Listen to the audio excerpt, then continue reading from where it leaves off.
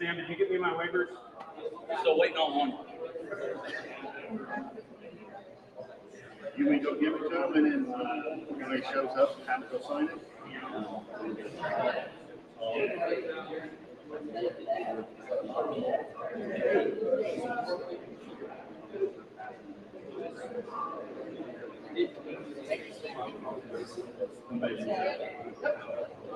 Ready to go here.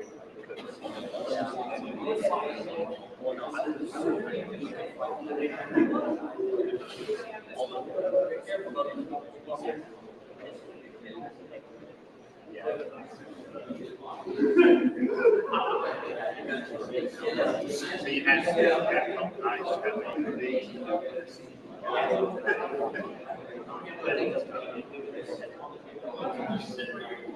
I mean,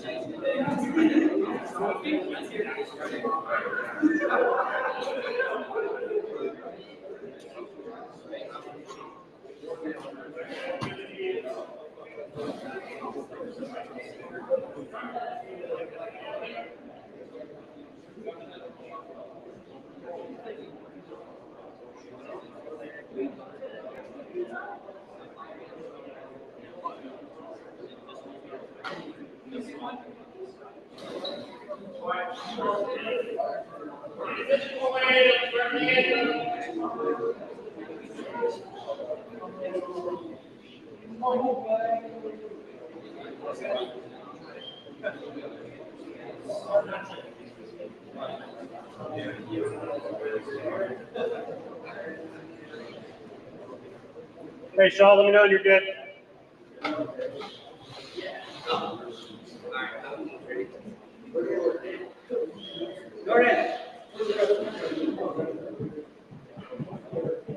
Who's singing today? Me. Oh, recording. Fantastic. Figaro. Get down here. Don't make me walk.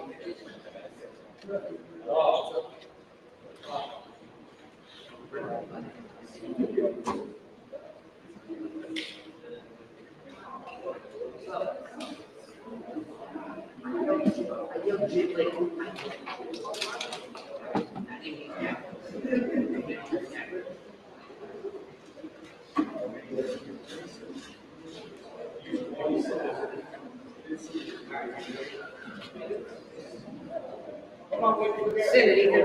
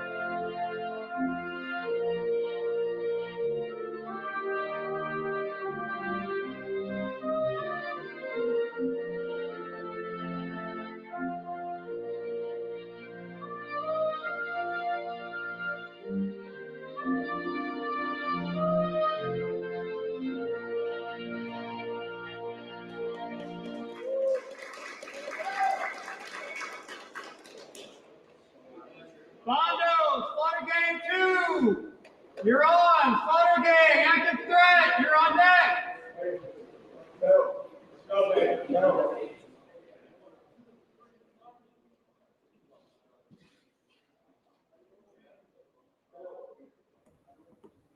Alrighty, and welcome back to another amazing day How's it here going? at an SXL Airsoft event. Yep. I'm Charlie, as you guys all know me, and Akimbo. Unfortunately, Houdini couldn't make it, so I had to pull some strings, and it's I was alright. able to make it. His interview did so well last time. I was like, it was so well received. Let's get him on for a whole tournament. The crowd's gonna love it. Yep. So everybody show some strong love for Kimbo over here.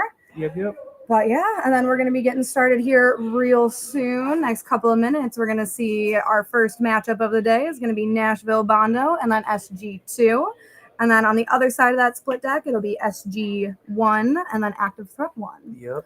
Because we see our two top teams at the moment, Slaughter Gang and Active Threat, also brought their secondary teams today as well. Oh yeah. They're actually excited to play, and from what I understood, SG should have had 3 teams in total. Oh, okay. But I think some of their teammates dropped down because they had to work and stuff like that, so they decided to only have 2 teams.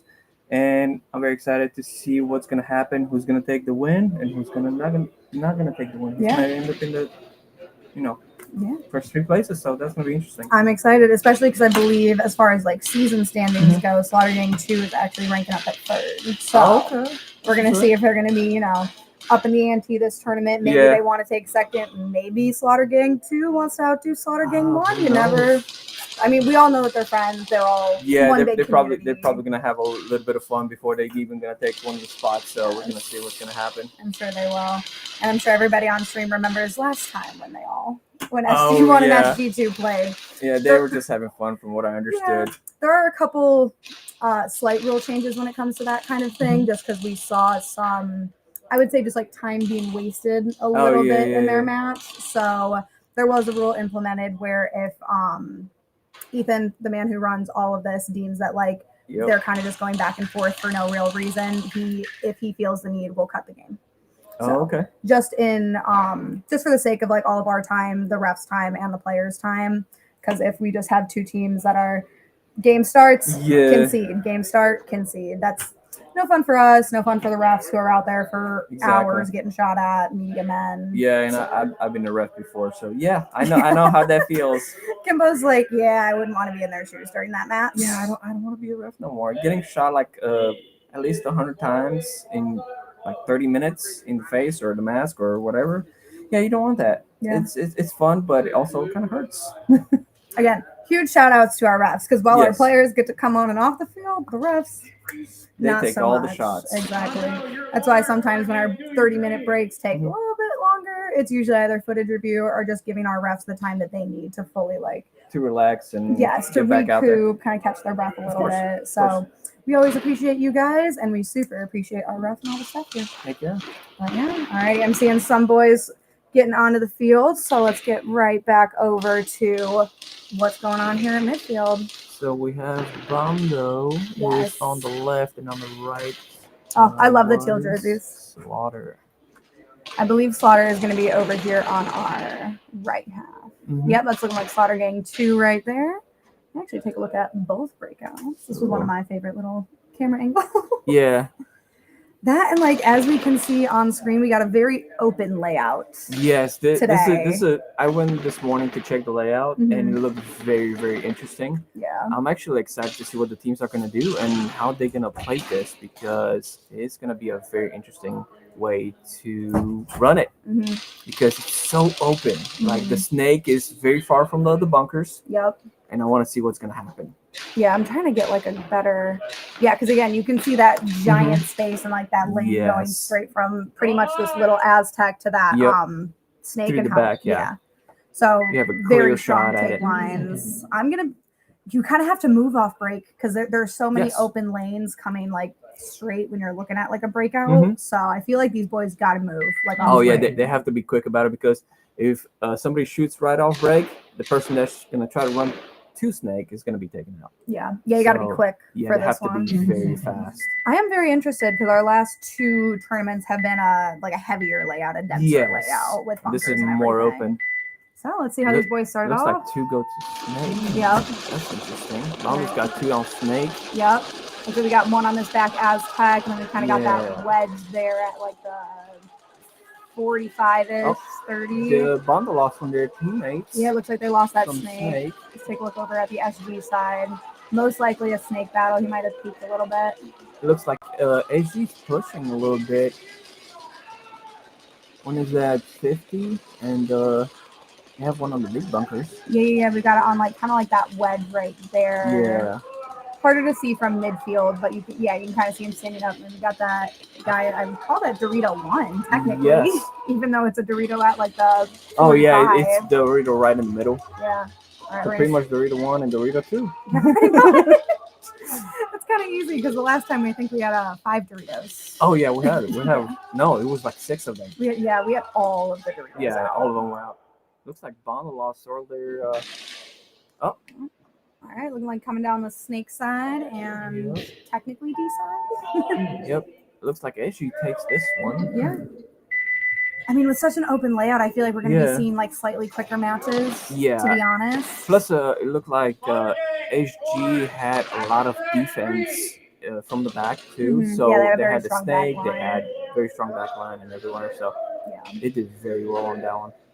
I feel like we're going to see a lot of aggression in the snake today. I feel like that's where we're gonna kind of see like the bigger plays, the more like back and forth, heads up gunfight. We'll see a lot of that in snake, is my guess. And it was interesting because Bondo sent 2 of their players to snake. Yeah. Plus of one like SG did. SG had like a U form, and Bondo had like an L form pretty much. Yeah, kind of, because they had the 2.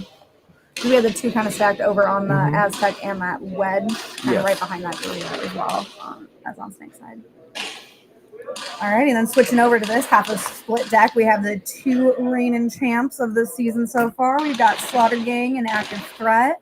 I believe, as far as I know, season standings currently, Active Threat is above Slaughter Gang by 1 point, to my knowledge. So. Yeah, and Active Threat, they've been doing very good during this these seasons of Airsoft. You know, like they came out of nowhere, they started kicking butt, and they've been doing very well on it too. Yeah. I mean, this was last tournament. I think it was the first one this season that they had actually been dethroned out of first. So I'm assuming they're going to be coming in today.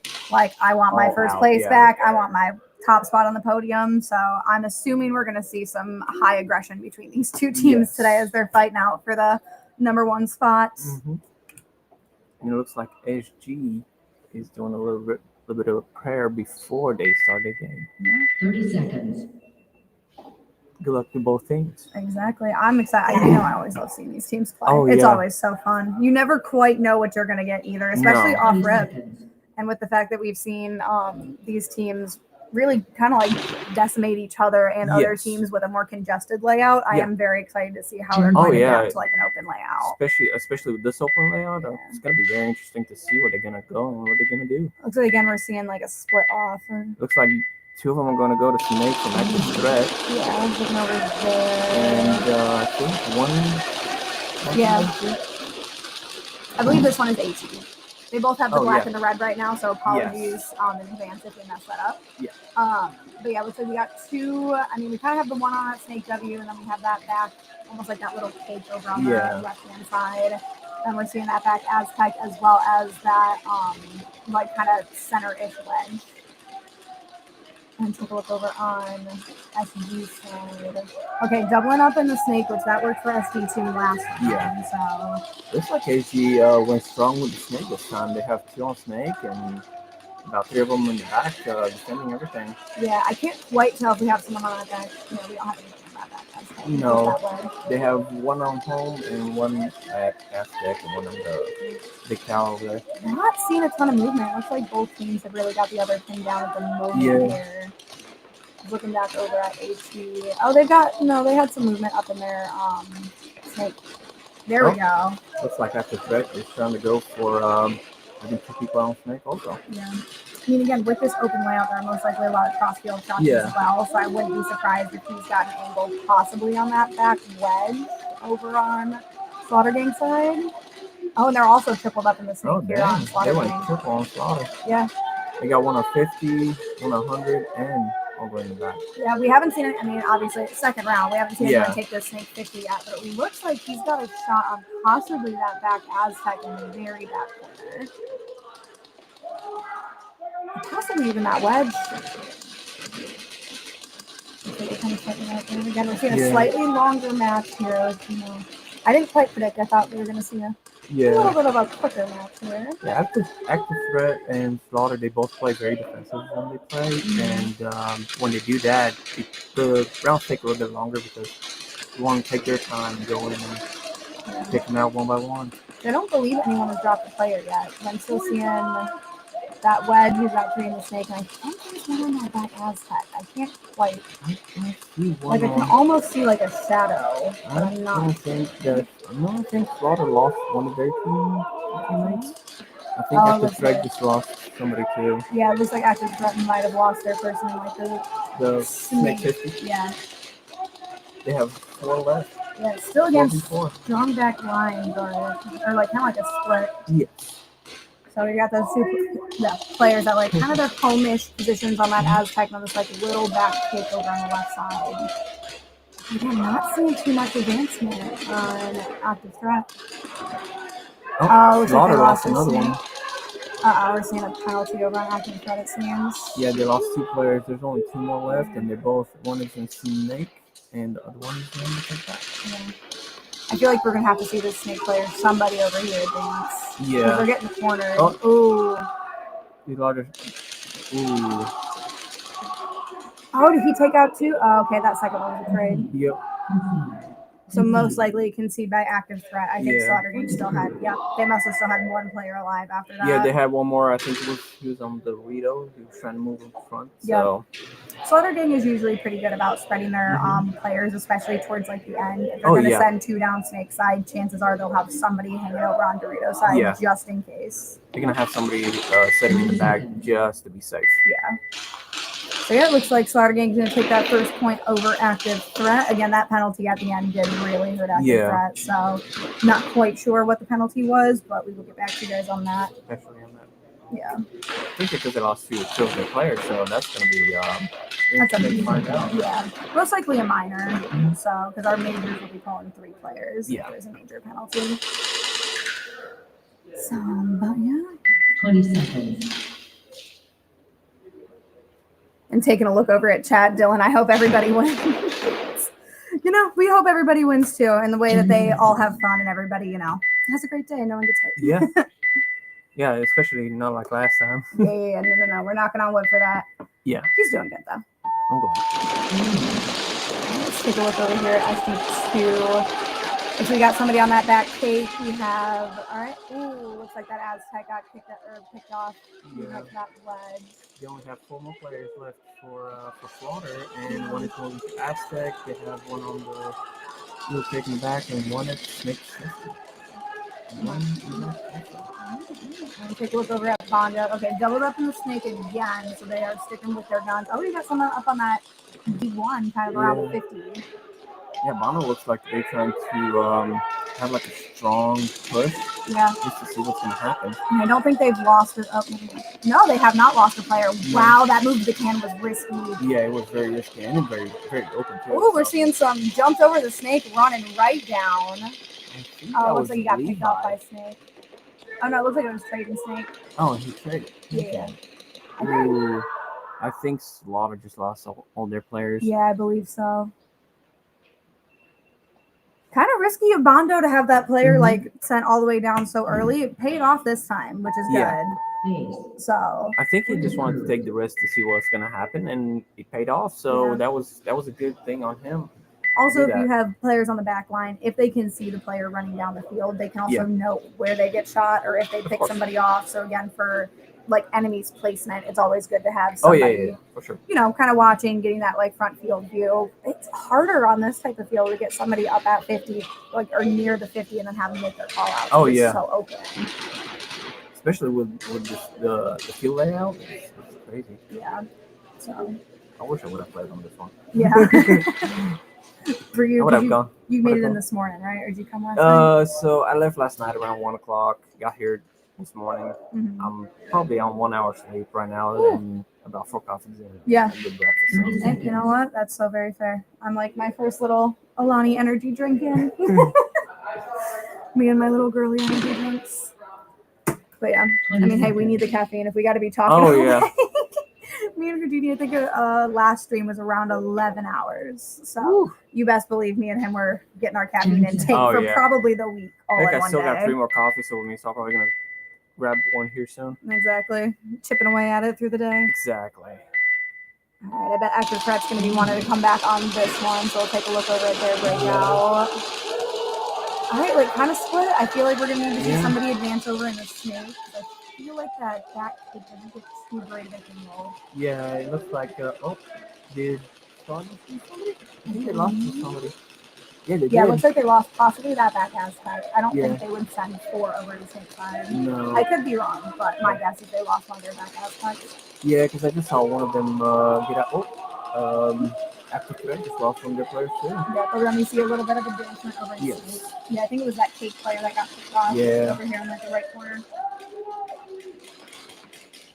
Not seeing too much aggression here. All right, so we kind of got a mirror up at that Snake 45-ish. All I'm seeing. Looks like Slaughter just got a penalty and 2 of them are out. Yeah, it looks like a minor penalty. Ooh, okay. All right, boys. So they have Slaughter still has 2 more players, one Snake, one Dorito 1. Yeah. So let's see what they're gonna do about it. Yeah, it looks like Active Threat has got a read on that Dorito 1. Yeah. Trying to get him kind of probably in the end. And it looks like we might have over on Dorito side that ledge in that Dorito fight now. I don't know if we quite have a great angle on that. Oh no, he's coming inside. He most likely has a read on that Snake. Yeah. Looks like Active Threat only got 2 more players in.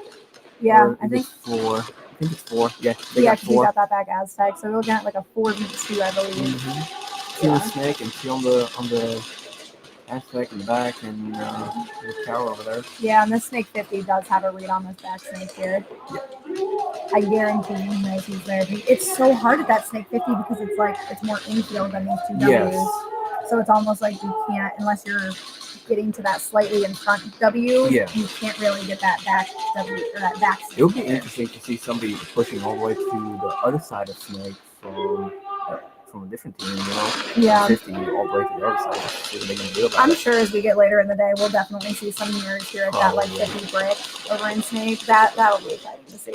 Like right now, the Snake player at active thread at 50, he can definitely take the person off. Yeah, in most the likely. middle. Oh, if he checked his inside, that wedge. I think He saw him. Yep, there we go. I think he got him. Yep, Ooh, he did. yeah, and then we see It that. was a jump shot, and that was very interesting. Yeah. Active thread still with Still 4 up, players. Going strong. There we Oh, go. There we go. go. You called it. Ooh. Ooh. Is that going to be a trade? Most I likely. think it was a trade. Yeah. Cutting it a little close. Yep. Woo.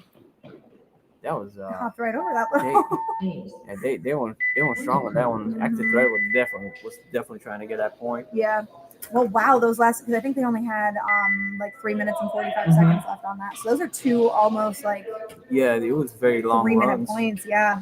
Wow. Okay, guys. And active thread had a very strong defense, 2-2 on both sides, and then Yeah.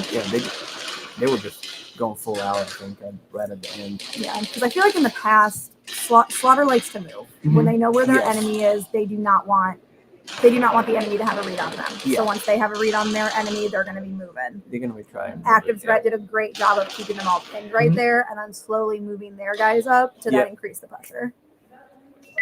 So I'm excited. You never know with those 2 teams. Genuinely, they fight tooth and nail pretty much the whole tournament. All the time. I think last time they went so strong, it was like only 1-0 or something. Yeah. It was really close last tournament between the 2 of them. Slaughter just pulled it out there at the end, but woo, it's always fun to watch. Oh yeah. 20 seconds. All right, and then hey, 1-1. Yeah. I believe because Slaughter took the first match, Bondo took that second one. Bondo's been sending 2 people into Snake, and it's worked out that second time. So kind of take a look over at their break. Looks like we're seeing a similar strategy, but this guy. I think one is gonna go to Cake and one to Snake. Yeah. Yep. All right, good guns up. You got that double up in Snake. Double in Snake. One outside, one inside of Snake. Yep. Pretty interesting moves, and then one on power, one. Oh, they lost from Snake. Oh, they moved up to that D2 or that D1. Yeah. And take a look over at SC2. Okay, again, heavier on that Snake side. We got that W. We got the short tower, that short Aztec, and that little kick on the left. And then we got one on the wedge and then one on that back Aztec. And it looks like Slaughter changed their strategy. They're gonna try to keep the defense up and let them come to them. So I think that was because that was kind of one of their flaws last time. They ended up getting cornered a little bit. So they do have to be careful because if Bondo is going to come out shooting, if they're going to send somebody right down the field within the first minute and a half, you can't let yourself get cornered. But Slaughter knows that. Yeah. But it looks like Slaughter lost one of their players from the back. Yeah, it looks like they lost that back tower. Yeah. Tower, Aztec, same. In my opinion, same thing. Yeah. Oh, they lost that wedge. That's going to leave them again on Snake's side. These boys got to be careful. Yeah. And it's really hard to branch out on this layout, especially. It looks like a Bondo got something at 50. Yeah, let me see someone on that back wedge as well. Oh. That player, woo! He made it to that back Aztec. Yeah, he was definitely trying to make it to. Yeah. I mean, you got a shadow bunker when you can with the few that are there. But it looks like Bondo got an entire team on the left side. It's strong. Oh, I think they're down 3. Yeah, they're down 3. Yeah. Maybe the person that was trying to move. Oh no, they've got 4 because they got one on this wedge. They got one on the wedge 50 and one on that back wedge, just over that. Yeah. All right, looks like that Snake 50 on Bondo got out, leaving the back 2. Looks like they probably traded. I think Slaughter had 3 in the Snake. Yeah. Or 3 on Snake's side. Yeah, but I think Slaughter only has like 2 people now. I believe so. I think it's just these 2 that we're seeing. So it's probably going to be 2v2. Ooh. Oh. All right, Slaughter staying hunkered down has been working. Yeah. I think that just leaves their wedge. Yep. Oh. All right, so they're spreading out. I don't know if they know where he's at. I think they do. They're just going to try to move in sync at the same time and trying to kick him out. Yeah. Oh, one is making a move. Yeah, Is he they gonna know. take him out? Yes. They Yep. traded. That was a trade, Wow. Okay. I think. Yeah. So that was gonna leave that one SG player alive to take the point. Okay. So it looks like Slaughter is gonna probably gonna take this one. Mhm. Who knows? We're gonna see. Yep.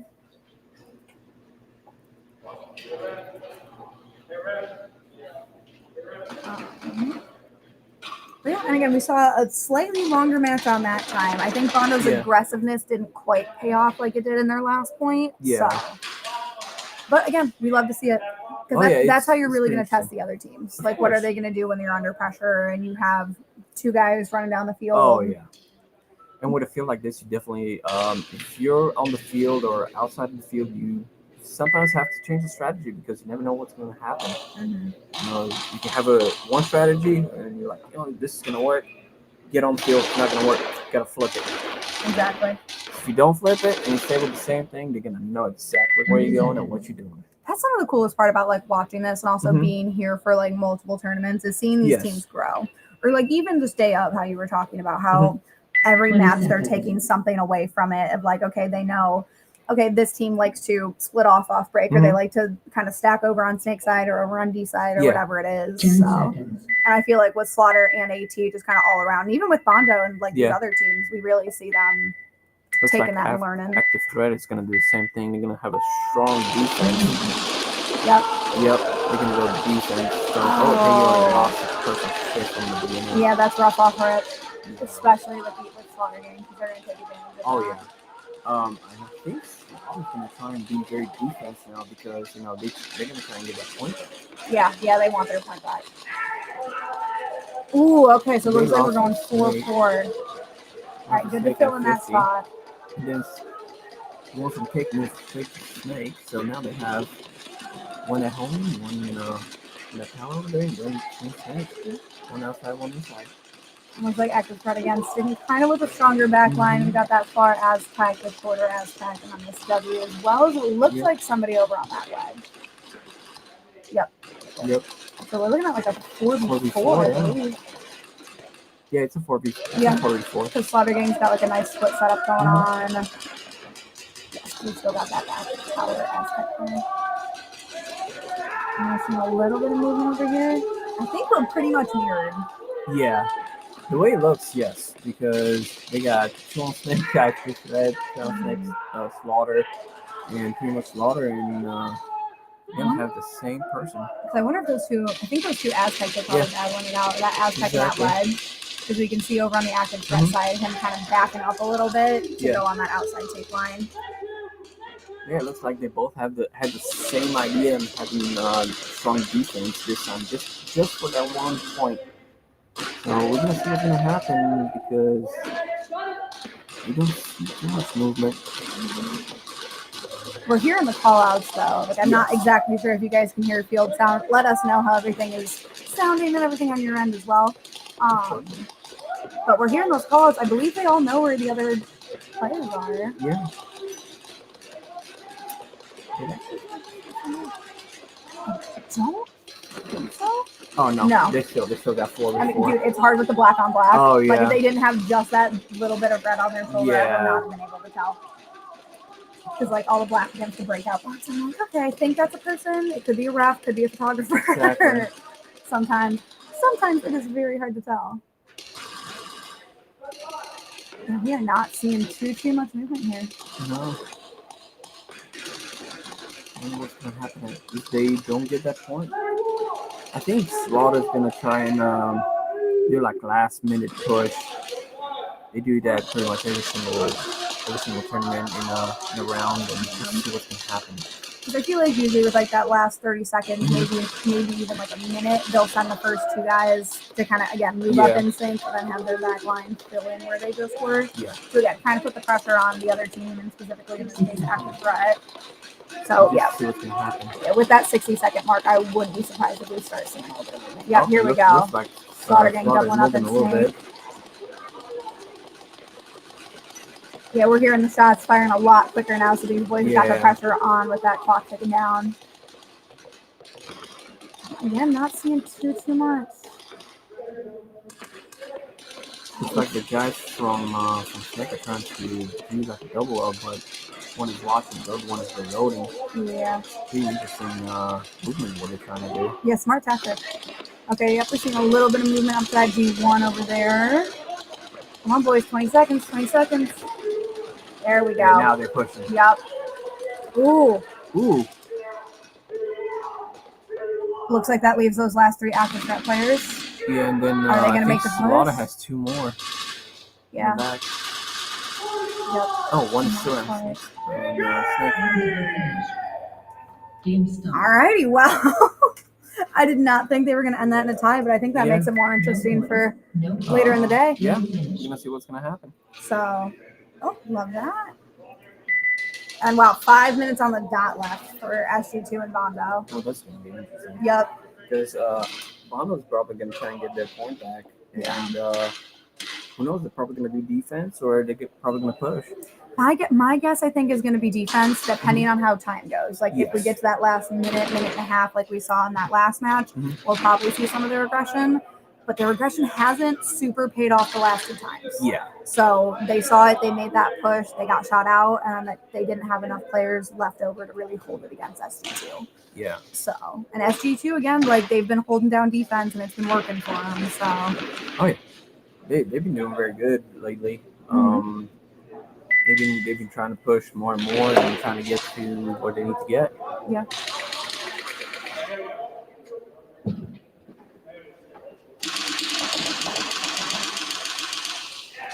30 seconds.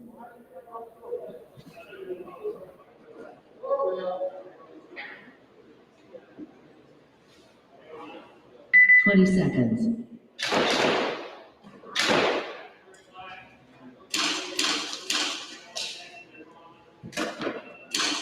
Ten seconds. All right, we'll take a look at breakouts here for Bondo and SG2. Looks like we're going to see kind of tripled up in Snake on both teams, my guess. Yep, SG2 tripled up in Snake. We got that back kick player, that W, that Aztec, that can, and over on that wedge. I'm trying to go for more defense to keep that point away from Bondo. So. Yeah, because it looks like when that Snake player tried to advance, it didn't quite work out for him. All right, we're seeing they're kind of splitting up their set here, and we're seeing, ooh, they lost that front wedge player, so it looks like SG2 has got 3 people and Bondo has got 4. Bondo again taking a slightly more aggressive nature, and it is paying off right now. So I need it's working pretty well. I need to eat my words right now. So let's see what's gonna happen because looks like they have one on Dorito and Snake. Oh, they lost the person on Snake. Yeah, it's gonna be rough, but I think that kind of evens the field. We're gonna 3v3. Yeah, because SG2's got that back Aztec player. Yeah, you can kind of see him right there. So it's like a 3-2. Yeah, and it looks like that Snake player over here on SG2 is making those call outs. Oh, Bondo lost their Snake, and I think they had a player up at the Dorito. Yeah, Oh, on Dorito too. Yeah. In the middle. This back Aztec doesn't offer a ton of coverage. Yeah, it's not too much for him to. Yeah. He's doing good checking his both sides though. Oh, it looks like he picked off that Snake player. I don't see anybody on Slaughter anymore. I think Bondo might have had another player because I see it looks like It looks like Bondo took it. 34. Yeah. Bondo might have had an extra player over on the D side that we just couldn't see. Because we still had that player on that like back little Aztec by the time that the point was, or the base point was hit. So they must have somebody over on that D side that snuck by us and snuck by SG2. So I think it was the guy from D2 that pushed over in front and grabbed the other 2 out. So I think so. I thought he got shot out, to be honest with you, because I went back over and I looked and I was like, oh, I'm not seeing him, but he might have been in between those wedges. Yeah, kind of over at the like far middle. Yeah. We don't have a super great angle on that, do we? Yeah, this would have been our best angle. 10 seconds. All right, we'll take a look over at Slaughter Gang's 2 breakout. I'm sure they're not super thrilled about being tied. We might see them trying to go a little bit more aggressive. Yeah. they're gonna go for full defense again and see what they're gonna do about it. Oh, they lost that back player. Ooh. It looks like we got that. Ooh, looks like they lost their back Aztec as well, I think. I'm only seeing 3 right now. Yeah. Jefferson 1, 2, 3 over on SG2. Bondo still looks like they're up 4. 1, 2, 3, 4. Yeah, you got those 3 over on Snake 4. side and then that 1 over there on the wedge. The Bondo Snake players have really been killing it so far. Yeah, they've been trying to stay very defensive and just peek a little bit, try to pick somebody out and go from there. Mm-hmm. One thing I will say, I'm not hearing a ton of call outs on the Bondo side. Mm-hmm. Oh, looks like they lost their Snake player. They lost from their Snake. Yeah. No, they lost that front Snake player. So it's 3v2 now. No, I think they lost their The power guy. Yeah, I'm seeing just this little back Aztec and that Snake guy. I love the bright orange tweets as well. It's fun. Yeah. In a tournament of all like black and red jerseys. You have orange. Yep. Or when I see Bondo's jerseys, that's why I'm always like, oh, love them. Yeah. So I can actually tell who's who and I can see the numbers. It's great. It looks like that back Snake player might have a read. Yep, I'm probably like 3-1.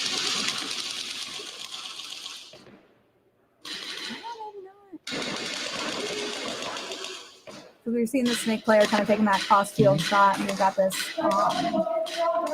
like back Aztec, short Aztec. Yeah. Shot on Snake. It looks like Slaughter's trying to play very defensive now to keep that point and not give it away to Bondo. Yeah, it looks like that Snake player got out, or the SD Snake player sniped out that Bondo player. Yep. And there's only 2 more left, and it looks like they're almost doing the same thing they did last time.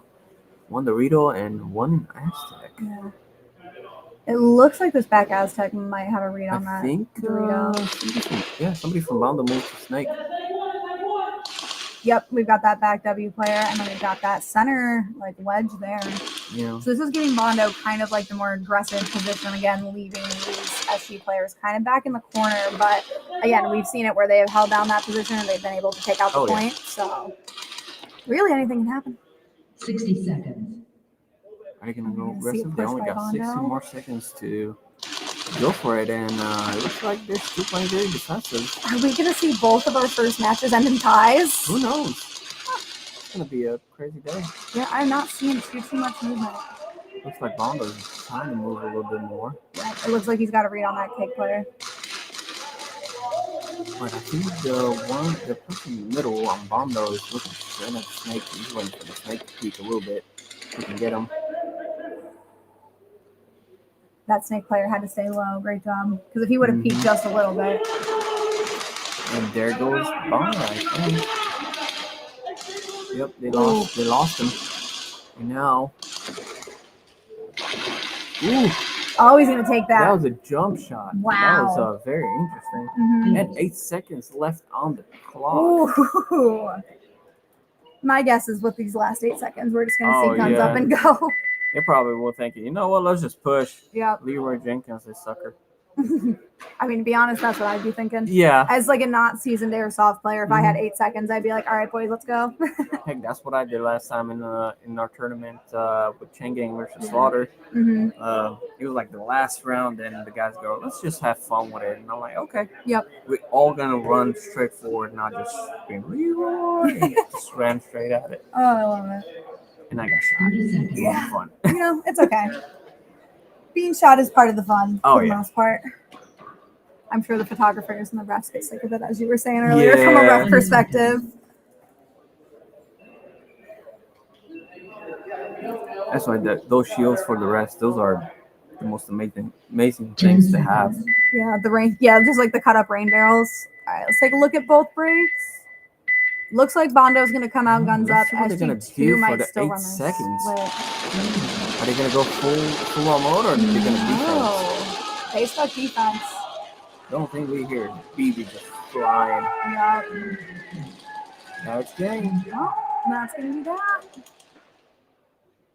Wow, so SG2 is going to take that by just 1 point and just with 8 seconds left. Yeah, so wow. The first one was what, SG1 and Active Threat. They both 1-1, and then Slaughter 2 and actual Bondo's 3-2. Yeah.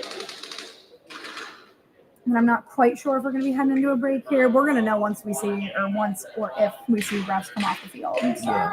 Because I know we're going to have footage review. That's, again, one thing that SXL prides themselves on as a league is a lot of these players wear their GoPros, wear their run cams. So if there's any issues or anything, we always do footage review. Yeah. It looks like we might be jumping right into The next another game. match. I'm not quite sure. So we see Infernal and Active Red Black on the field. Yeah, it looks like we're going to be hopping right into our next Yeah. round. So this is gonna be another interesting round because Active Red Black is like the second team of Active Thread. So Yes. It's like their secondary team that they're bringing. They'll be playing against Infernal, one of the newer teams we've seen this season. But again, they've come and they've learned every time, and they've, again, progressed throughout the tournament and made like great progress. So it's really great to see them, again, come into every tournament, learn like the aggressiveness, learn the defensiveness, and when to do all of that fun stuff. So yeah, they still like a lot of the new teams that come into this sport. They still have a lot to learn, and the best. Sometimes the best way to do it is when you play in a tournament like this, and you learn more and more from it, you know. And it's much more interesting to. Yeah. Because again, with like the interviews that we've run like in past tournaments and like during the stream, it's always great to see like some of the newer players who have, not specifically with Infernals, but like newer players that have come on to like existing teams and how they have, again, come into a tournament, how they've dealt with like how to adapt and all of that good stuff. And again, just like learning how we run things here at like SXL and at ShotZone. So it's always fun to see new teams. Especially a lot of teams, a lot of the players, I think Slaughter, they have somebody away from California that came in. Oh, wow. There's some from Chicago, Missouri, from pretty much all over the United States. They wanted to come and play over here just to get that feel of the game and to see how it is. Exactly. So this is very interesting to see every time 30 seconds. SXL is going on, because I see new people and I'm like, where are you from? And what are you doing over here? How did you get over here? Yeah. It's always nice hearing these guys' stories because, like, again, some of them, as we've heard on like interviews, they just really started playing airsoft in like somebody's backyard or at, like, or even like playing paintball at a birthday party or something like that, and then they really fell in love with it and they found their way here. Yeah. We're taking a look at Infernal and Active Threat Black here. We got Infernals in their red and black and Active Threat Black and all black. Oh, looks like Infernal's lost one off the rip. Looks like they got somebody on that back take. We got that back snake and that second wedge. Oh, looks like they did lose their wedge player. Looking over on Active Threat Black. Looks like they're still up 5. So they must have come out guns up because they did get that one Infernal player off rip. And again, with an open layout like this, if you're not coming guns up, you need to get off break. You're gonna get picked up, Because again, you have such strong tape lines going running straight down the field. But it looks like Active Threat, right? Yeah, we got Active Threat Black right here. Oh, that was a very interesting move right there. A little bit of parkour over the bunker. It looks like they're trying to push all the way because they have 2 in front and 3 in the back, trying to have a little bit of defense and to go from there. Again, hearing great call outs from Active Threat Black. My guess is going to be that wedge player. He's got a pretty good field view making those call outs. And Infernals looks like he just got this back kick player. Yeah, it looks like Infernals almost lost all their players, and there's only one more left. Yeah. I mean, again, Infernals has come in and played 2 very, I don't want to say congested layouts, but again, layouts that have a lot heavier bunker coverage. So again, as we were talking about before the tournament even started, it's going to be interesting to see how these players adapt. Oh yeah, for sure. Because if you don't get off that breakout box, you got to be shooting and you got to be covering your lane. So, and then for the other side of the split deck, we're going to see Nashville Coyotes and then Immortals. Always good to see Coyotes back, as well as Immortals. I believe they were one of our like OG teams. Immortals. Nashville. I think so. They've been around as long as I've been around. I know that for sure. So I've only been around for like 2 they probably years, just changed like teammates and stuff like that. Yeah. But they've been doing pretty good too. And actually, Coyotes they're doing very good also. So it's going to be a very interesting round to see what's going to take it. Yeah. And again, with our last match, it was a little bit quicker, but again, it's still, I think, 8 like a minute or 2 out of the Active Threat Black and Infernal's time a little bit there. So we'll see.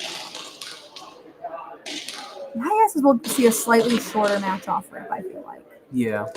So if I think that if the team starts shooting right off rip, they pull their guns, just start shooting, I think they can take a few of them out 30 just by seconds. doing that. Yeah.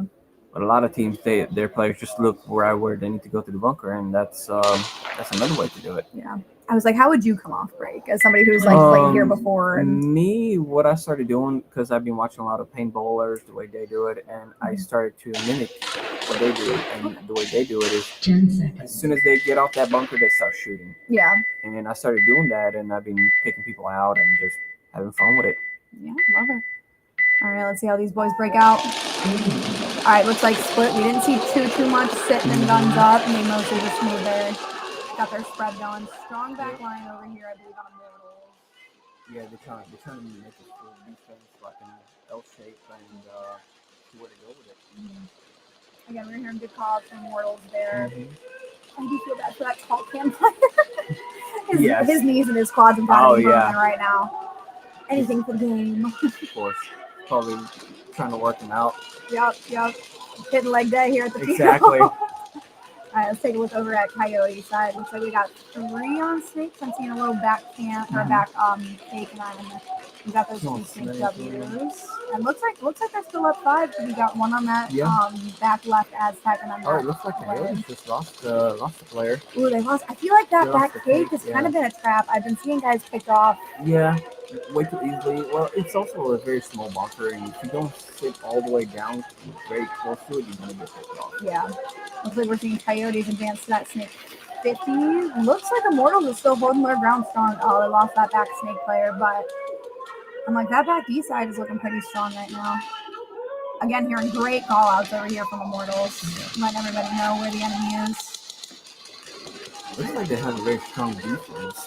They can kind of hold it down as much as they can. And it looks like this team player might have a read on that snake 50, especially with him standing up like that. That could be dangerous.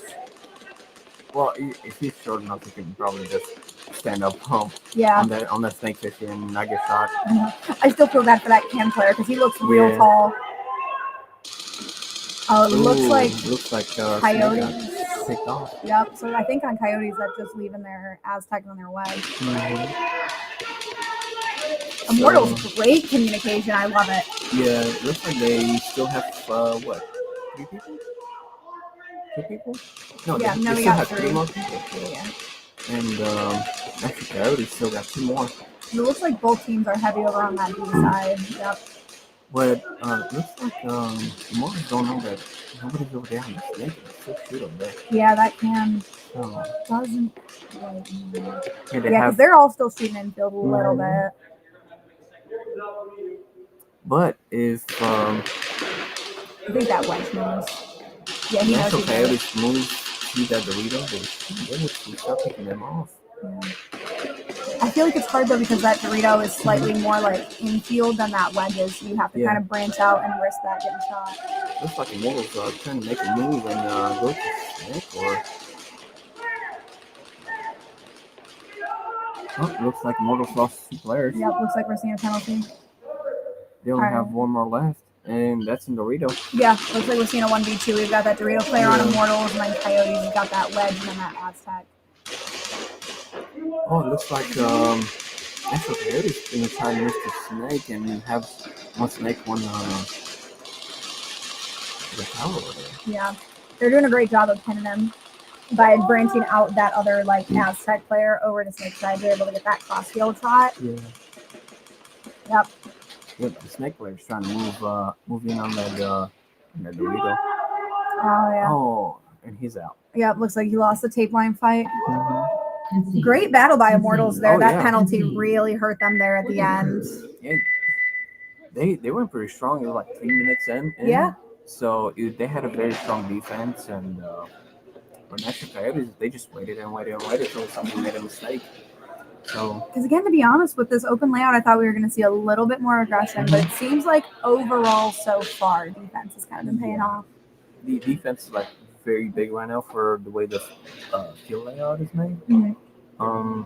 Well, we probably throughout the day we're gonna see a little bit more aggression from different teams. Hey, We'll we see love what's to gonna see it, all the happen. teams fist bumping each other and Oh, yeah. everything. I'm like, as high stakes as we are here at SXL with all of our cash on the line and everything, still great sportsmanship. Of course. So, and that's again something we pride ourselves on here.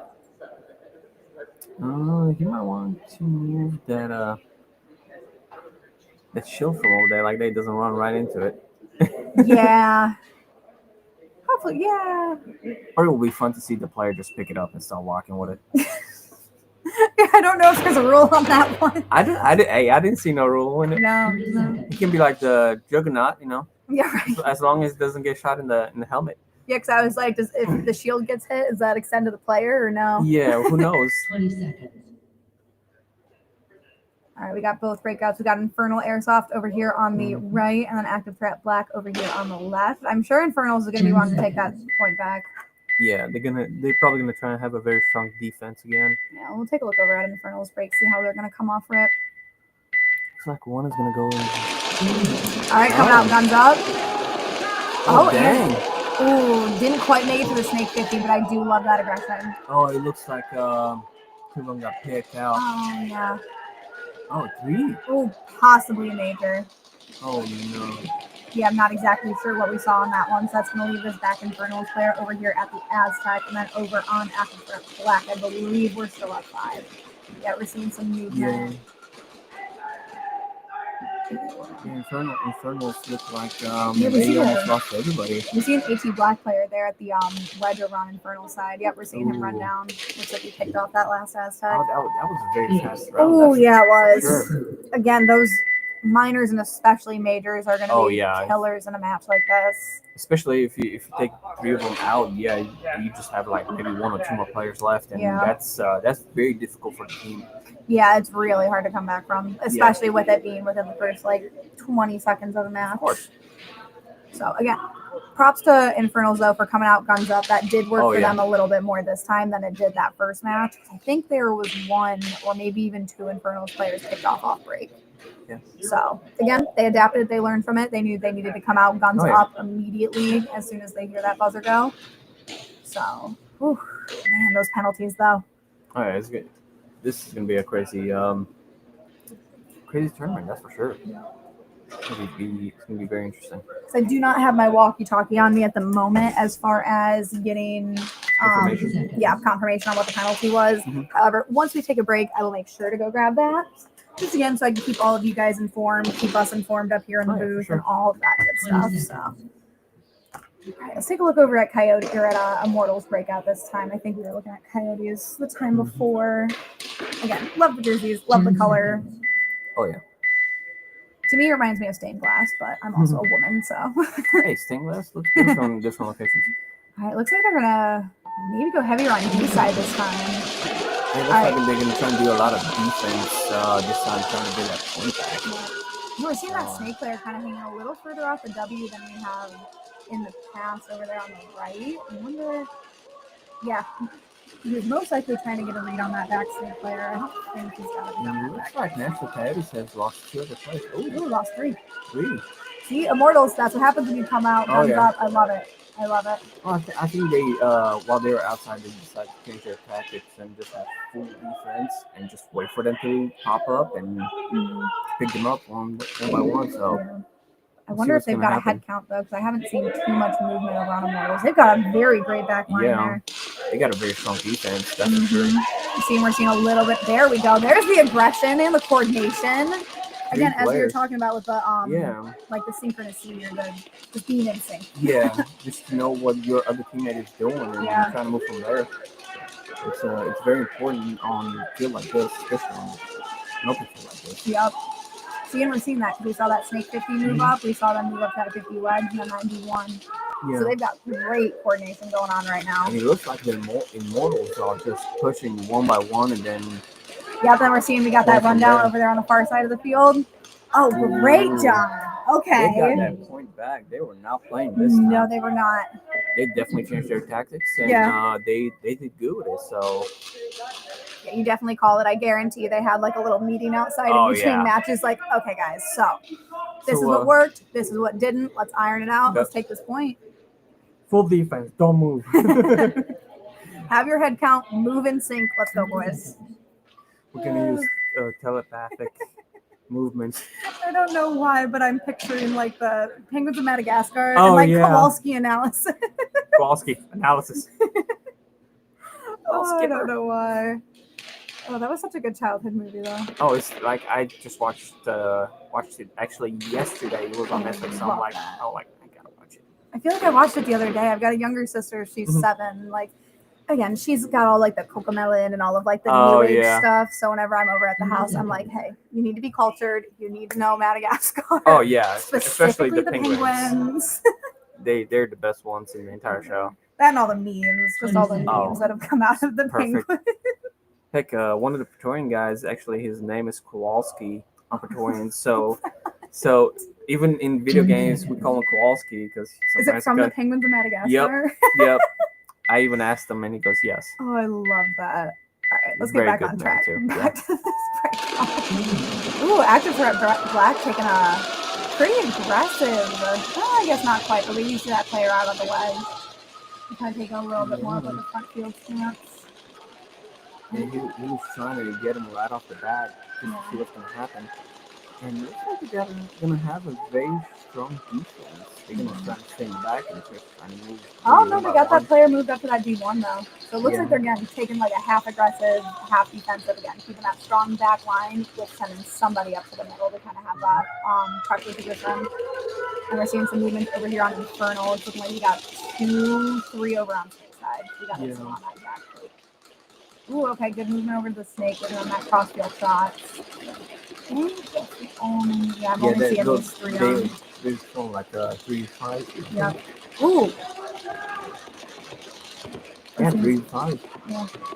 Looks like active threat Black. They have a very strong defense on that one. Jumping in the bunkers, trying to get over the places they need. Oh, it looks like Infernal's picked off too, though, making it a slightly more even match. I believe we got a 2v3 right now. Okay, let's go. Oh no, 3v3. Oh, all right, Infernals, they evened it up. Oh yeah, for sure. Active threat Black it does look like they replaced that wedge player. Oh yeah. And they still got doubled up in the snake. Looks like they have one that's looking out, one that's looking in. Yep. And great call from ATB. But it looks like Infernal just lost another player. Yeah, it looks like they lost those in that now. front And they both in snake. I don't know, those like the one is snake, one is ooh. What is that movement? I have nothing. Oh, it was a trade. Yeah, it looks like I think it was that back short Aztec. So now it looks like active threat is trying to move from left and the right side towards the snake player just so that they can get out of it. Yeah, we got this snake player here again, staying low, kind of watching his outside take line. Yeah, it looks like we're seeing a battle of the snakes right now. Ooh, all right, looks like ATV is going to take that one. Do they have their head count though? Not quite. They probably don't know that everybody's out. No, but they're sending a player. Concede. Yeah. Concede. Again, smart of Infernal in that one to save some time for themselves, especially being down a couple of points. They're going to want to bring that back for sure. Yeah, ATV did very, very good on that one, especially with the defense they had and how they're moving slowly. They did very good at it. But again, kudos. I think it was it had to be either the Infernal Snake player or the Infernal's Aztec who ended up picking off the 2 ATB players that were kind of in the front. Yeah. I think Active Threat Black had somebody on, it was either that middle burrito or technically that D1 or it was that wedge. Like somewhere kind of over on that side, they had 2 players. And I believe it was, again, either that Snake or that Aztec that was able to pick both of them off to make it a 3v3. Because that was huge to be able to even the playing field a bit. Yeah, I think it was the person that was at Aztec. Yeah. He picked 2 of them out, and then they were like 3v3, and they just went from there. But ATB did very good on that one. Yes. They waited for them to pop up and 20 get them out. Again, we're seeing a little bit of like the slaughter gang mentality of like we need to get eyes on the enemy, and then we can move, or we can decide to stay defense. Because they want to keep their enemy pinned. Yes. Looking at both breakouts. Looks like Immortals might be running heavier on D side, and Coyotes might be running heavier on snake. Yep, looks like Coyotes, they got their 3 snake players. Again, how we have kind of seen in the past. Ooh, that wedge player got shot out, leaving their D side a little bit less covered. Yeah. Look It over looks at like they still have, it's a 4v4 because Immortals just lost another person of theirs. Yeah. And again, Immortals staying a little heavier on the D side, while Coyotes is heavier on the snake side. So again, we're seeing both teams kind of taking advantage of like most of these crossfield shots.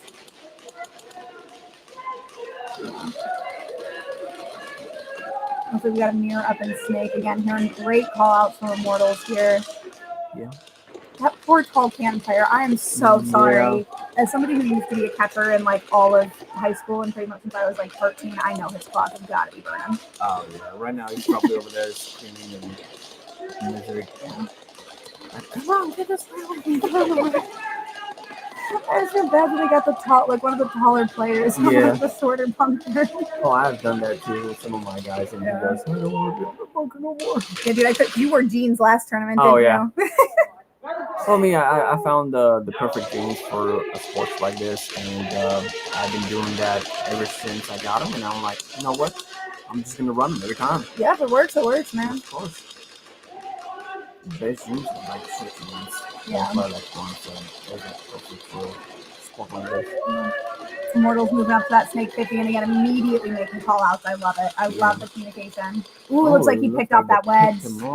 Great job. So there's 2 more. One I take, one I Like that W. Yeah, one a snake. So it's a 3v2 right now. So let's see what they're gonna do. It looks like Immortals got that Immortals are moving 1-on-1. slowly towards them. Yeah. Again, they're kind of rocking that like U shape of almost like being able to corral the enemy into a certain area. Looks like they have one at D1 and one at Snake 50 and one opening the back. Still got that can player. Yeah. They can't play. Ooh, Like, there we go. Ooh. Oh, he might have traded with that kick. Or maybe I think it was the guy from Dorito that got the take one, and it looks like he got him too. Ooh, okay. Ooh, and a double whammy. Yeah. Mortal's like, I'm gonna take these 2, I'm gonna take my point, and we're gonna keep working. Concede. Point approved. Welcome everybody to the live stream. Yep, great to see you guys in the chat. Let's go Nashville Coyotes. Love it. Dylan over here with America. I like voice. Much love, Dylan. Love it.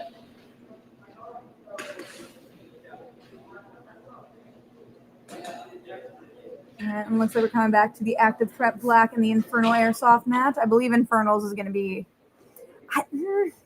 What do you feel think? like every time I've said I think they're going to be aggressive, I have been wrong. So, because I can acknowledge when I've said stuff that's incorrect. They might try a different tactic right now because they saw that their last one was not working correctly. They're probably going to try and go all the way in the back. Yeah. Have a very strong defense and go from there. Yep. But I think active threat black, they're just gonna do their own thing, take it slow, and let them come to them, slowly. Because I feel like active threat black has kind of been running a fairly split setup off break. Yes. Like they're usually sending 2 to 3 to snake or to D side. They're not usually hanging out too much at home, but I mean, to be fair, that worked for Immortals last time very well when they kept again their strong players at home and were able to make those call outs.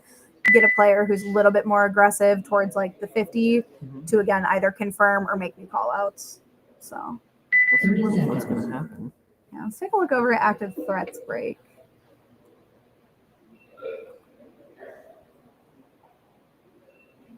$20 seconds. Because again, if I'm active threat in this scenario, I'm up 3. I've got 5, little over 5.5 minutes left. To be honest, I'm hanging back. I'm keeping a strong back line. I'm saving my energy. Oh yeah, ATB. If they play this smart, they can just run that 5 minutes down and just. Ooh! Did he add? It looks like he made it back. He made it back. He looked like he made it back just in time before the buzzer went off. So as long as you have a part of you touching that base, whether it be gun, shoe, hand, laying on it, whatever. Okay. Yeah, it looks like he made it back in time. Looks like that can player is possibly encouraging players to move up. That or he's just making great blocks. All right, yep, we're seeing that snake player move up there, that W. Yeah, it looks like Active Threat might have lost a player over on that wedge. Oh no, they still have all of them. No, they did. Yeah. So it's 4v3 right now. We're gonna run finals. Ooh. That can be dangerous because it doesn't provide a ton of cover, especially if you're not watching. You literally have to hug it just to get some good cover on it. But it looks like active threat is just waiting for them to peak. Yeah. And it looks like they take Yeah, they're gonna take that one, and I think that was like just barely a minute match. No, that was maybe like 40 or 50 seconds of just playtime, and they just like waited for them to peak and take them out one by one and see what's gonna happen.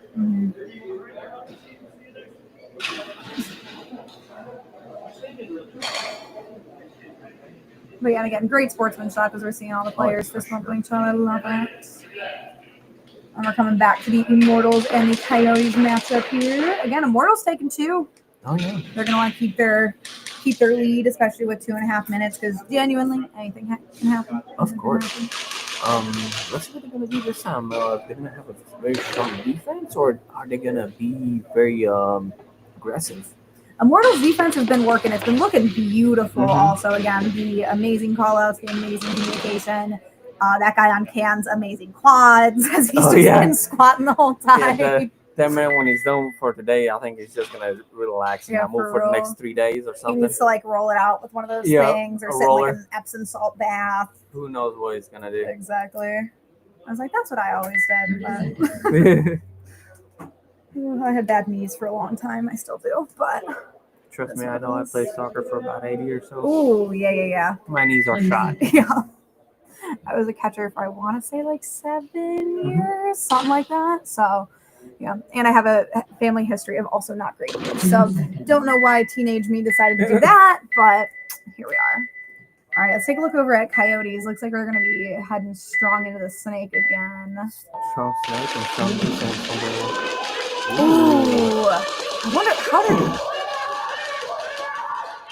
how that player got that snake out on the rip. I think they model started shooting straight off a break, and that's what they got. Caught him on the leg. Because if you, like I said, if you start shooting straight off the break, as soon as your gun gets off that bunker and you start shooting down the field, especially on open field, Yeah, he must have caught him kind of like as he was starting that slide. And it's better to call it than to get a penalty, and especially in a tournament like this, because it can cost you 2-3 players. Yeah, I mean, you've seen it in a couple of matches. Again, boys, call your shots.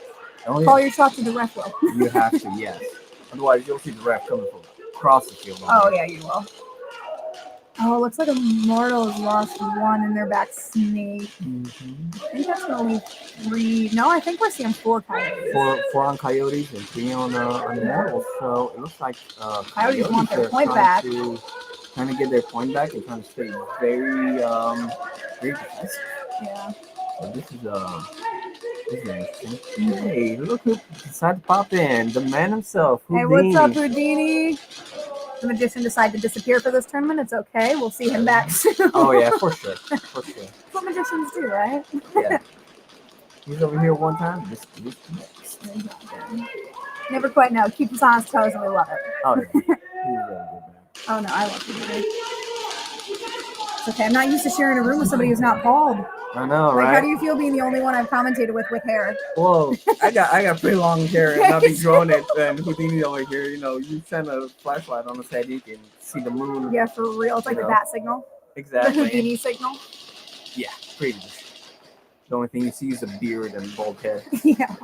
Well, because Wyatt, the Airsoft Network guy that I commentated with a couple of tournaments ago, he also has no hair. Oh, even better. So yeah, you're the only one I've commentated with who's got a full head of hair. Well, good to know. Sorry, Wyatt. Sorry, Houdini. Love you guys so much. And looking like Coyotes got 2, and then Immortals. I think they just got that one on wedge there. Oh yeah. That wedge player is holding it out. He wants to keep his lead, but if I'm Coyotes, I'm getting aggressive now. Go back to the Immortals real quick. I think they just got that wedge player. No. What about over here? That's like the shield. Oh, that's a shield. Okay. I know. I thought that. I'm like, what is that? I thought it was a player. At first, I'm like, hold on. Oh, it looks like they just played it out. Yeah.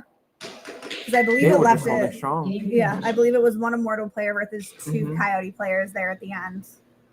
It was 2 versus 1, and the Immortal player said, "Nope, Yep. it's my game. It's my point." Well, because I believe they moved back from that wedge Mhm. to that Aztec to kind of give Yes. themselves a little bit more time. So Especially when you move to a bunker like that, that's very big. It's very, very strong, yep. and the players can shoot as much as they want. As long as that player stays in there and is not moving, they're good to go. Yep. And again, when it comes down to that, you want that cover. You want to Oh, be pretty yeah, much as far 100%. away from the enemy as possible, and you want that cover.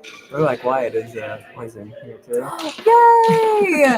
Again, huge shout out to Airsoft Network. Wyatt, we're missing you this tournament, but I'm sure we'll see you again soon. Again, huge shout out to our commentators, just everybody who's been in this room with me. I appreciate you guys so much. Houdini has been a long friend of mine, and Yeah, you guys always rolling together with your Buc-ee's sandwiches and the Buc-ee's jerky. Jerky. Like I think last time he spent almost $100-something, and I spent like $70-$80. So hey, when you're at Buc-ee's, sometimes you got to drop a band, you know. we have to. Oh, but yeah, I'm so like you're making all the northern people jealous right now because we don't have Buc-ee's yet. Oh yeah, Kentucky, we do. Like about 30 minutes away from my college campus. We got one in Richmond. If you guys ever want something from Buc-ee's, you can let me or Houdini know, and probably can get it to you. Yeah, I'm like, we'll have Kimbo drop his Venmo. So Exactly, that you guys... Venmo me, and I'll see what I can do. Yeah, right. All right, let's take a look. I know Infernals is looking to get a point back so that they don't end in a mercy here. Yeah. All right, looks like doubled up on Snake. We got a back Aztec, a wedge, and then this little back, short Aztec as well. Looks like, again, they're staying hunkered down. They do not want to be picked off. Oh, yeah, they have in the past. Sure. Again, staying strong defense. Yeah, it looks like they're trying to have a very strong defense again. And it works a little bit for them, but they lost really 2 players. Yeah. So right now it's like 3 versus 3 versus 5 or 4 on the other side. So, yeah, 3v4. Yeah, 3v4. So it looks like they are trying to stay very strong with the defense and to go from there. And I think Infernals might just be peeking a little bit too much. I think that's how they're getting picked off. Because of that Snake player, we saw them peek infield and immediately. And also, if you have the chicken wing, while you're trying to peek, that's definitely going to try to take you out. So you always have to keep the elbow inside. Doesn't matter where you're at on which can or lead on. Gotta make sure you keep those limbs tucked in. And just keep just enough to get the player. But it looks like Active Thread is pushing in the middle. Yeah, I saw somebody left by the... Oh, looks like it was by the tower, the big tower.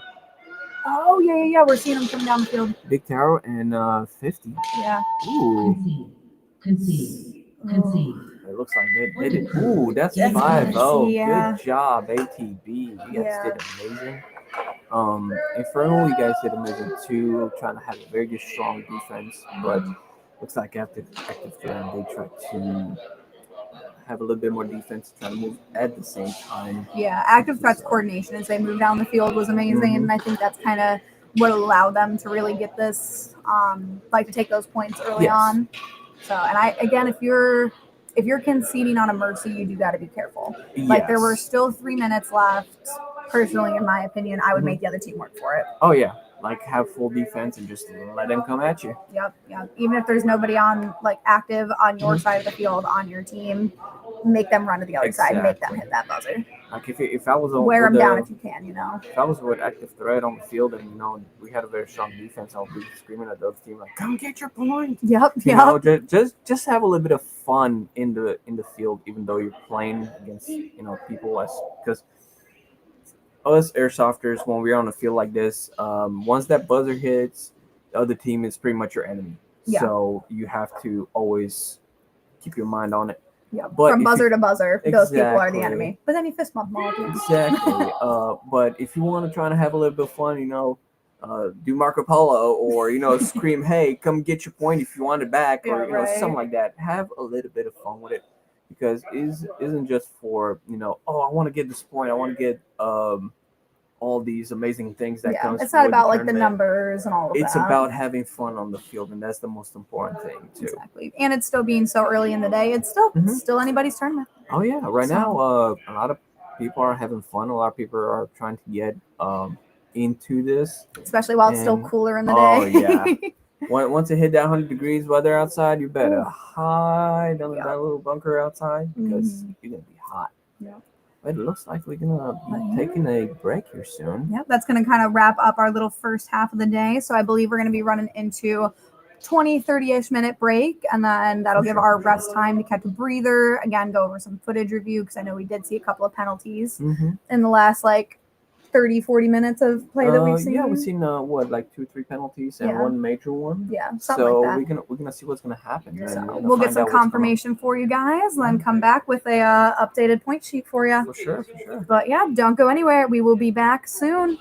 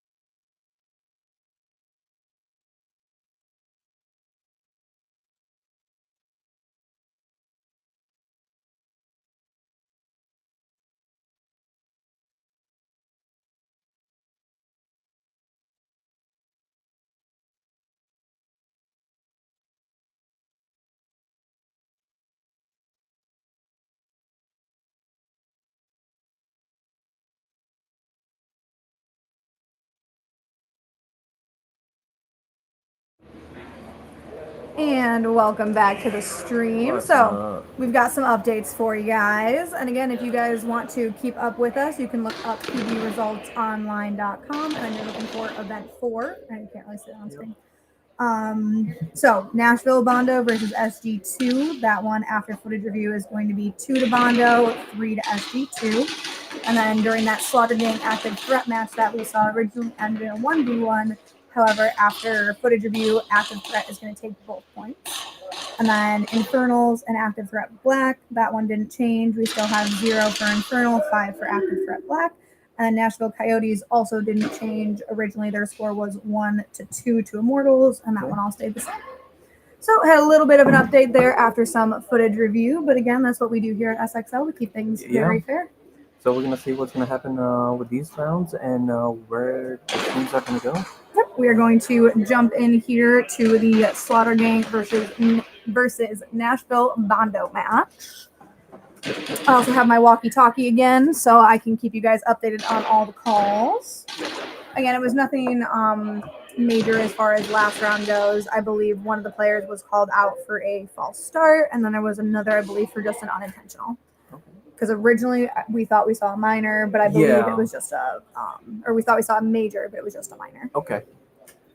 Because I saw like 3 people walking off the field, and I'm like, oh. Yeah, I thought that too. But I think one of them got shot. That's why it looked like it was 3 of them walking 30 off. seconds. Yep. So we got both of these teams, I believe, currently down in the tournament. They both lost their first match. SG lost to AT1 and Bondo lost to SG2. So both these teams, I am guessing, are going to be a little bit aggressive. They want to get their win in this tournament. Again, they still fairly early in the tournament. They want to be able to get some points on the board. I would like to see what they're going to do because they both are very good teams. And looks like we're seeing heavy on Snake for both teams. Looks like Slaughter has.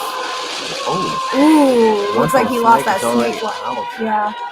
Slaughter. And we got that back cake, that Aztec cannon, and kind of that wedge over there on the left. And looking over at Bondo, they're still up 5, so it looks like that Snake player might have been able to get the Snake on Slaughter. Yeah. Looks like Bondo has 2 of them on Snake, 1 on the Aztec, and 2 on the other one on the right side. Looks like the inside have a very strong. I was seeing some aggression over there on the D side as he moves up to D1 there. Yeah. He looks like he's got the like the midfield position right now. I'm surprised we're not hearing a ton of call outs for him. Yeah. But again, D side is a little bit more contested. Of course, yeah. Like it's an open field layout, don't get us wrong, but where there are bunkers, it's D side. Oh yeah, for sure. I'm looking back over at Slaughter, I believe they're still up. I think I've only seen 3. Yeah. Yeah, because there's no one on that back page. There's only 3 people left. Okay, Bondo. They're holding it down though. Yeah, they are.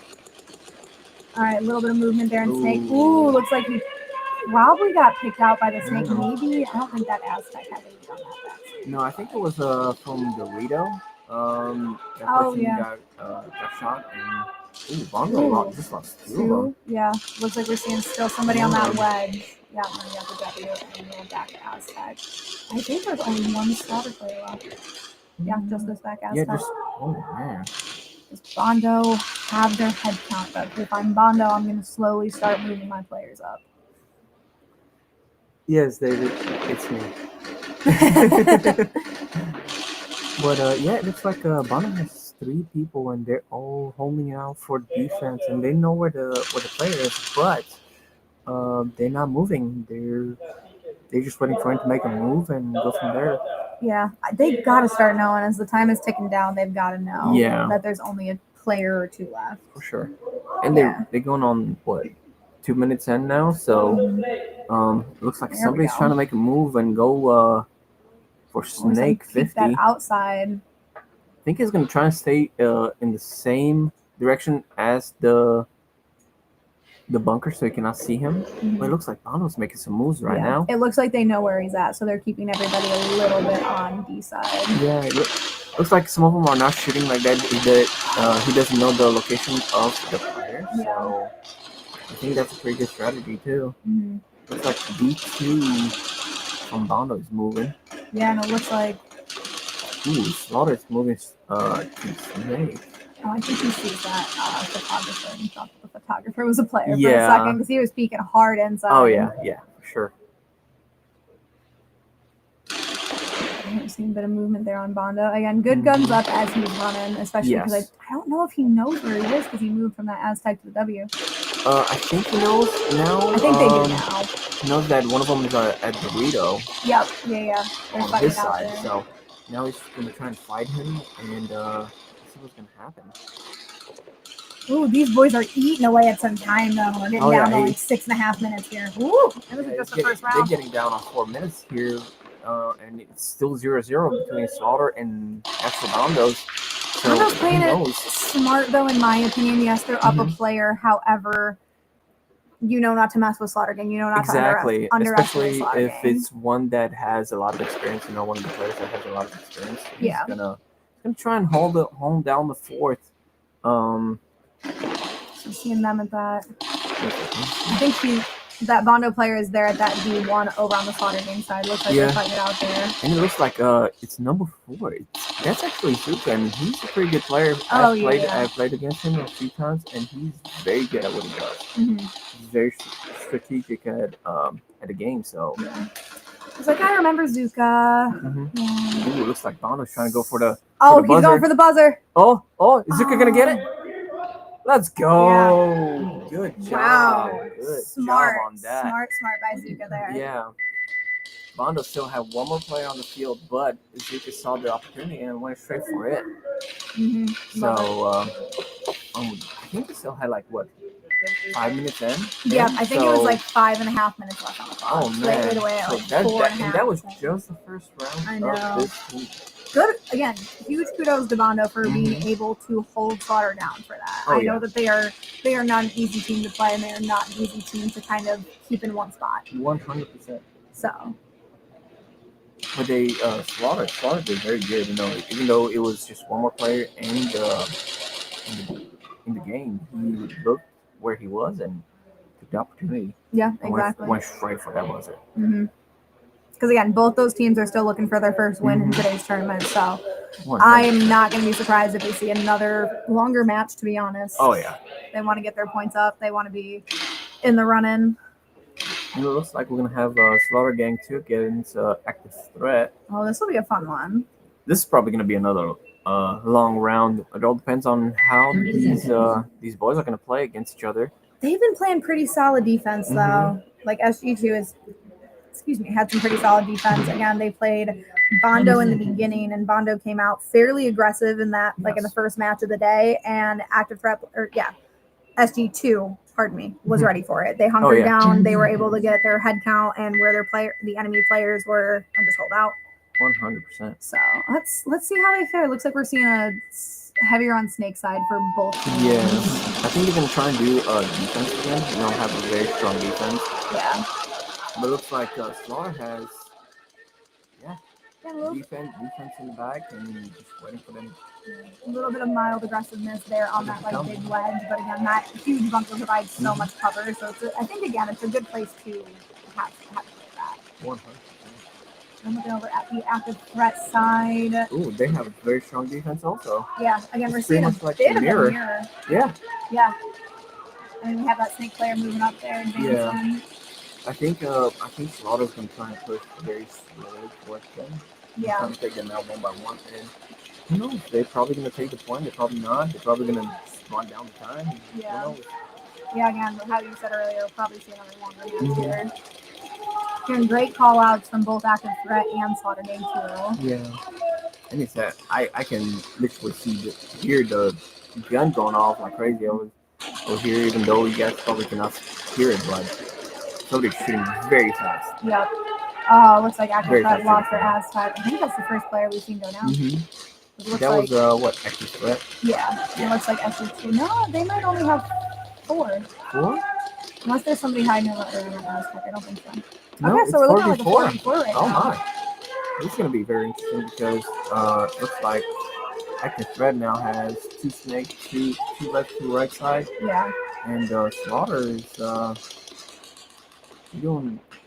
they're doing almost the same thing. Yeah, it looks like they lost another one though. I think we're looking at a 3v4. Yep, let's see because what Active they're Threat gonna has do. got that very split layout right Yeah. now, the 2 on each side. And I think Active Threat is also looking like the opposite side. Like crossfield more? Yeah, and not just looking at just one location. Yeah. So if they do that, they could probably pick them out without any problems. Yeah. But it's all up to them, you know. We're seeing a little bit of a battle here in this thing.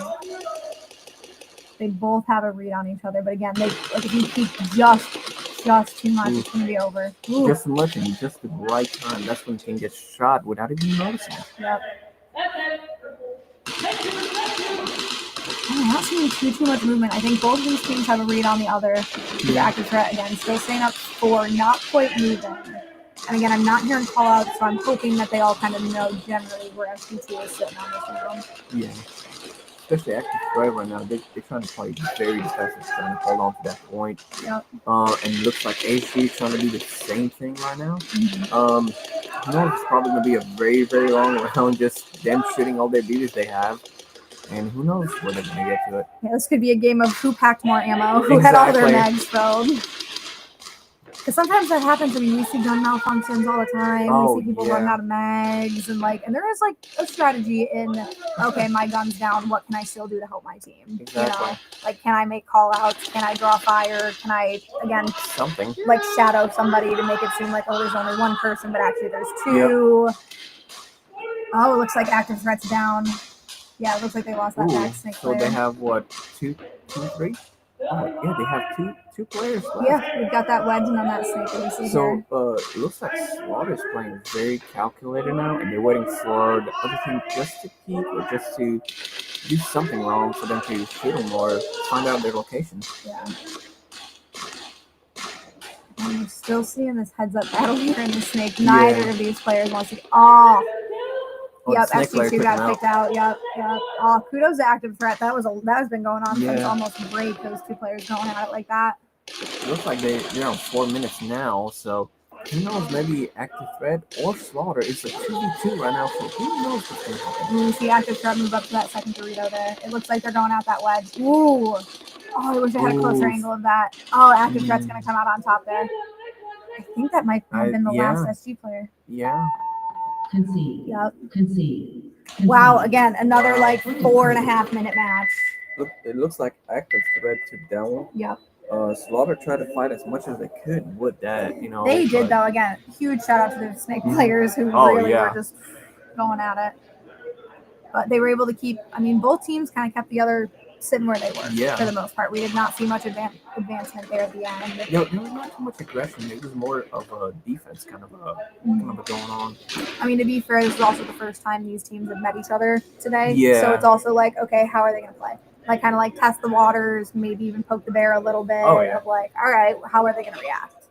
Who knows? They probably, later on during the day, they're probably going to be going at each other, and let's hope they're going to go full aggression mode and, let's see what happens. I want to see somebody running straight middle field just for the fun of it. I guarantee we'll see somebody at some point. I feel like that's almost like a staple in some of these tournaments. There will be somebody who's like, all right, we're going to full send. We're just going to see what happens. Yeah. Bondo kind of did that a little bit. Yeah. They did it off rip. Yeah. So, as long as these players conserve their energy throughout the day, we should see some, 100%. some fun matches like that. 10 seconds. I'm like, that was his excuse to us. Thought he was supposed to be I think he's working nights, so. I gotcha. Yeah, I don't think he works nights. Most of the time he works nights.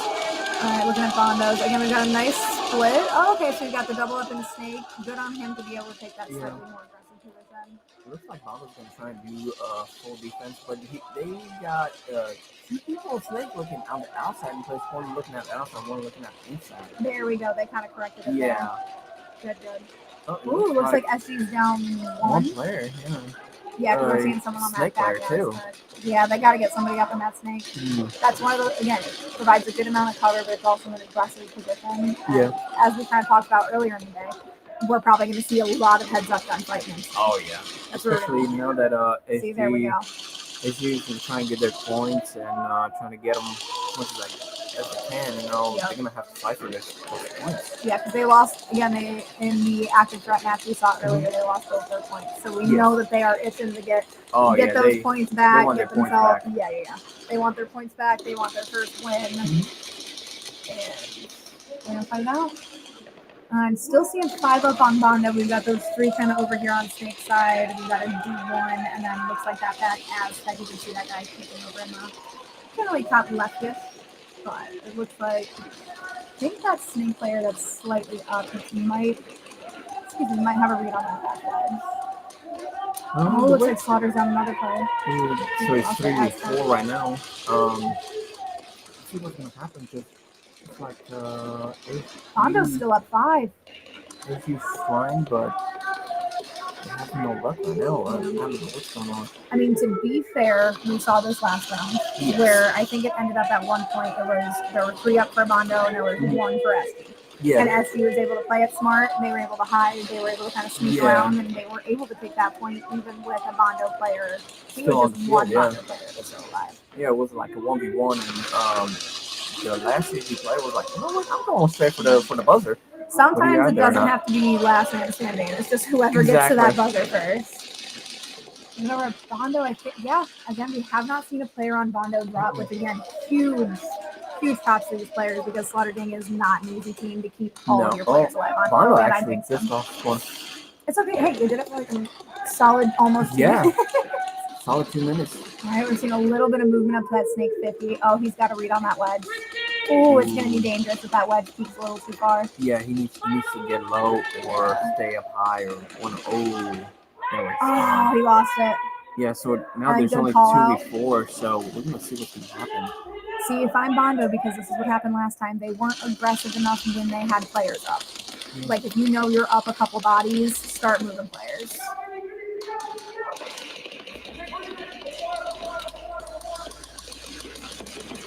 Oh, it looks like Bondo lost their player over at the Snake 50.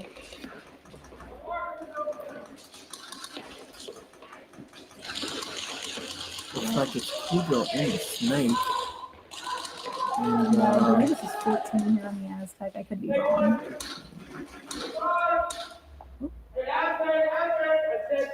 Again, hearing great call outs. Bondo, they're still up 1 right now. So again, you guys got to watch the clock. You got to be careful because Slaughter will wait you out. Oh yeah, they'll wait for you and they'll let you come towards them. When you think you're gonna get them, they're gonna get you before you even know it. Exactly. So you got to be very strategic when you're playing against Slaughter. Yeah, but Slaughter's kind of got them pinned down. Yeah. They're not letting them move. They're not letting them get a read. It looks like Bondo's gonna try and make some moves. Oh, it looks like Bondo. Oh no, Bondo lost their W and that wedge they lost over there. 2 players, so now it's what, 2v1? Yep. Oh yeah, 2v1. Yep, there we go. So here's Kujo jumping over the snake. Hopping over that bunker there. Yeah. Ooh, I think they got him. Yeah, he put his hand up.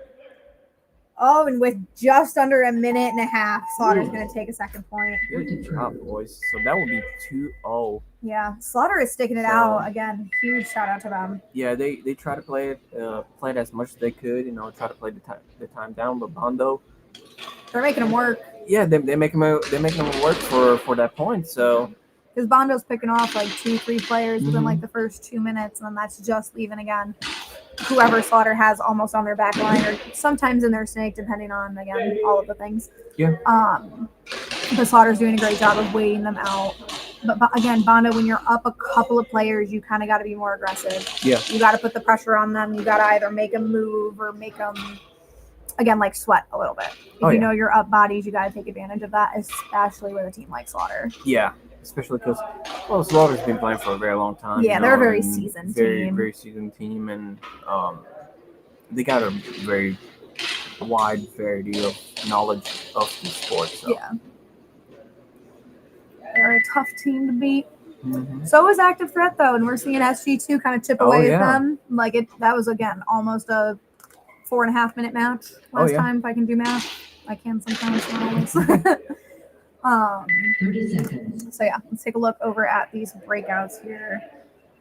Again, both these teams been running heavy snake, but again, these snake players on both teams seem very seasoned. They seem comfortable with the layout for the most Yes. part. Like they are not afraid to advance. No, they're not afraid to get into the locations they need to get. But it looks like Slaughter's gonna do the same 10 thing. They're gonna seconds. probably go snake heavy and Oh, active threat. What are you see, boys smart for doing? them to move a little bit at the end, but I haven't seen a 4 for the snake side. Okay, double up on snake, and then they got one on the stack cake here. This is interesting. Okay. So they got 2 snake. Oh, they probably gonna try and do full defense and let Slaughter come to their territory. Yeah. They can take them out one by one. Let's It see all how depends on the Slaughter- players. And it looks Yeah. like Slaughter's doing the same thing. Wrong back line. Kind of splitting off a little bit more to that D side. Again, providing good cover for the wedge, especially on that take line on D side. However, I'm not sure if they know that Slaughter Game 2 only has one player over on that D side. Or active threat only has one player on that D side. That's crazy. Active threat just went full on. And they're sticking with it on the too. right side. It wasn't On the because left side, I mean. I thought they would have branched out a snake by now, or I mean, you can't really go back to the D side. There's not enough cover to be able to make it a cross field right now. It looks like Active Threat has for the snake they have a player outside and inside. And one at cake and one on the Aztec and one on the tower over on the right side. Yeah. Well, who knows how they're gonna do this? It looks like it's working. They haven't dropped the body yet. I mean, No. SG2, it looks like we're still up 5. Yeah. And again, SG2 kind of doing a similar thing to active threat. They have snakes inside and outside. Or they did. They're both heading inside now. Oh, one is going above, one is going below. So who knows? Maybe they're gonna try and move a little bit, try to see what's gonna happen. But it looks like both teams right now are trying to do free defense. Oh, okay. Oh, be on snake. Let's So we're go. seeing, again, heavy on snake side for both of these teams. Yeah. I think they know too. That Aztec, it looks like those two Aztecs are fighting. The Aztec on active threat is fighting the Aztec on SG2. So that's just going to leave all of Ooh, I think 60s SG just lost one of their players. Yeah, I believe they lost that player in the wedge. So it's gonna be Oh, but then I think AT. No, it must have been not SG2 going in that breakout box. Because AT still has that Aztec. Again, doing good call outs. Yeah, I think active threat pretty much told them, yeah, you guys gonna have to work at this point. Yeah. If you want it, you know. But it looks like active threat is 1-0, you know, against Slaughter Game 2, and let's see what can happen. Yeah. Again, hearing great call outs. Still both teams very heavy on snakes. Seeing a little bit of movement here. So SG2 is gonna kind of stagger their snake players. Keeping one kind of in every pocket here. Oh yeah. Ooh. Oh, we're seeing. That Oh, was out a and very back interesting in. move. Well, because that brick is so tall, and like that snake player is a little bit shorter. So as long as he stays low, He got. should be fine, yeah. And then he doesn't run the risk of catching one from one of these snake players. Ooh. But it looks like Looks like they. He got both. Yeah, it looks like he got That's both SC players. interesting. Wow. But it looks like SG actually lost another player, so it's probably just one player left. Yeah. Ooh, he took both of them out. Concede. I'm not sure on that one. Point approved. Yeah, it looks like Wow. it. So SG2 conceded. Huh, very interesting because the last person that was on SG, he got this guy, and that guy was running, but I think he didn't get him just in time. Yeah. So probably once he hit that bunker, that was pretty much it, I guess. Yeah. Snake side is so heavy on this one. Yeah. Again, that is pretty much where we see bunkers in this is that like kind of like almost like not like a zipper snake, but it's kind of like a staggered snake, I guess. I wouldn't know the technical term for that. But then we see super tall bunkers over on the kind of Dorito side. It's almost like the Dorito and the wedge side, this layout, but it leaves that midfield just like so Super open. Like again, with a pretty good shot of this, but like coming off break, if you're coming off break on this right side, you're pretty much all open. Oh yeah. So if you're not shooting, you need to run and you need to get out of there. And like I said before, if you're over here on the bunker and you see this wide open space, might as well look at it. But you know where the bunker is, you know where you're going. As soon as that guy comes off that bunker, you should start shooting. Because once you start shooting, you should be good to go. Yep. Plus, you'll probably be able to take one of them out without you even knowing. So let's take a look over at Bondo's break. We know that both these teams been running Yeah. again heavy on Snake.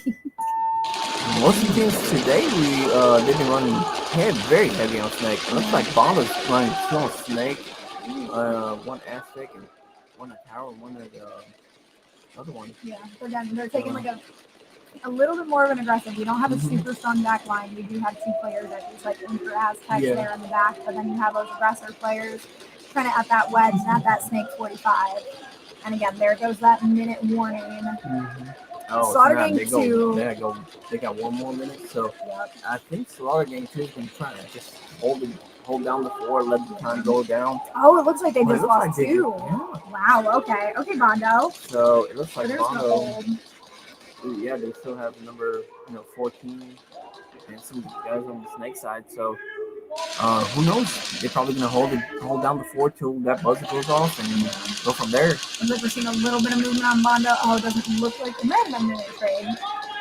But again, if I'm Bondo, I got to be watching the clock with only 20 seconds. Sure. You got to start moving.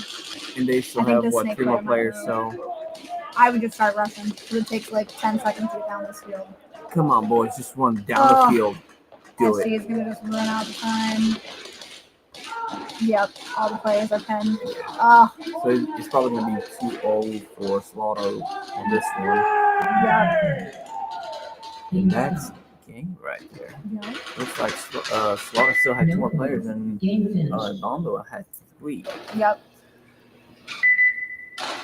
We're gonna see. Maybe they're gonna overturn the point. Who knows? Yeah, again, that's why we do footage review. Obviously, refs are human, and you're watching tiny BBs being shoot at like every other millisecond. So obviously mistakes happen, but that's why we have the run cam, and that's why we encourage the footage review. We factor that time into the day so that players feel like, hey, if they feel like so and so whatever got shot or this and this happened, they have kind of the chance to like plead their case. Yeah. You know, as long as they have some form of video footage or some type of proof.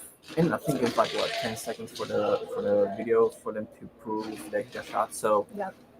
as soon as they find something, they'll have to turn it in. The refs are gonna look over it and go from there. But it all depends on actual footage. Exactly. And again, from what I hear all from the players is like they appreciate that. Like, yes, footage review is not always going to go a team's way, but there are going to be times when that point of return gets you further than the original game. Yeah. Exactly. So that's why we do it. That's why we encourage it over here at SXL. And while we have a quick second, I am going to shout out some sponsors. We've got Destroyer, the amazing ET Designs, Hormesis, Carnage Customs, and we cannot forget about our 2 media men out there. We got Crux Photography, as well as No Quarter Media. Oh, and again, huge shout out to Wyatt over at Airsoft Network, because I believe we are also streaming over on his Roku channel as well. So if you guys aren't here on YouTube, or I believe we're also streaming on Twitch, go check us out over on the Roku channel. That's what's up. And we're going to take a look at these breaks with just over 2.5 minutes left. Let's see how these boys play. It looks like they're gonna go full on Snake again too. Yep. Full on defense. Oh, active threat loss. They lost 2 off two break. players. That's hard to come. Okay. That's hard to come back from, considering that SG2 is still at 5. And they still have 2 minutes and 30 seconds left on the clock. So Yep. who knows? They're probably gonna turn around and go from there, but probably active threat is gonna try to play it safe and go from there. Yep, So, we're seeing that aggression on SG2 here as they start moving their players up. Because again, if I'm SG2, there's 2 minutes and I'm down by 2, I'm going to be aggressive. Oh, yeah, for sure. And then we're hearing those constant call outs from both teams. Nobody wants to give up points. No one wants to give up time on this one. And then seeing heavy on Snake here in the Slaughter Gang side. And again, just like a pretty solid kind of back line over on active right. Got that can, that W, and then kind of like that far wedge. You can see those. Yeah, it looks like they're just going to try and hold down the floor till the time runs out and, let Slaughter come to them. Yeah, that's what I'm doing if I'm active threat. Make them come to me. I'm already up to active threat already has a win under their belt today. So if I'm them, I'm going to keep shooting. I'm going to keep my defense up, but I'm not going to overexert myself. And Slaughter again moving up over here in this Snake. We got a double up back here. I think there might still be a double up on that wedge. Yeah, we see 2 players there over on the right. So they have Slaughter got 2 players in the snake and 1 on the wedge. And then I think active threat they got. But not really moved. Oh, we're seeing a little bit more aggression over here by SG2. See, and they hear that minute mark and they're going to want to go. Yep. Oh. Oh, he's Active got threat it. lost another person. Oh, it looks like they traded that wedge snaking on that can on active And threat. active threat still has 1 more person. Oh, they got. No, I they think they got got 2. 2. Yeah, 1 on the wedge, 1 on the snake. Ooh, that wedge he picked got off him. that snake. Ooh. Yeah, he was definitely hiding very strong behind that wedge. That was real close because that snake player over here on active threat, you've got to be able to check both angles. Oh yeah, for sure. Even towards the end of the game because that could have been deadly for active threat. Oh, it looks like he's the only player left. 25 more seconds into the game. Let's see what's Yep, we're gonna happen. seeing SG2 come down that side. And it's 2-1. Yep. Oh, looks like they traded. Oh. Slaughter Gang 2 gonna hit the buzzer with 14 seconds left. Ooh, 13 seconds on the field. So let's see what's gonna happen. Maybe they're gonna take it, maybe they're not gonna take it. Maybe they're just gonna say, screw it, we're gonna run down the field and see what's happening. If I'm SG2, I run down the field because 13 seconds is about how much time you need to get down this field. But if I'm active threat black, I'm hunkering down. I'm not necessarily hiding, but I'm staying tucked away. I want to keep my win. I don't want to end in a tie. There you go. Kind of thing. So, I mean, we will see. And again, these are 2 very aggressive teams. These are 2 very strategy smart teams. They know how to adapt and to really make their enemy work for it. Yes, and very a lot of defense in it too. Like Slaughter, they've been very strong defense and active threat also. Yep.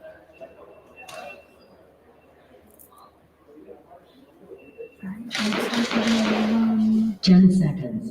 yeah, we're just gonna run these last 13. Let's see.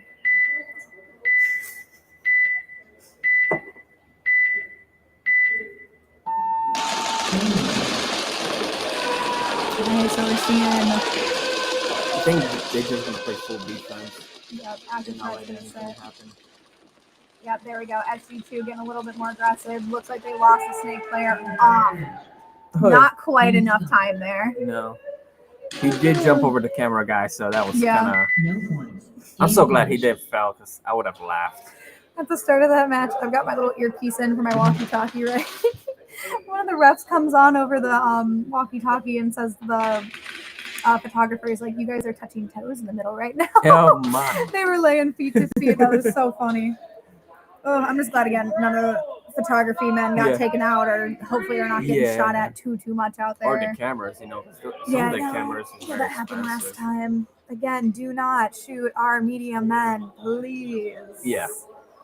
So like I remember when I was reffing, I was always protecting the camera guy. Yeah. I was trying to anyway. Yeah. I mean, he's gonna get the really cool shots of you guys, those 4K quality images. So you shoot out his camera lens, guess what? You're not gonna get it. Right. Hey, Glass. Now that I've returned back into the airsoft, last tournament, I think he took so many pictures of me, and I'm like, okay, I like this one and I like this one. I can even post them all on Instagram because there were so many. I'm like, okay, I'm gonna keep all of them though. Yeah, Shaw is again such an amazing guy. Again, No Quarter Media. Make sure you go check him out on Instagram, Facebook, TikTok. Honestly, just Google him, follow him everywhere. He's amazing, and he puts out such quality photos pictures, for all of these people. Genuinely. Plus, probably next tournament when we're gonna play again, Kangen, me and him, we already got a little plan there what we're gonna do on the field with some pictures. So it's gonna be. I'm gonna try to make it fun for everybody, even though it's gonna be a funny picture. I'm very excited to do. I love the photo shoot plans. Genuinely, I'm so excited for it. Now you have me hyped up for it, so it better be good. So it's just me and him that know about it right now. All right, so we'll keep it on the down low. Yeah. So it's gonna be very very funny when people are gonna see the picture. Yeah. Well, pictures. So they're gonna end up awesome. Because another amazing thing about Shaw is that when teams pay to play in this league and all of that good stuff, the photography and all of that stuff is included in that entry fee. So it's not like other leagues where every team has to individually pay a photographer X amount of money. Yeah. You just have to give Shaw or No Quarter Media a couple of days after a tournament to get everything polished up, and then it's posted to his Instagram. So another amazing thing about this league, again, we heard the players. They want the media. They want the shots. They want, like, Of their course. big moment to be broadcast. And we heard that, and we accommodated it. And Sean is fantastic. Some of the shots that he got of me when I was playing, I'm like, Yes. how? Mm-hmm. Explain yourself. Because he does paintball, he does like nature photography too. Yeah. So it's not just airsoft. Make sure you go No. check him out for just all of the quality stuff Yes. that he puts out. And I've So. seen some of his pictures of Just like the wildlife nature, and it's just amazing. Oh, I remember last tournament it was like a baby fox. He had a picture of. Yes, Oh, that it was so gorgeous. It literally looked like a painting. I was Yeah. like, this doesn't look real. Well, he took some pictures of I think it was an alligator, crocodile. Oh, I did see that on his And Instagram. he posted on Facebook too, and I think his wife posted a picture of him trying to take the picture. Yeah. And a lot of people were commenting, and I was like, "Yeah, that alligator's looking at you and says, dinner." Because he was very close. He was like a few feet away from them, but still, Yeah. Still funny. Yep. Again, no quarter media, amazing. He gets shot at all day here. He braves the wilderness and will square up with an alligator to get that shot for you guys. Oh yeah, for sure, 100%. So, the man is amazing. Make sure you guys go check him out. And again, huge shout out to our videographer, Crux Photography. Yes. He is amazing as well. Follow him, Instagram, Facebook. Not exactly sure if he has a TikTok, but hey, just Google Crux Photography and follow You'll all find of it. Exactly. That's Jordan. Again, he's out here also getting shot. Quite a lot too. Yeah, he's getting Even shot a though lot. he's running after the players with a camera, he's got different colors on, Yep. and some people think he's a player. Yep, no. So it's not fun. He's the one who gets us like half of our footage that we use in all of our amazing edits. So again, huge shout out to him. I know the airsoft community loves their fun edits. Oh, so I'm yeah. like, I've actually been in one, but Heck yeah. I know that they love it. So huge shout out to Crux Photography for, again, coming out, putting his life on the line, getting shot at with BBs so that these boys can get their amazing footage. All right, we're looking at Infernals versus Coyotes. And no, David, I didn't get no sleep last night. Probably like an hour. All right, let's take a look over here at Infernals. Doubling up on Snake again. Kind of got a split layout going. One on that Aztec, one on that Wedge. We got that little Aztec. Ooh, two on the Snake, one got picked out. Again, I think they're peeking just a little bit too much on some of these bunkers. Like, you got to stay low. You This gotta Snake stay player low is and doing a just great show job yourself of it. just a little bit, because if you show yourself too much, they'll get you. Yeah. They'll get you very quickly. Looking over at Coyotes again, pretty split. It looks like they lost their feet for their Aztec. And we're seeing we're seeing both W's in Snake and then that Wedge and that back Aztec. So both teams have got a pretty split layout at the moment. It looks like it's almost the same. Yeah, it looks like it's almost the same people on the same bunkers. Yeah, we've almost like got a mirror going on. Ooh. Oh, we lost that Snake player. That Lost another one. see, yep, there we go. They got a bump out. I was about to say, in my opinion, that Aztec should cut out to Snake. It looks like he's been trying to peek from outside in. Yeah. Looks like he's trying to go up against those two Snake players. Did you see that back W keeping him outside? But the Snake player on Infernal looks like he's looking up outside, so he's not going to be able to. He's doing a great job at checking both of his angles. Again, he's staying low, he's staying small, so. Yeah. I'm not seeing too much movement on Coyotes. It looks like they're only at 3. Yeah, I think they lost Oh, no, I one. think there's No, there's maybe 4. 4? There's 4, yeah. Yeah. I remember seeing that movement up to that Ooh, D1, and then we have okay. that back. That's moving up to that Wedge. So it looks like Extra K is going to try to push up a little bit just to get the other players out. Yep. So now one is going 50. Oh, it looks like Infernal lost possibly their back Snake player. Yeah. Yeah, oh, it's going to leave Snake side So open. there's only 2 more left. It's Aztec and Wedge over there. Yep. So it And the looks Snake like player's got a read on it. most of Coyotes is moving to the middle tower and Dorito, but he picked out Oh, Dorito. they're right in between. I haven't even seen anyone playing between the wedges yet. Yeah. Moving over to the enemy side, Dorito closing it. Oh, looks like you want to take Ooh, fight with that. Infernal only got one more player on the field and it's by the wedge. Yeah. Now, who knows what's going to happen from here? I wonder if they know where he's at. But it looks like the Snake player knows and other players Yeah, it looks like we're going to trade there. So they traded, but it looks like the Snake players don't know that they're out. Yep. Concede. In my opinion, smart concede by Infernals there. They want to save their time again. They ate Of course. 2.5-ish minutes into that time, so they want to make sure that they give themselves Yeah, enough an opportunity to get some points back. 69 on Infernal going off today. Is that their snake player? I think it is. Again, please correct me if I'm wrong. We do have a little bit of a roster here. Thank you, Akimbo. He was the one who hunted all these boys down today to actually get some names, some numbers. So Infernal is 60. Okay, so that's going to be White Boy T. Yeah, White Boy T. Is that what I'm reading? Yep, aka TJ. Yes, TJ. There we go. Yeah, it looks like he's going a little bit off today. You know, he's trying to have a little bit of fun as much as he can. So Yeah. that's a good thing. You know, it's good to see by certain players. You know, going out there, especially just being always competitive. Yeah. Fun. It also goes with like comfortability, and as these teams Of play course. this layout a couple more times today, we'll see them get more comfortable, kind of be able to like branch out, like test the waters a little bit of maybe some new things and all that Try to good get- stuff. I'd like to see them going a little bit more aggressive than defense because a lot of the teams are just going full defense and they just sit in the back. Because again, with an open field like this, you would think we would see shorter matches, more aggression, more like one-on-one gunfights, Mhm. and we've seen that in Snake for the most part. Snake is going very strong. I today. love it. I love our Snake players. Huge shout out to all of them today. You guys are really putting in the work. I just hope their knees are going to be a goodbye tomorrow. I So know. that's going to be very interesting. I know I gotta check in on my Immortals can player and how his quads are doing. Oh, he's probably got quads of steel right I now. know. He's like, I'm so thankful for that break. But time to get back into leg day. He goes, "Who needs gym? I got it." I've got SXL. Exactly. Oh, I love it. One time a month. hmm I mean, hey, I don't set up the bunkers, but I help sweep the field and all the BBs. That is a workout. Oh, Yeah, it so is. all of you guys that come to scrims, shout out to you, but you guys leave a lot of BBs on the field. And we want to keep it clean for the actual tournament. Keep coming to scrims and everything, and I'll keep sweeping. But whew, my back. All right, looks like Oh, yeah, Ooh, he's yeah, you that's, kind of got it. Did they call themselves out for I that? think so. Yeah, they did. Yes. Okay, there we go. Hmm. Yeah, because this So is over that's here on Immortals. ooh, they lost 2 people Yeah. from Immortals. And Active Threat looks like they're just down that one that left early. Yeah. Yeah, that's because little adjustments to what I said. You have to have your barrel touching the base. I thought it was any part of you, it has to be the gun barrel.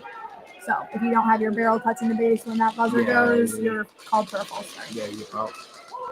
So you gotta have the gun on the base. Oh, it looks like Immortals is gonna have that back tower player.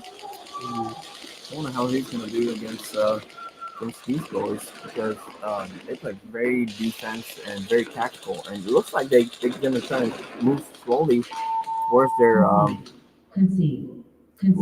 That's not. I mean, because it was a 1v5, I believe, or a 1v4 at that 1v4, point. yeah. So again, I would think that's like a fairly smart move. Yeah. By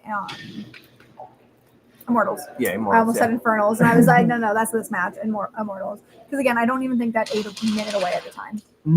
I think it was just a little bit over a minute. Yeah, they were at like 8 something, 9 something. So, but again, to give themselves the time. To work on it. Exactly. But it looks like Infernal and National Ladies are doing very defensive right now. So Yeah. I'm gonna see how they're gonna do this next round. Infernals, they just kind of got to watch where they're peaking a little bit. I think Yeah. they're learning that. At least their Snake player seems to be like, okay, my players are kind of peaking just a little bit too much and getting grazed and getting called out. So Snake player has been doing great, and I'm sure that they know. Yeah. 30 seconds. I'm sure that like this team is smart enough to make the adjustments. I know they are.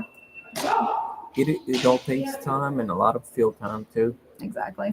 And again, I'm saying this as somebody who does not play. So if I'm wrong, You should try to play at least one time, like a 1v1. I played open play 3 or 4 times. So, but it's not tournament play. Okay. You know.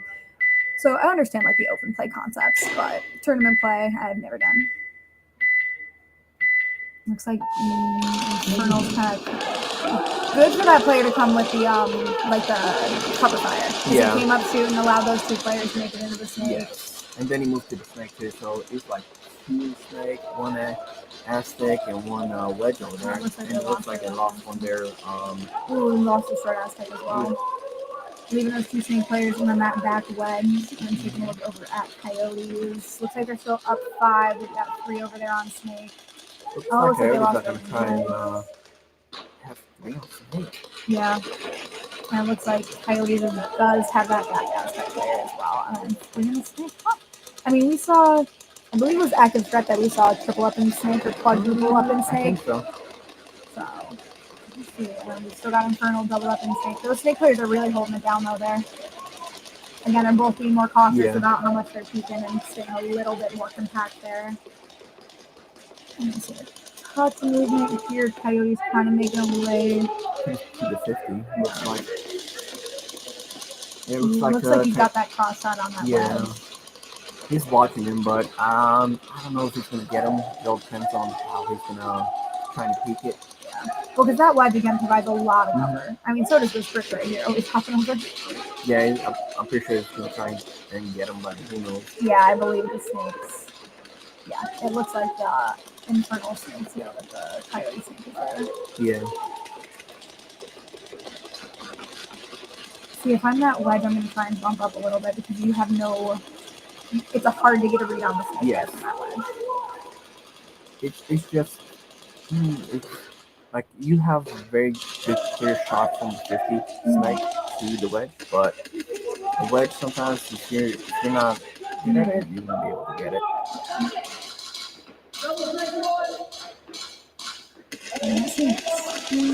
Oh, it looks like Infernal is down one of those snake players. Oh, he made that run all the way to the Aztec. Did he make that? He did. Oh, and he's moving up to the wedge. Okay, smart. They were able to branch out their guys. Yeah. They can have that split field set up. It looks like that wedge took out somebody on the Coyote side. Yeah, it looks like All right, we're Infernal seeing- just lost oh. another person, and Coyotes also. And So it looks like it's in. I think we got a 1v1 here. Oh no, because that player's walking off. Wait, Infernal's got it? I think Infernals took that one. Yeah. Oh, they must have taken out the snake players.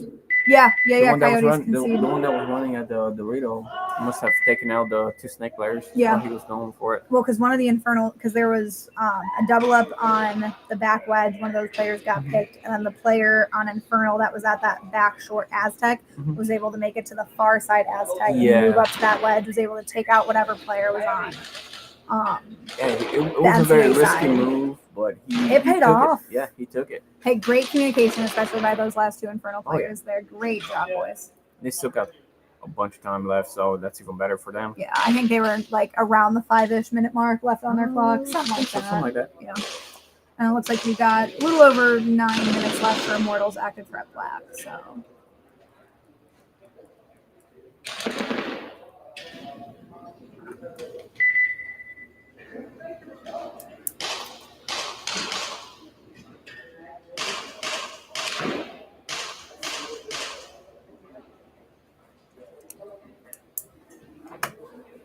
Thirty seconds. All right, we saw last time Active Threat Black came out real aggressive. Again, they had their strong back line, but I believe they still had a player kind of in like the 20 second seconds. W in the snake, then a wedge Yeah. that was able to pick off a lot of those Immortals players. We're gonna see how ATB is gonna do this time. Are they gonna play defensive or are they gonna 10 seconds. push for the Immortals? I'm probably going to push if I'm Active Black a little, like Active Threat Black. I'm going to push a little bit because I want to get more than 1 point ahead of the enemy team, especially with this much time left. And not only that, but with footage review, of course, you gotta be very careful with that too. But it looks like Active No, player. yeah, they came out guns up, which worked, but it looks like that snake player got hit off the rip. And they're kind of going to spread their layer a little bit more over here. I'm looking over at the Immortal side. I'm seeing 3, it looks like. So I bet they lost 1 or 2 off rip. Yep. And it looks like they're pushing against snakes. So you got 1 snake, 1 home, and 1 on the wedge. So You like the Threat Black. Yeah, they've got a player up on that D2 or that D1. And yeah, he's so camouflaged. You can barely see him. I know. You can just like if I couldn't see the legs, I would not be able to see him right now. Oh, that was a beautiful slide over from that Aztec to that leg. That might be, I think that's M. I might be wrong, but I remember the yellow cleats. That was one of the girls we had in for our interviews last time. So, beautiful slide. But I think we just got these 2 ATB players and these 3 Immortals players.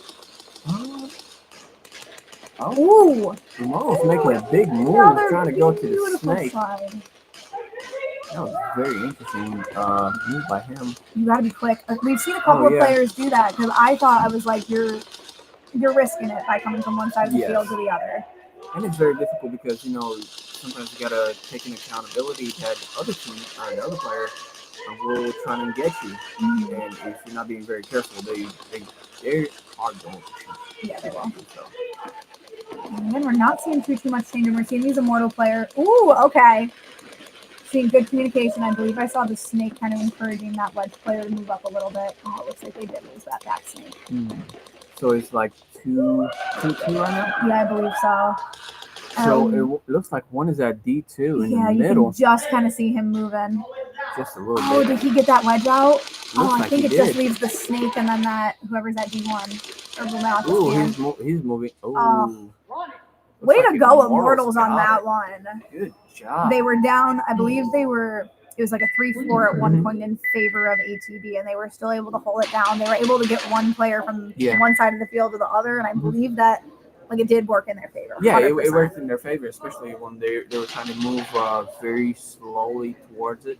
Yeah. And because they did that, they waited for the players to come. Mm-hmm. And once they peaked, they got them. Yep. So it all depends on the players. Some players play very strategic, some are playing very defensive. It all depends on the players. Yeah, I gotcha.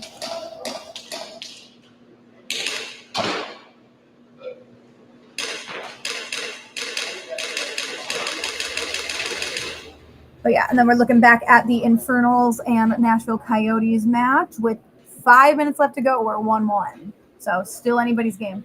We're gonna see. Maybe they're gonna play the entire round, just with the 5 minutes, I mean, and they're gonna probably go. Who knows? We'll see some pretty. I mean, we've seen some pretty long matches today.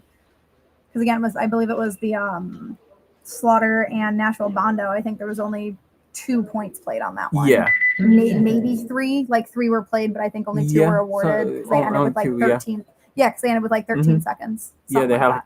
No, it was 18 seconds left. Yeah. 18 seconds, and they were just trying to play full defense on it. Yeah. I kind of want to take a look over at Coyotes breakout Sorry, I'm not using the breakout camera on this one, but I do just kind of want to see where they go because we've seen them again branch out heavy on snake side. We're seeing the 3 again come a little closer to us. So my guess is that's kind of where they're going to start. I'm Coyote. I'm going to push somebody up into the middle though. Looks like they're going to go snake, A-stick, and yeah, a little triangle. Oh, looks like they lost their snake players. They do have somebody over here in that wedge as well as that has tag. So they have 2 left and right. Yeah. Looks like somebody pushed all the way to snake. So that's it. Looks like the person that was going to push the snake. Infernal. Looks like we got these 3 players back here, and I think They got got 4.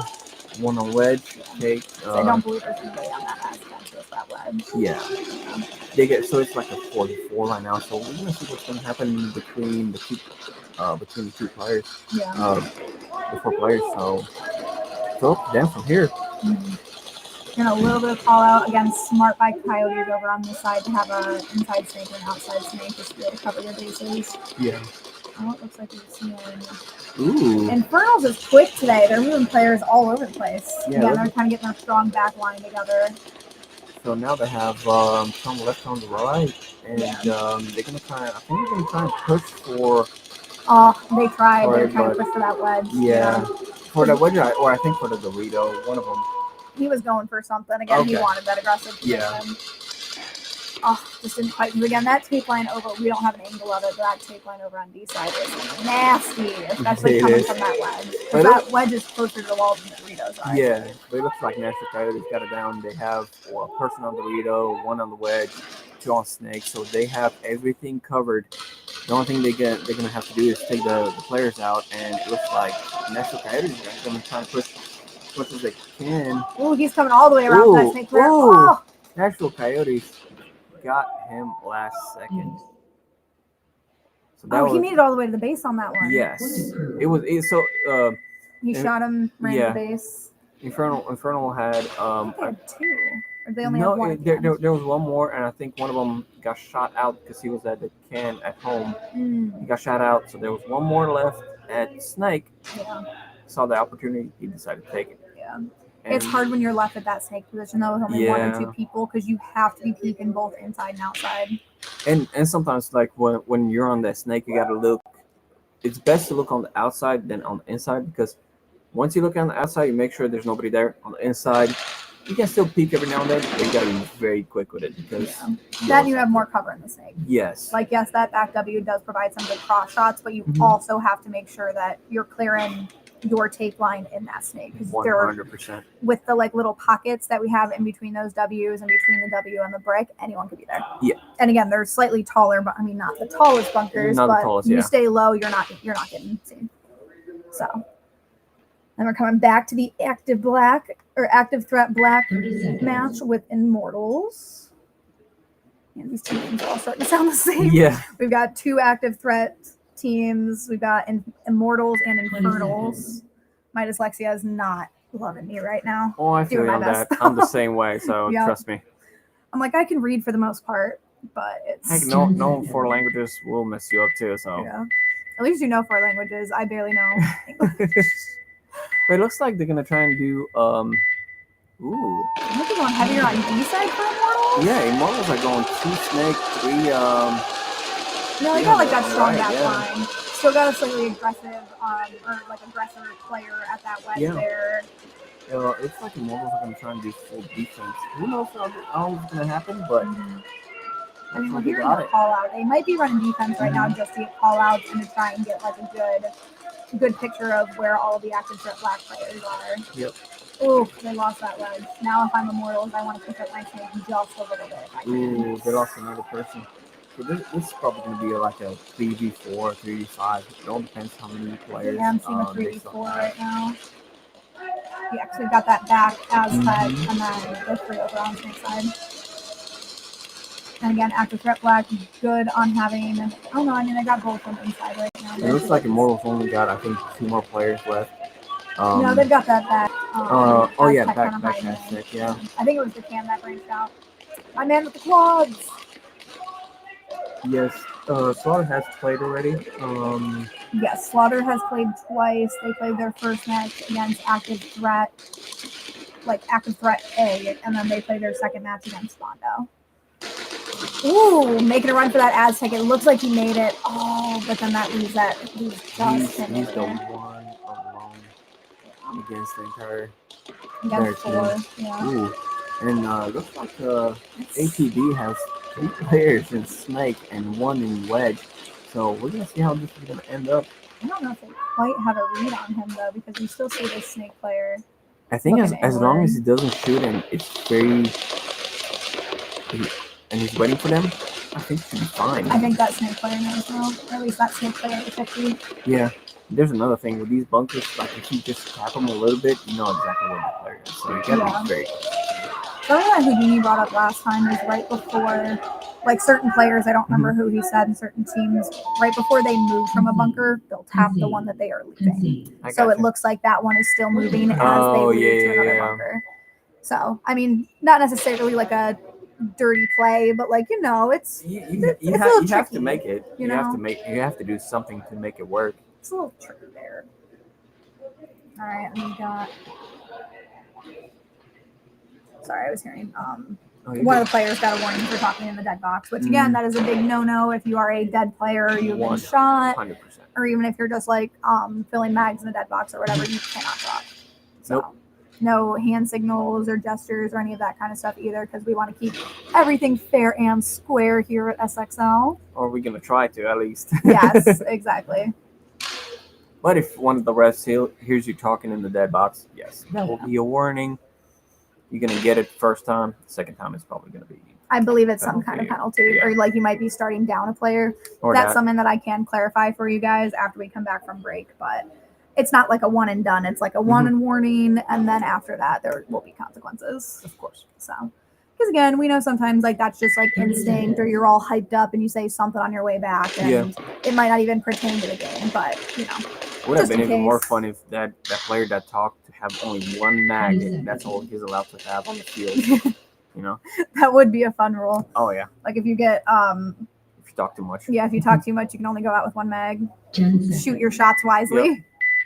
All right, we'll take a look over here at Infernal's break. Are they Ooh, all right? looks like Switching up a little bit. switching up a little bit last second. Mm-hmm. All right, looking like a little heavier on Ooh. B side. They're gonna push a player out to that wedge. I believe they did that last time as well. We got a player hanging back here on can over on that left side and that back snake. Oh, it looks like they did lose that team player. It looks like National Coyotes are going to try and hold strong. They only got, 4 players right now on the field? I believe so. I think they lost their back Aztec a minute Yeah. ago. Where you can see him walking off down the left. And then Oh, they're moving into Snake Infernals are losing people left and right. They only got like 2 more players. That's going to I be think very it might contentious. just be that back. Oh no, we got that back Aztec and a back wedge. Okay. They're holding strong, but if I'm Infernals, I'm making call outs too. Oh, yeah. You gotta be careful being so heavy on one side with only 2 players. Yes. Oh, okay, he's gonna move up to that center Dorito, I believe. Looks like he did get caught on that No, one. he got caught. I don't know if this coyote snake knows it's only the Aztec left. Oh, it looks like that's not how to go. Yeah. Concede. So that point's gonna go to Coyotes. So it's 3-1 for Coyotes right now, and about 2 minutes and 10 seconds left in that game. Yeah. And then Immortals and Active Threat Black. We're looking at a 1 point to Immortals, 2 to Active Threat Black. And they got about 5 minutes left. Looks like they're getting the doors open, kind of get some breeze get a breeze going on the field. I've not even been outside yet since we started, so.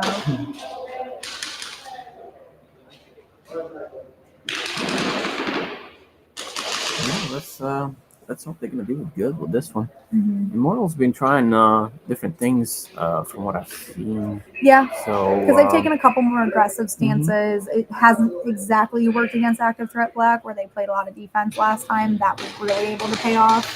Kind of just as they picked off players here and there, were able to get their call outs and all that good stuff. So we'll see what they're gonna do, because right now against Active Threat Black, they play very, very defensive. Mm-hmm. From what I've seen, and Immortals, they can probably play defensive too, but also they have to play defensive and aggressive at the same time. Yeah. So it all depends on the players and what they want to do in this round. So I feel like getting that strong back line has been pretty advantageous. Kind of off break, like getting those players out, getting them guns up, kind of getting settled for half a second, and then making those call outs and then adapting based on that. I feel like has been kind of like the working strategy that at least I've noticed so far. 20 seconds. So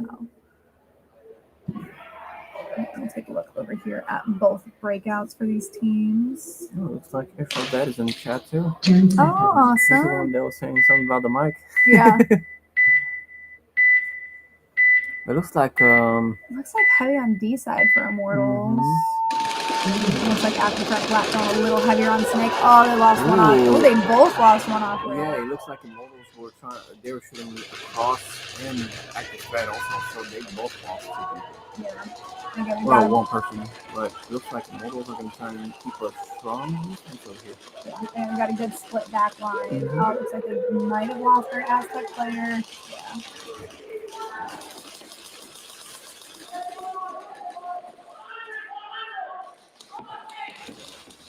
And we're seeing a little bit of movement over here on Active Threat Black. You see them kind of advance over to that D1, and we're going to see that back player still in that spot over at the wedge.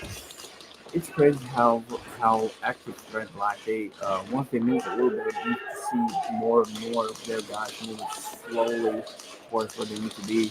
Yeah. And then Immortals, I think they only have 1 or 2 players left. Yeah, I believe I'm seeing 2. We've got that back wedge, and then we've got this Aztec. Is the person you see tucked in Snake there? That's Shaw, no quarter media. Yeah, please don't shoot. Please don't. It's very good man. It's easy to get confused sometimes, but just don't overshoot him. He knows he's gonna get shot a little bit more. And Immortals kind of holding him. Yeah. Like the bruises will heal. The $1,500 camo lens cannot. Looks like Active Threat Black lost another player over on that D side, leaving that wedge, that 50, and then this back Snake. So I think we were looking at a 3v2, 3v1 right now. It's just that back Snake player left for Immortals. Yeah, it looks like he's doing pretty good. He's trying to hold it down and go from there, but who knows? It's like 3 more minutes in, and Immortals are trying to hold it down. Yeah. So the Snake player is pinning on both sides. He's got that Snake off. They got him. Yeah. But they didn't know. They thought there was probably one more person. Yeah. Left, so yeah, because Immortals throwing that towel there, trying to keep all the time that they can. Yeah. All right, we're looking back at Nashville Coyotes versus Infernals with a little over 2 minutes to go here.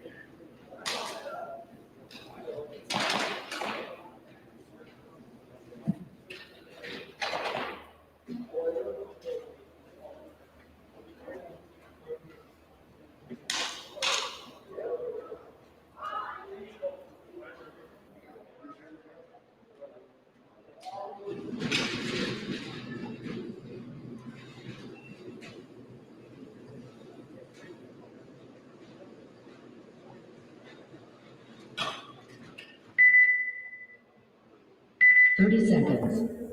All right, they got those doors closed. These boys are going to be lining up here at their breakout boxes. I'm sure if I'm Infernals right now, I'm itching to get a little bit of points back. Oh yeah. They've been hanging in there, though. Again, they've only had 4 points in like 8-ish minutes. That's like around 2-ish minutes around. Yeah. It's like a solid. It's pretty average, I feel like. They're doing pretty good, but you know they can 10 seconds. have a better strong defense if they want to. I think they've done pretty good about trying to hold they've that. been doing very well We'll take a lately. look at theirs. Ooh. It looks like they all caught themselves, and it looks like everybody made it back to the base for start. Again, strong back line, a little heavier on the snake side with that back take as attacking this W right here. And see, if I'm Coyotes, I'm hanging back as well. Oh yeah, they have a very strong defense right now. It looks like 2 snakes, 1 aspect, 1 tall aspect, and then 1 on leg. They're gonna just try to play defense and let the time go off. But they have already got like 3 points. So yeah, that's what I'm doing. Because again, we're starting to get towards like the middle of the day right now. I'm gonna watch how much energy I'm exerting. I can say syllables, I promise. So again, they're kind of splitting off a little bit. We're seeing that player advance over there in Snake, but we're seeing the same thing looks like on the Infernal side. And kind of have those players at both W's and Snake as well as this drop aspect here. it looks like they still have all their players in the game. Yeah. So that's a I think they're looking at 5 up for both. Yeah, and almost a mirror. We've got that player back there instead of that. But it looks like National Coyotes lost 1 of their players. And I think they've got 2. I don't know, maybe. I can't tell if there's somebody over on that Aztec or not. No, it's only like 4 players. Ooh, they lost their snake too. Yeah. So it Looks like Infernal's down 1 as well. Looking at 4 Infernal players. You see this player back on the tape. Mm-hmm. Like that bottom right corner. Yeah, you can see it's sort of a little bit. Oh, it looks like they lost their snake. So it's hard to lose that aggressor 3v3 position. right now, I guess. And that 3v3 with 30 seconds left. If I'm Infernal, I gotta be careful of the time. Oh, it looks like we got somebody up at D2. You can see just over the top of that line. Yeah. And that's from National Coyotes. So there was 1 more player, and so that means there is 4. Yeah, it looks like we're looking at a 4v2. See, if I'm Infernals, I'm going right now. 10 seconds left. Anyone gonna make the run? Anyone gonna make the push? No, not quite. It looks like Nashville Coyotes were just trying to keep the points and defend as much as they could with all the people. And again, not a bad strategy. No, when you're up 2 points and there's only like a minute and some change left on the clock. Yeah, you have to defend those points as much as you can. Yep. And we got 3, just a little over 3 minutes with Active Threat Black and Immortals here. And then because that last match finished up, they're going to play this 3.5 minutes through. Oh, yeah. And I think Active Threat Black, they're going to probably try and do a full defense and not let Immortals even move from their location. Yeah. They're going to try and hold on to those 3 points they already have. So yeah. If I'm Active Threat Black, I'm going to do my best to not let them move around too much on me and not let them sneak up and like get a player or 2 off my team. So it all depends what's going to happen this time, because it's like they've been doing very well, and then Immortals are trying to get some points, but they're fighting back though. They're not making it easy for Active Threat. No. Pretty much if they want the point, they'll have to get it. Yeah. Active Threat Black is good at making other teams work though. 100%. 30 seconds.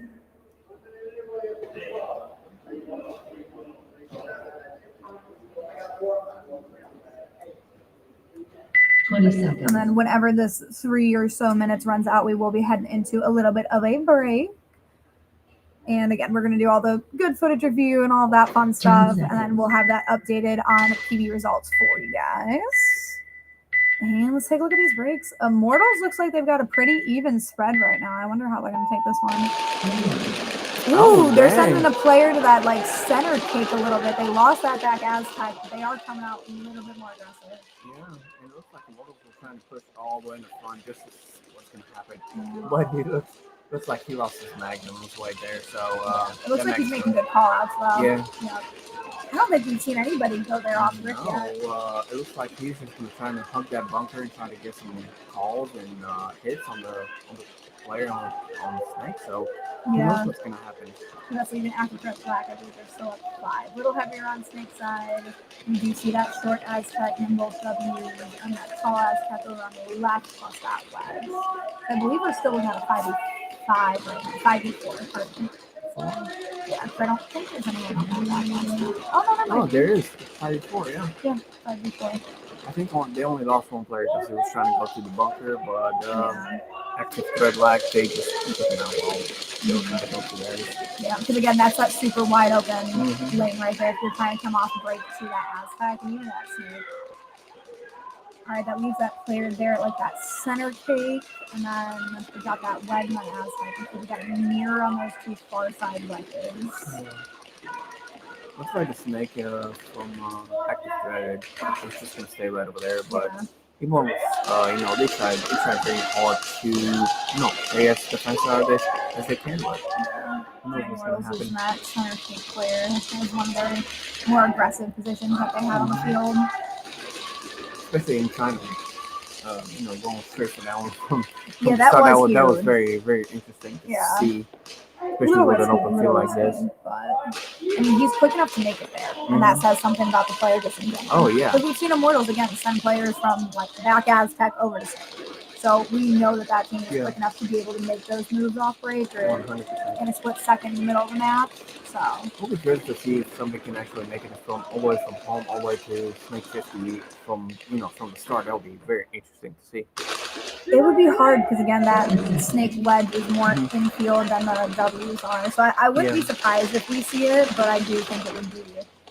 You got to be fast and you got to stay low and you got to not face plant. Yep. So I feel like those are the challenges with trying to make it there on break. Or you could come like if you came off the breakout box and hopped over like a little thing. Just avoided the W's in general. It leaves a very open lane. You gotta again be quick and low. Yeah, and you don't have to trip. I think we've still just got that one Immortals player left who picked off both of those Snake players. You see those two ATB players walking off the now field. It's like two. I think it's a 2v1. Two ATB players and one Immortals. Yeah, shout out to that Immortals player there on the wedge, being able to pick off two players, making a 4v1, a 2v1. That's huge.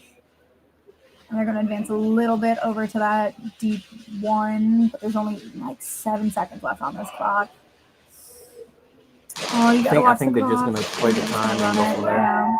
Game time finished. That's game. And there's going to be no points. No base was hit, so that point is. There is no point. Yeah, there is no point.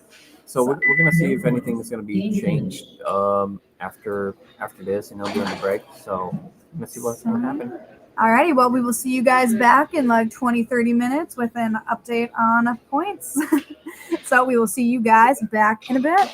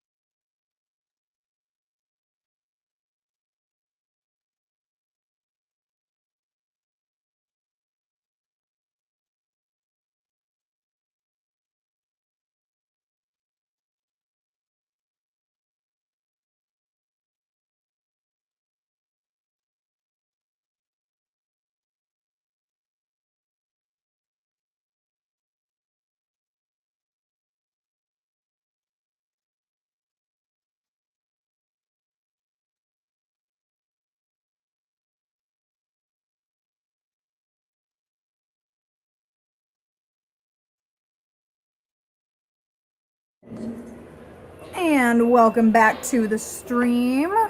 We've got Slaughter Gang and Slaughter Gang 2 about to take the field.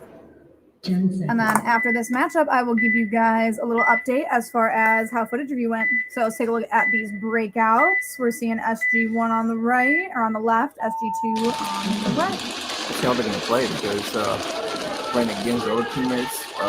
Looks like I don't know. SG2 taking a very strong back line. We'll double up on the back of Snake there. Yep. Oh, it looks like SG2 is moving a little bit. Looks like they lost that player on Snake, but I'm still advanced up into like that middle W.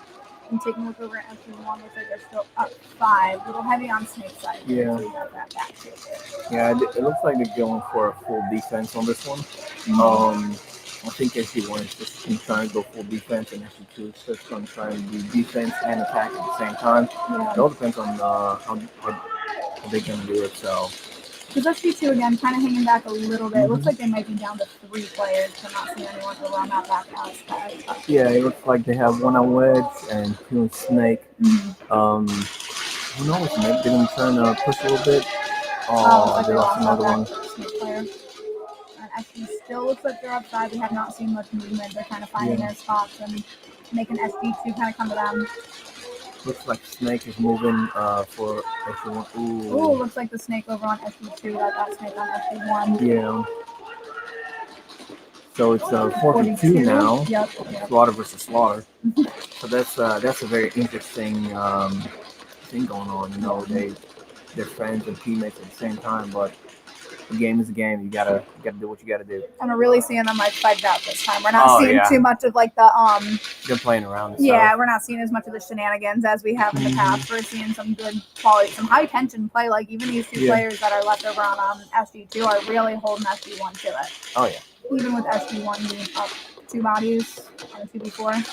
It looks like SG2 is trying to push a little bit more to get closer to SG1 and trying to take them out 1 by 1, but it looks like SG1 has already 4 players, but so it's now going to be a 4v1 with this back Snake player. it's going to be we're seeing him come down the field. Yeah. Oh, they're closing in on him. Oh yeah. Ooh, looks like he picked off. Oh, he that's tried. hard. Yeah. It was He really hung in there. afraid. I mean, given it was a 4v1 scenario, Of that's. course. I believe that was Bandit over there in Snake for SG2. He did a great job holding that down and really making SG1 come to him, fight for it. He made him work for it. He really down to the last BB there. And then we're going to see Nashville, Bondo, and Active Threat up next. Let's see how they're gonna do because Active Threat they've been standing in the back trying to protect their points and taking the enemies out 1 by 1. So who knows what's gonna happen after this? Maybe they're gonna try and push, be a little bit more aggressive. Who knows? Yeah. We shall see what's gonna happen. But And going back to points, we do have our updates as far as what happened during footage review. So the first matchup that we saw, as far as like last set, we saw Slaughter Gang face off against Bondo. That still ended in a 2 to Slaughter Gang, none to Bondo. Active Threat versus SG2 ended with Active Threat with 1 point, SG2 with 2 points. And then Infernal Airsoft was actually able to tie it up against Coyotes, both teams putting up 2 points. And then Active Threat Black went against Immortals. We saw that 3-1, and that one has not changed. Oh, that's good. So a little update on standings. Again, if you guys want to keep up in real time, you can look up pbresultsonline.com. And then you're going to look for like the event tab. And then our event for today is just labeled event 4. And once you click into that, you'll see all of the teams today, the bracket, and it'll say SXL Airsoft. So if you're looking to keep up with score as soon as it's updated, that's going to be the place to go. Yeah. What she said. And again, make sure you guys in chat and everyone watching the stream likes and subscribes and all of that good stuff. And then check out all of the sponsors we have listed down there on screen, as well as our media men, No Quarter Media, and Crux Photography. Now let's take a look over at Active Threat's breakout as they face off against Nashville Bondo. It looks like they're gonna go 2 towards Snake and 2 on the right side, trying to take the points or try to get points. Who knows? But Bondo looks like Bondo has pretty good strong team too, but I think they lost one of their players. Yeah, that's what I was gonna say. So it looks like we really just have that like back kick player. All right, being a little bit more aggressive in Snake there, taking the 50. Looks Yeah, like that's number 63. I think that's Levi. yes. He's going full for the Snake 50 just to see what he can do, and maybe he can take one of them out. Again, Bondo is looking for a win right now. They're going to be a little bit more aggressive, especially when they have a lot of time. So even if the aggression doesn't quite pay off in the beginning, they'll still have time to, get a point back, and that's all with the what ifs and who ends up taking this match just in general. Hearing some good call outs there. Not a ton of movement over on Active Threat's side. It looks like Active Threat did bump up that Aztec to that center wedge, or to that wedge like the 40. They're still kind of concentrated over on Snake's side in that line with the TW and on that back take over on the left.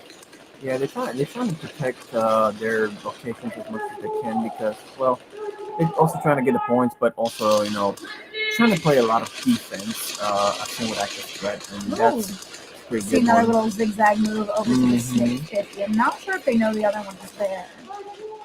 Ooh, it looks like Bondo's gonna try and get one there. Ooh. Looks like it was that back Snake that got him. Just barely. Levi tried to peek, but unfortunately, Peeked a little too much. he peeked a little bit too much, but He's tall too, so I wouldn't be surprised if they initially saw him pop up over the bunker and then was able looks to like shoot out. Active Threat is trying to make another move. Oh yeah, to we're the seeing over outside of movement Snake. on the D side as well. We saw those players going up. I Concede. believe that was going to be a Bondo concede. Yeah. Yeah. That's a little odd though, because I think it was still 2v3. Is either a 2v3 or 2v4. It was a 2v4, I think, Yeah. or 2v3, something like that.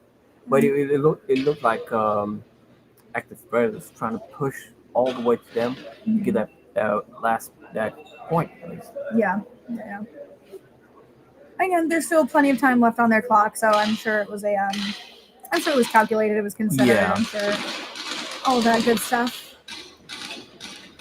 And yes, the field actually does look very interesting. Snake is very strong in this one, and as you can see, it's a full-on open field. You can, as soon as you get off that bunker, you can literally shoot downfield, and if you get somebody, you get somebody. Yeah.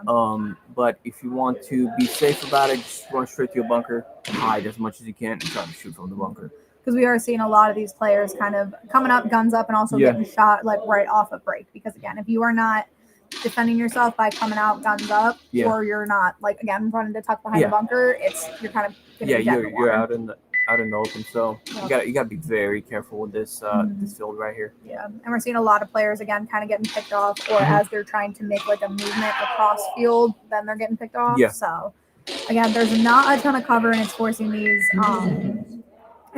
players to kind of play a little bit more aggressive and plus a lot of defense that we have seen the entire morning on here. 20 seconds. But it looks like Slaughter versus Slaughter. Slaughter Gang won. They took that first point. The second, 10 Slaughter Gang seconds. 2, they tried their best. But let's see what's gonna happen this time. Looks like SG2 is going a little heavy on Snake's side. Yeah. Coming out guns up, good, providing cover for those players who are going out to like the wings. Yeah, one is at the wedge. We have one at home, one on the Aztec cake, and one on Snake. Yeah. But it looks like Snake is about to be moving forward with their movement. Ooh, looks like they're down 2, so looking like 3 on SG2. Don't know if SG1 is dropped the player. No, I'm only seeing 4.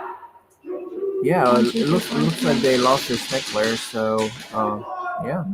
Which is funny because that's where SG2 is kind of putting more of their firepower, where they're being a little bit more aggressive. Ooh. Hearing good call-outs again from both teams. Yeah. Oh, we're seeing a little bit of a run for the middle. I think that Snake player knows that little cake went. Yeah, I think Snake 50 knows that he's got something on the middle can. Yeah. So who knows what's gonna happen? And he also has this player back here on cake, which that Snake player I think is staying just low enough. Oh. Ooh. That so other Snake player versus knows. Snake. Let's see what's gonna happen. Let's see. Ooh. Oh, he went for it. SG2 went for it. Looks like a trade. So there's only one more I think player. there's just one left. No. Yeah, there's one on that SG1, side. yeah. Yeah. No, I think this is SG2.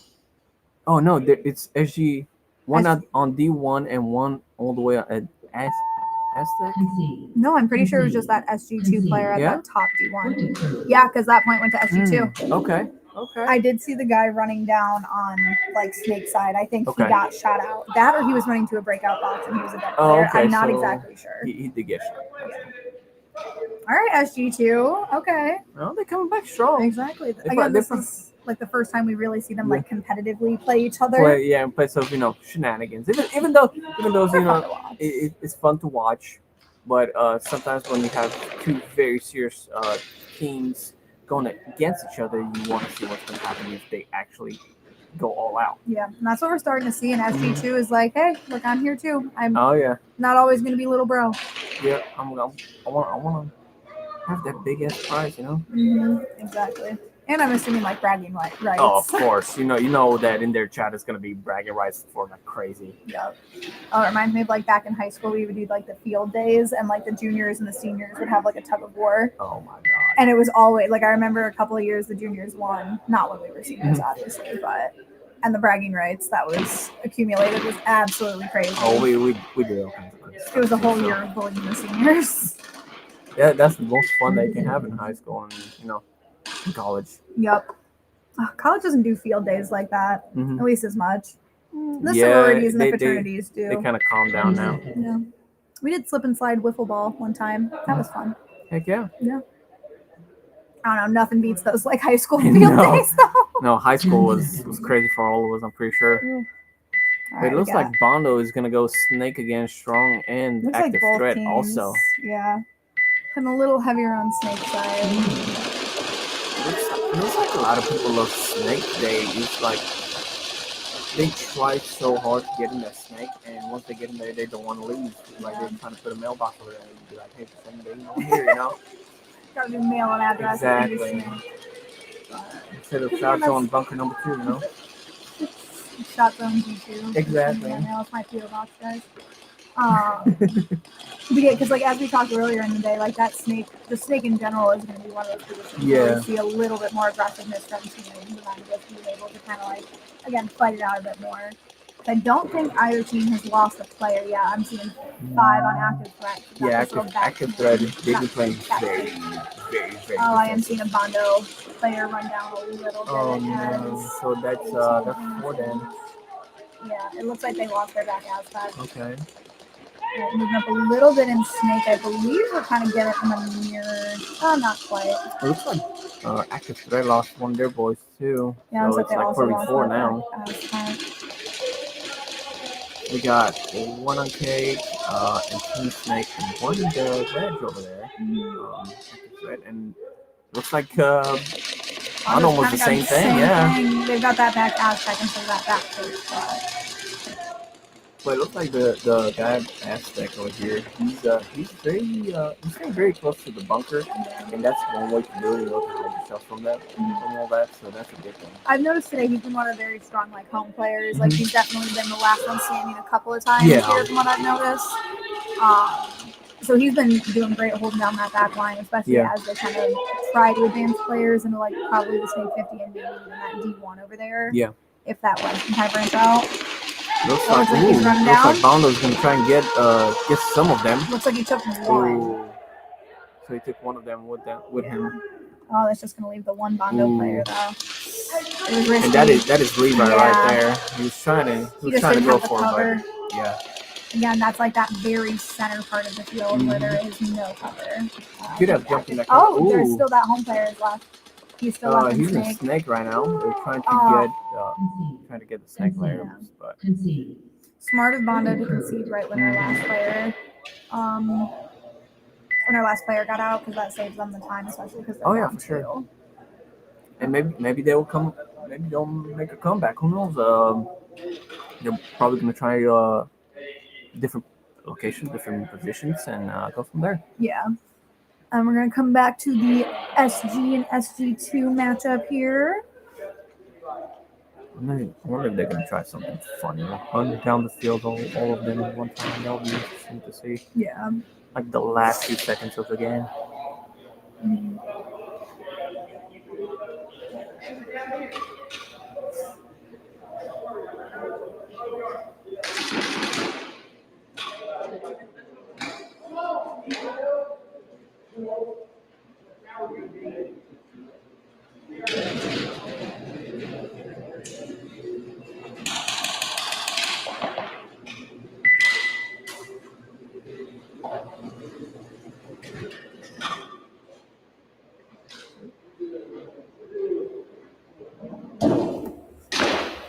All right, and then we're gonna take a look kind of at both breaks right here. I'm not assuming that they're gonna get set until like that last 5 seconds.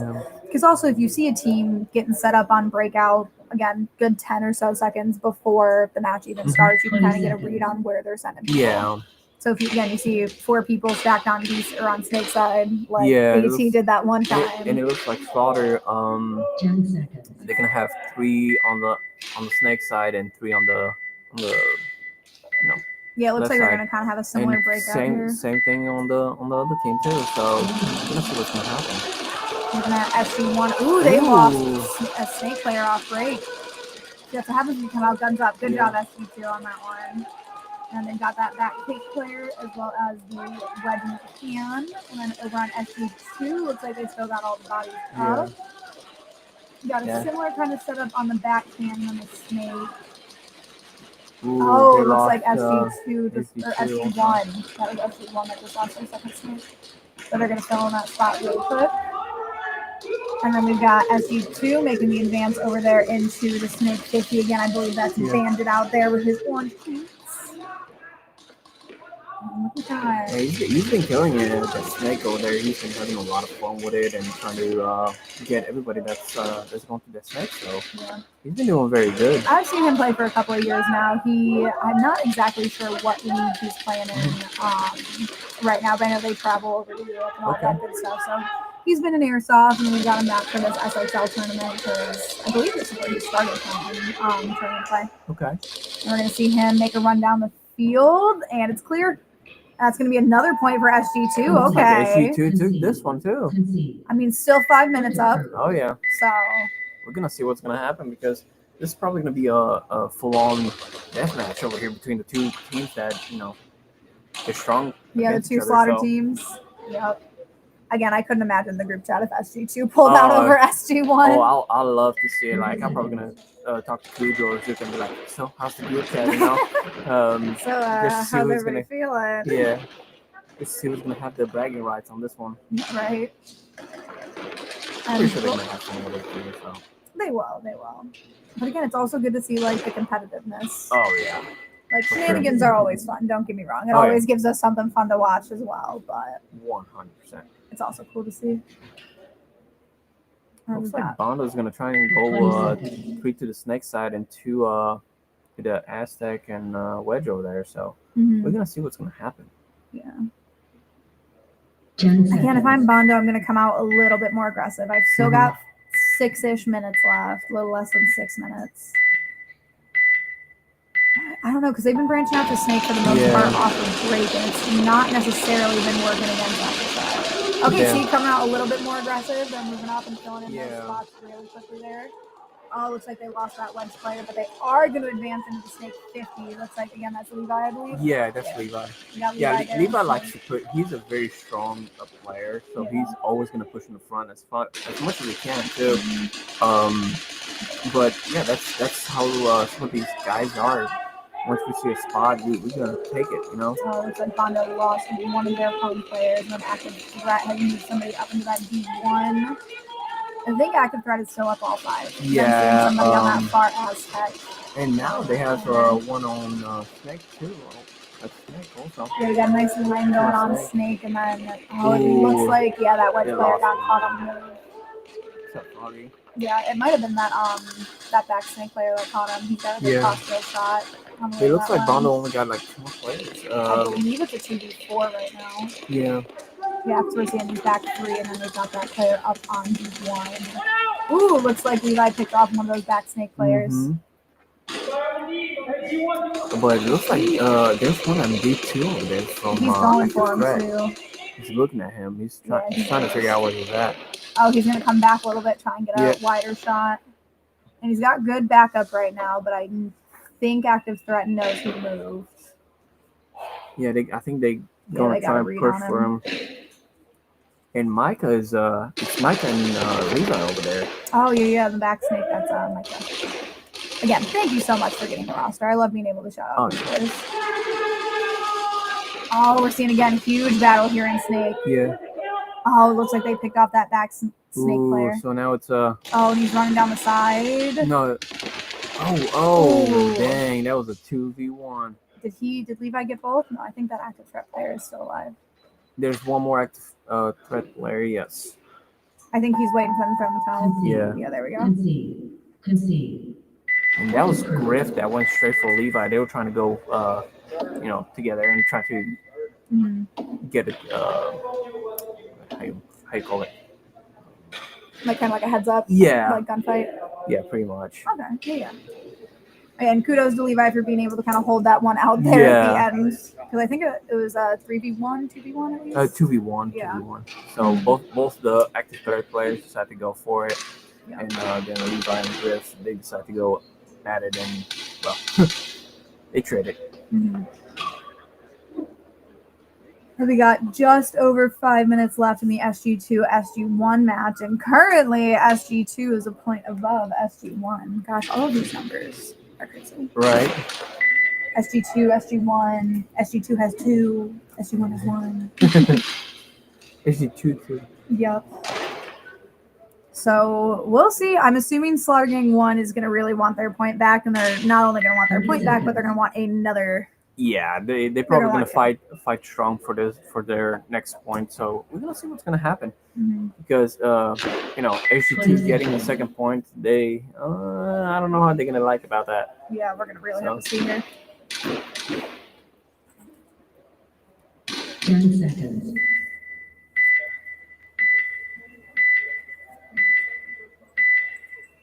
All right, taking a look at SG2's breakout. Looks like they're again going heavier on Snake side. Pushing up a player over there on the wedge, and then we got a player on Cam, Aztec, and Dash 8 here. Seeing some movement up into Snake by Bandit, and then looking over at SG1. Kind of a split setup now that Cam moves that back Aztec. We got back Kate or Aztec in that first W as well. Yeah, it looks like a little bit more time to play defense and try to get that point back from HG2 because HG2, they play pretty well and they took all of them out and they're trying to probably gonna do it again. Who knows? It looks like SG2 lost their back Aztec. I believe maybe a 45. Yeah, because we're seeing that player on that wedge. We've got our Snake 50, Snake W, as well as that short Aztec. And then over on SG1, we've got the 3 on the back here, that W, that cake and Aztec, and that far wedge. You can just barely see that player. Again, all the black on black. It's a little hard. There we go. Oh, no, they still have 5 because they've got a back Aztec as well. Yeah, 5 and 4. And that's SG2? SG1? Yes. SG2 is this one right here. Okay, SG2, yeah, they only got like four players. And they got the Snake, Aztec, and Wedge. I mean, they're doing a good job holding. They're still eating a good bit of time away. So I think right now HG2 what they're trying to do is trying to accumulate all the time they have. And trying to take all their players. So SG2 also lost their wedge. You can just see players over here on the Snake side. Because now if I'm SG2, you got to be a little bit careful. I wouldn't be too aggressive at the moment. I would just be holding my ground. Especially because these boys, they play so much and they actually work a lot together as a team. So, there goes one of the Snake players. Yep, and then they're going to double up in Snake, knowing that they just dropped the body from SG2. We're going to see, it looks like a run down here. Oh, that's a hard one to beat. Yep. Oh, it looks like that SG2 player is still alive. Ooh, Maybe a 2v1 here. That was a traded. very nice one. I think that was It was a 2v3, I think. They went for that kill. Yep. All right, well, SG1's going to tie it up with just under 3 minutes left to go. And with just under 4 minutes, we've got Active Threat and Bondo. Let's see if Bondo's going to take at least 1 point. I hope they do. They have not. I don't believe they have taken a game so far today. Yeah, I believe after footage. Yeah, I believe after footage review, they have not taken a game yet. So I'm sure that they are itching to get a W on the board. Sure. But again, they're still making them work for it. Like, they're not a team that's just going to sit around Yeah, and sit get walked around all and- over. They are going to make you come to that, and they're Oh, going yeah, to for make sure. you pick them off. So, because again, that home players, especially today, has been really good about kind of hunkering down. Really, towards the end, he's always been one of the final-ish people Yeah. standing. So, good on Bondo for staying in this. And they've been doing very, very well on holding it down, especially like I said, the person at Aztec. He once he gets over there, he's there. Mm-hmm. And he does a great job of usually doing call outs as well. So I think that's 83. I could be wrong. 30 seconds. Something like that. Maybe it's 63. I believe that's No, that's Levi. It's 81. Austin is 3. 20 seconds. Which one was Maybe the it's double? 03. The one with the little pink head wrap. Hmm. I can't quite see. I saw like a little bit when he was leaning Yeah. over. I'm sure once he gets 10 set in a seconds. minute here, we'll be able to kind of tell. Maybe it's 03. That's 4. Oh, I have no idea. we'll see in just a second. Yeah, that's 03. That's Austin. Austin. Okay. Yeah, he's been doing very well, holding the A down and not letting a lot of teams pass by him, trying to get one person out or trying to move. They've been doing good. He's been a great player. And it looks like we're still 5 up on Bondo. And looking over at active threat, we're seeing double. Oh, they've got 4 on Snake side like they did before. They got double up at the W, somebody on a back take, and on that short Aztec. Looks like Bondo might have lost. Who is their wedge player? They're their wedge or their Aztec. They lost it. Oh, they lost, I think, both of them. Yeah, the wedge and their Aztec over there. Threat finally moving up a little bit in the Snake. Again, kind of putting the pressure on Bondo with about 3 minutes left here. It looks like Bondo is trying to move into Snake. They have 2 players in Snake right now, and Austin is still over there on that A6, so he's waiting for something to happen. But it looks like he got taken out. It might have been the threat. Aztec. Might have been the Aztec battle. I'm not quite sure. The Snakes might have a read on that. I'm not quite sure what that looks like. It looks like active threat that has somebody on the reader now, and one is moving all the way to 50. Snake 1 to 50. Oh, he's got his back up there right. Ooh. Oh, looks like he picked off that Snake player. There's Even one more left. just the cake.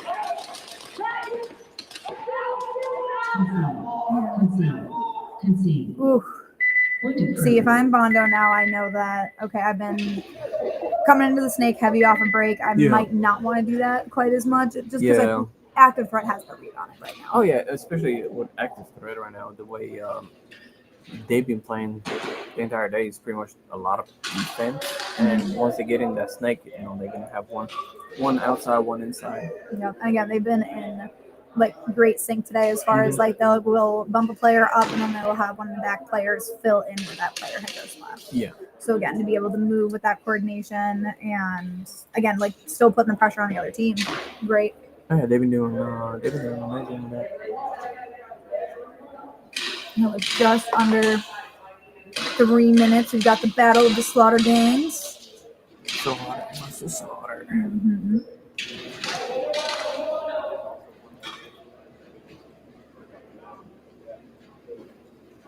And we'll see. SG2 has really been coming out of the gate pretty well on these matches. However, it is kind of towards the very end where they really start to get picked off, and then we see Slaughter Gang again, or Slaughter Gang 1 moving great coordination, all like a march down the field almost. So I feel like if SG2 can pick off enough players kind of in the start, they'll be able to prevent SG1 from doing that. It just takes a lot of preparation sometimes. Yeah. And you got to have a lot of good defense. Mm-hmm. 20 seconds.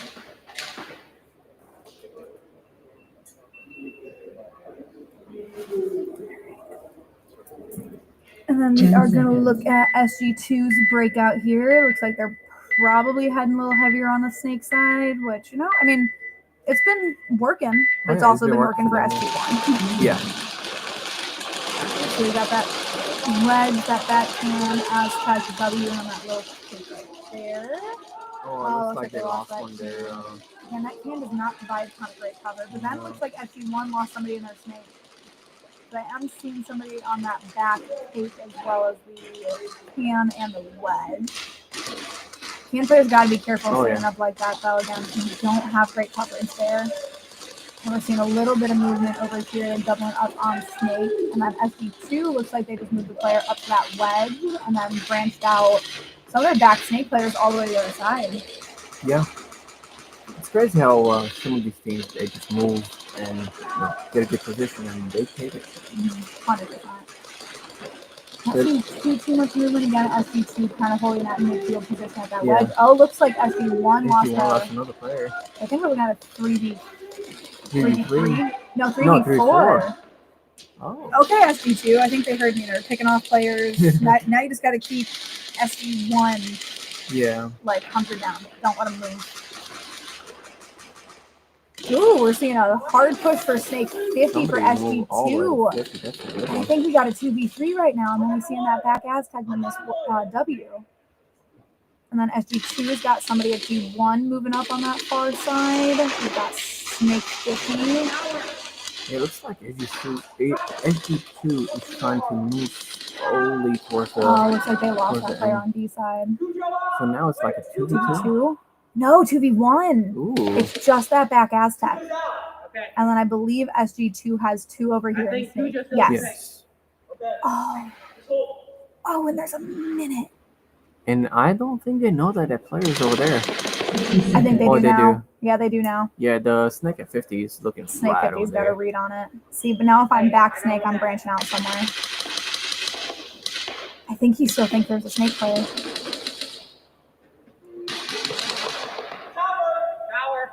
Okay, yep, we're hearing calls. I think they know. They know he's in that back tower.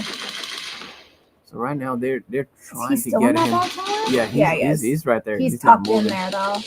Yeah, he's just trying to peek a little bit, and that's it. I think he's just gonna trying to hold it down, but it looks like the SG2 guy was trying to push. It looks like he picked him. Concede. Oh, who conceded? Concede. Point approved. Oh, slaughtered it. SG2 conceded to SG1 with like 24 seconds. Damn. You know, SG2, I was really rooting for you guys. Right. It was like 24 seconds. You guys could have ended in a tie. I wonder what they're gonna do for the last 20 seconds. Are they gonna hold down defense, or are they gonna run straight in the middle of the field just for the fun of it? I mean, you know what my vote's for. Middle field. Yeah, I was like, we have not seen a full send from both teams yet. Yeah. But if there's anyone we're gonna see it from, Looks like somebody needs probably some air. SG1 and 2. Something from Slaughter was just running, grabbing some air, I think. He's like, I don't feel the breeze. I'm going to create one for myself. And with just over 2 minutes, we've got Bondo and active threat. Now, if I'm Bondo, I'm playing hard defense because I don't want a mercy. No. If I'm active threat, I probably am going to play a little bit more aggressive to try and end this early. Yeah, you know? it all depends on the players, I guess. But active threat, they've been doing a lot of defense. From what we've seen today, but a lot of the other teams, it's just been defense push, back to threat. They've been sitting in the back waiting for them to come. Mm-hmm. Looks like Bondo looks like they're switching a little heavier on B side. Ooh, they sent one to the 50 right off straight rip. to 50. He didn't even care. He said, Looks like Bondo lost their back snake player and came off there at the top. And Bondo has still 4 people on the field. And That looks like you got 5. Yeah. They've kind of got that split layout going right now that they've been starting with. Yeah. And I think they know that there's somebody at 50. That's why the person at the wedge over there is not going to peek, or the one on tower is probably not going to peek that way. So you can see them both peeking on that outside tape line. I'm going to try and keep don't have the best angle on it, but yeah. Ooh, somebody moved to D1 and they lost both of them. They lost 2 of them. It was from Cake and D1. Yeah, so that's going to leave HP with just their W, their back Aztec, and their toss. Yeah. I'm looking over at Bondo. Looks like we got their home player at hand, that back Aztec, and I believe that's back wedge. Yep, you can see them over there on that left-hand side. And again, they have been running heavier on Snake side these last couple of matches. Realized, okay, that didn't quite work. We're down 4. Let's switch it up a little bit for this last one. I don't know, because if I'm Bondo, I don't want the mercy, so I'm kind Yeah. of staying where I'm at. I I think- bet them can get one more. Yeah, I think right now they're just gonna try to defend it and just let if they're gonna try and come for them, then they're gonna try and come for them. But it's like actually. Oh, it looks like they're going out another one. See if There's I've got my one head more count player. now. Is there somebody? Oh yeah, so it's a 2v3. So we still got that back Aztec there. So we can And head count that's this Sam important. from Active Threat, number 12. Over on, yep, that Snake 50 right there. Oh, looks like that Snake 50 is battling that wedge over on Bondo. Yeah. You only Trying got very like hard to do 15 it. seconds left. Ooh. Oh, it looks like Are they gonna go for the point? You gotta Do go they now know? if you're going. No, I don't think they got head count. Mm. No, it doesn't look like it. So they think there's still players on the field, but it's too late. Game start. All right, well, that's going to be the Nashville Bondo and Active Threat round, with Active Threat taking away 4. And we're heading back to the last 25-ish seconds of SG and SG2.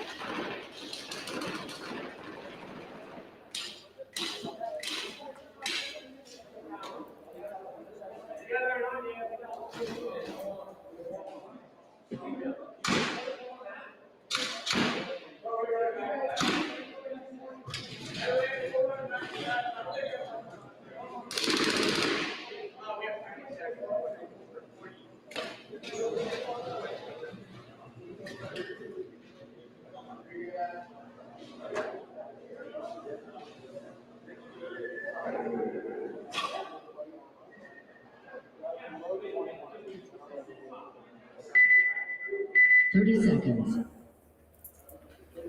All right, so with 24 seconds left, we're gonna see what happens. I hope we just see straight on, like, running at each other, to be honest with you. Oh, that would be so fun to see. I hope Especially, I just saw the two captains talk. Oh, I think they're gonna do it. Both teams were meeting up in the center there. Especially, I think that was Joker and Biggs that were talking right there. So, Yep. and I think he just told them, "Let's go for it." Yep. Oh no.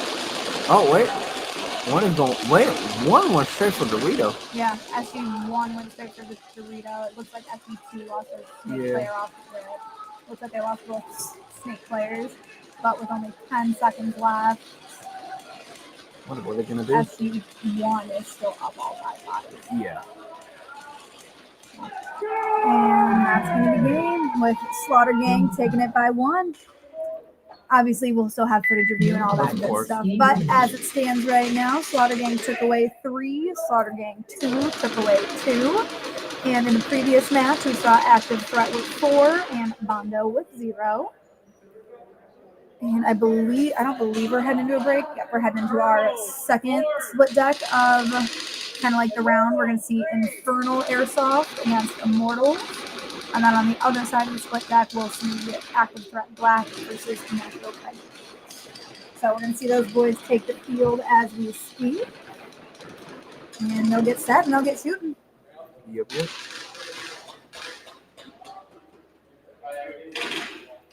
how the Infernals are gonna do against the Immortals. They've been both trying to do very well today, and Immortals and Infernals will try to make it work. Yeah.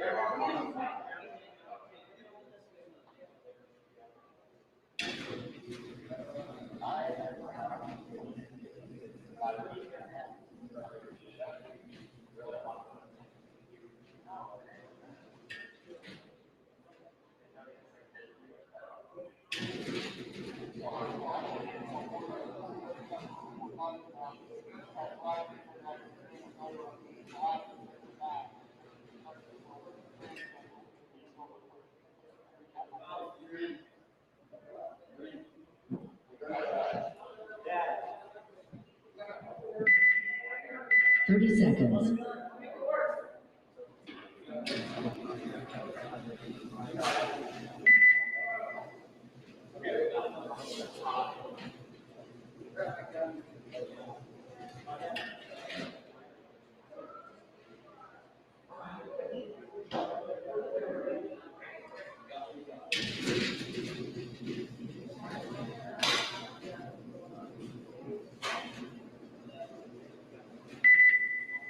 Thirty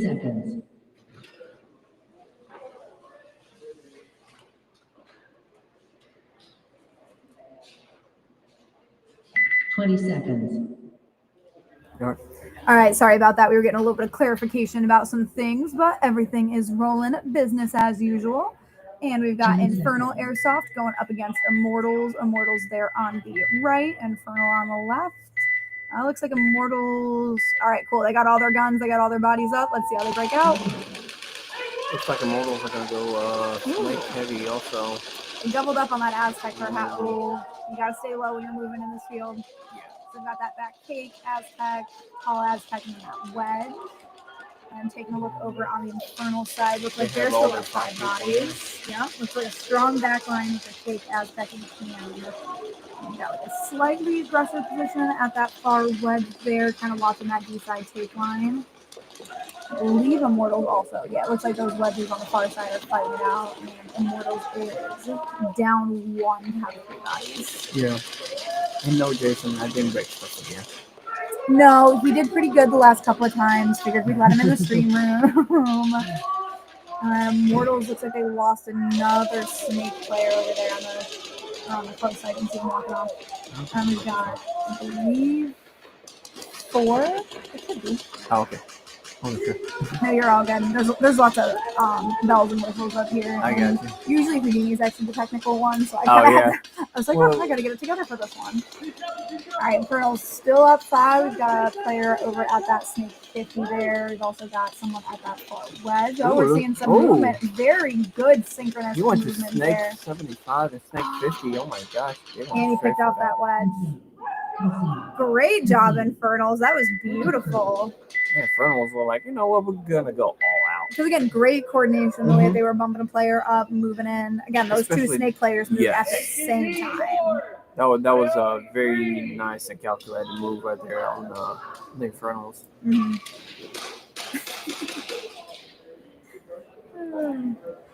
We are looking at Active Threat Black versus Nashville Coyote Airsoft. And again, I believe Coyotes is still looking for their... I think they've won 1. Yep, it looks like they won their first matchup against Immortals, but then ended up tying against Infernals. Okay. So they're looking to come up with another win here, and I'm sure Active Threat Black is doing the same. Yeah, I think Active Threat Black, they're gonna stay in the back and keep the defense up and wait for Nashville Coyotes to push in, and they're gonna take them out 1 by 1. They're gonna do something about it. Because I feel like Active Threat Black, the first matchup against the team, they usually, again, like you said, go a little bit stronger against these guys. They might send a player or 2 up to like mid snake or that far middle-ish wedge. But they usually keep that strong back line till they know they're up a body or 2. Yep. And it's also just to kind of like, again, take in what the other team's doing, figure out how to combat it, and kind of just like, what are they going to bring to the table for this match? Of course. How are they going to break out? Are they going to go heavy snake side? Do you see them continuously do heavy snake side? So active threat kind of just sits back and watches before they before they make a move. Yes, exactly. 20 It looks seconds. like Nashville Coyotes are trying to figure out where they need to go. Left or right, more heavy. I think active threat is they're gonna do a full line of full defense, just see what's gonna happen, and I think that's what they're preparing for. The Nashville Coyotes, they're gonna go full to the right. Yeah, they went full heavy on D side. So we got to double up on that back power, a wedge, and that take back W.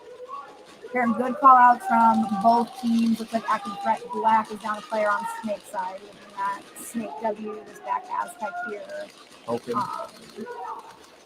it looks like active threat has 2 and 2 on both sides. So who knows? They probably gonna take it against Nashville Coyotes. So it's all up to them what they're gonna do from here. It looks like Nashville Coyotes has their snake player pushing up.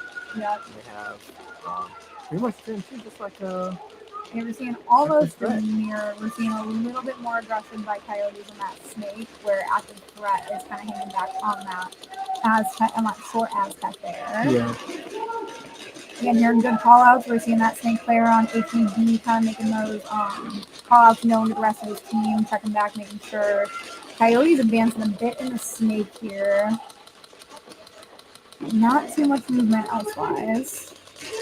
The Nashville Coyotes is trying to hold it down for active threat. So who knows? It's probably going to be a 2-minute match or a 5-minute match. Who knows? Again, both teams are kind of hunkering down. They're really trying to get the other team to come to them while also keeping them pinned. You know, they're like, hey, if you're going to move, we're going to make you work for that movement, and we're also going to try and do our best to try. You know? I'm pretty sure their mentality right now is the longest point, can we get it? You know, and that's a good thing to have.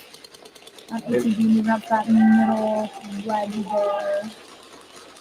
I don't know if they caught it. Actually, I'm not sure if that W player has a read on that back wedge. I don't think they have quite a con shot on it. Okay, is there a back player on? Ooh, it looks like the snake player from National Coyotes. It's not there no more. See, now if I'm that back kick player, I fill in that spot over on snake. Yeah. You don't have a ton of angles on that back kick. You have a lot better angles than you do in the snake. Yes. But it all depends now on. We still have that National Coyotes, I think. Two, and I believe ATG has got it. Yeah, ATG is pushing very strong. I think they got 4 because look, I got him. Someone sandwiching between those wedges. Yeah. So I think it's big call outs from active threat. I think he got the person on cake from the middle. Oh, he's going for it. Oh yeah, he did. He got him.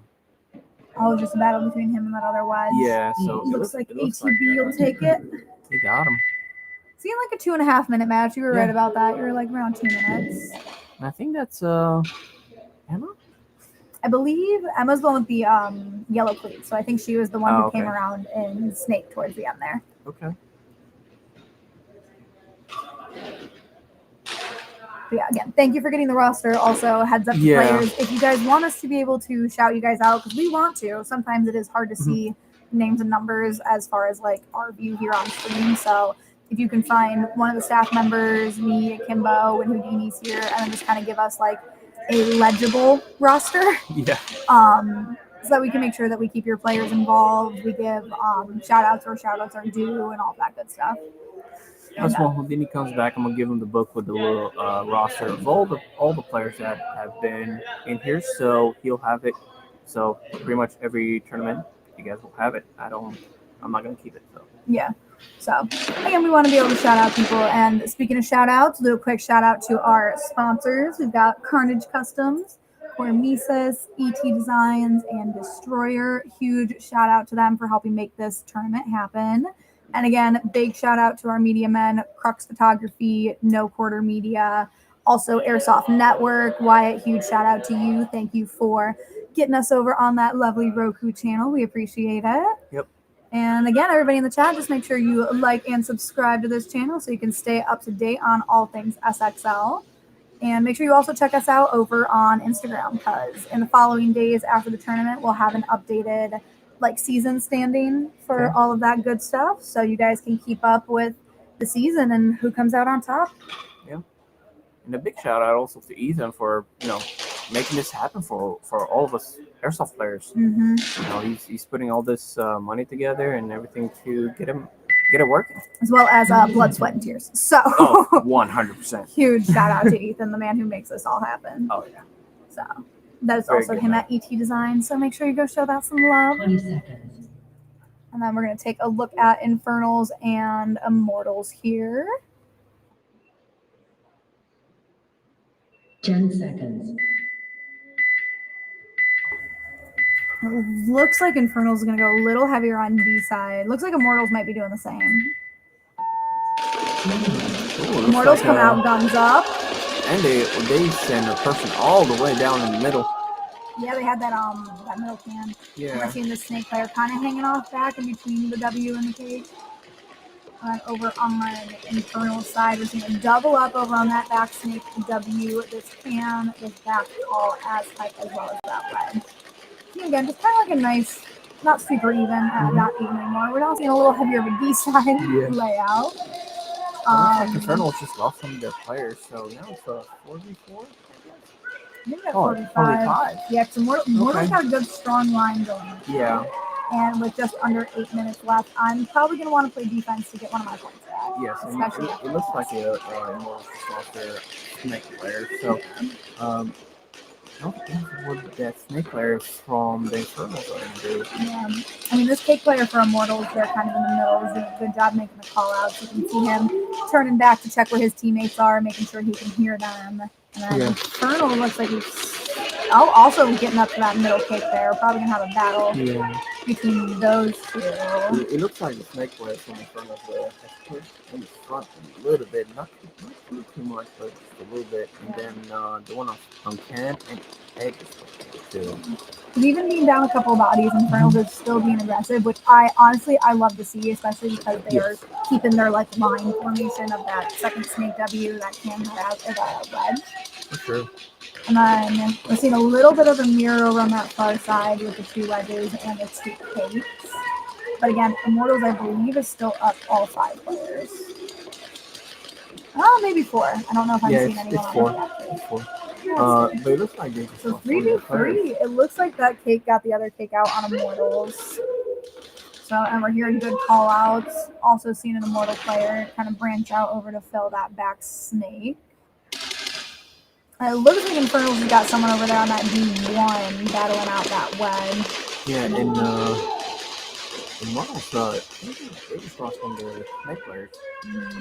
So now there's only a wedge and snake players over there left for the Immortals. So it's 2v2. Maybe a 2v1. Oh no, because they just moved up over to that D. Yeah, it looks like that wedge player knows is there. The middle wedge one, and then they have the one off snake too. Yep. Oh, it looks like they just lost that D1. Oh, they might have traded. I'm seeing an Immortals player run out on there. So now it's well. snake player versus snake player. Ooh, he just ran all the way on the other side. As long as he doesn't shoot and he can move, he should be fine. There you go. Yeah, because we're seeing it. Yep, by that back wedge on this snake over here in the right corner. Because if he doesn't shoot, he won't know where he's at. He thinks he's still on snake. Yeah, that snake player doesn't know. Yeah. And we're seeing him advance a little bit. Yeah, now they know. Now they know where they're at. Oh, we're seeing Immortals kind of take a more aggressive position, putting the pressure on him. Oh, he thinks the photographer was a player, is my guess. Oh, it looks like they traded. Did they? I think so. Oh, snap, they did. I mean, neither of them is walking with a super big sense of urgency. Concede. Huh. That was interesting to see, especially the person from Immortals being right in the middle of it. Not sure if there's a point awarded on that one because all players were dead. Mm-hmm. I think it was just a trade, so. Yeah. Okay, so I believe a point will end up on the board. However, that will have to be adjusted because as they conceded, that means like a point has to be awarded, even though there were no players alive. So in our rules, no players alive, no points. However, in the system, because there is a concede, the system thinks that there should be a point number. So that will end up being like a no point, I believe. And again, once we have footage review and all that fun stuff, I will have like a concrete. More information about it. Yeah. So it looks like active threat is going pretty strong. A 1v0 versus Nashville Coyotes. Yeah. Active Threat Black has been doing pretty good. I do not know if they've. I think they only lost a game to. This is ATV, right? Yep. I don't think Active Threat Black has actually lost a game yet, because we saw their first appearance against Infernal's Airsoft where they took that 5-0, Yeah. and then the second time we saw Active Threat Black play, it was against Immortals that ended in a 3v1. So I think Active Threat Black is in the lead right now with Active Threat 1. 20 seconds. Again, all of this is subject to Very change interesting. with the footage review. So we'll have all those concrete answers after like this round finishes up. 10 So we'll seconds. see right now. Active threat versus Nashville Coyotes. We're gonna see who's gonna take it. Coyotes looking like they're running heavy on snake side, which I don't think has really been super helpful for them today. But again, they got that snake player spin low at the W. We've got somebody at this back hand, Aztec, wedge, and then tall Aztecs, and a little bit of movement there into the kind of like snake 40. And then over on Active Threat Black, again, we got that strong back line with that now tall Aztec, small Aztec, back snake. And it looks like Coyotes is moving up there in the snake. Again, really great coordination there. Moving one player up and having that spot filled in almost immediately. It looks like Nashville Coyotes only got like 4 players left because they lost one. And Active Threat was trying to push all the way to the burrito, but unfortunately they took it out. Yeah, so I think we're looking at a 4v4 right now. 4v4 right now, yeah. Looks like Nashville Coyotes got 3 people in the snake. And It looks like one Active on Threat's one. kind of similar though. They're just not quite as They're not like right they behind do. each other.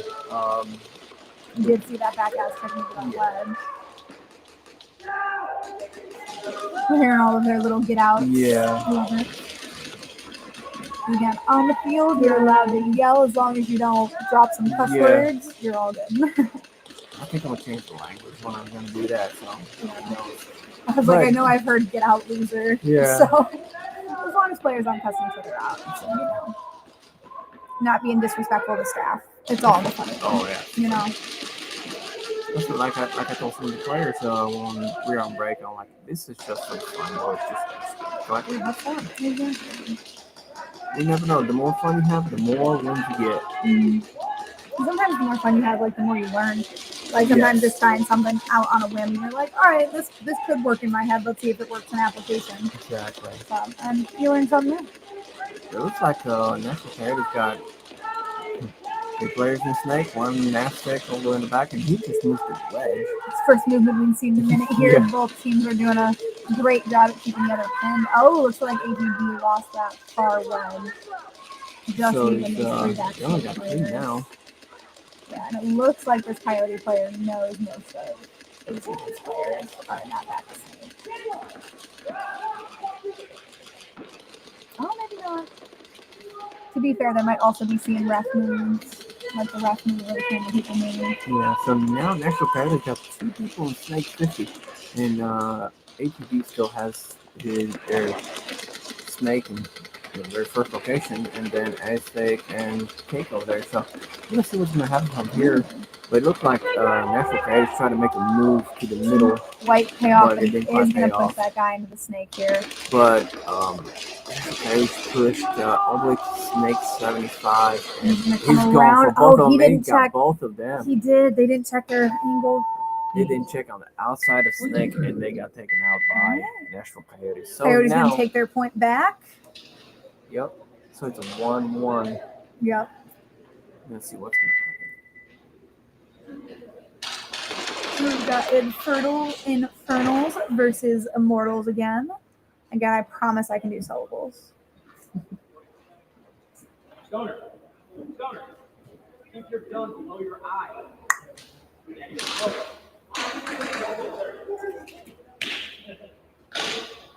These boys are getting set here. Oh, I bet those doors open feel really good on that field. You can see like the breeze flowing in as Yeah. the net moves.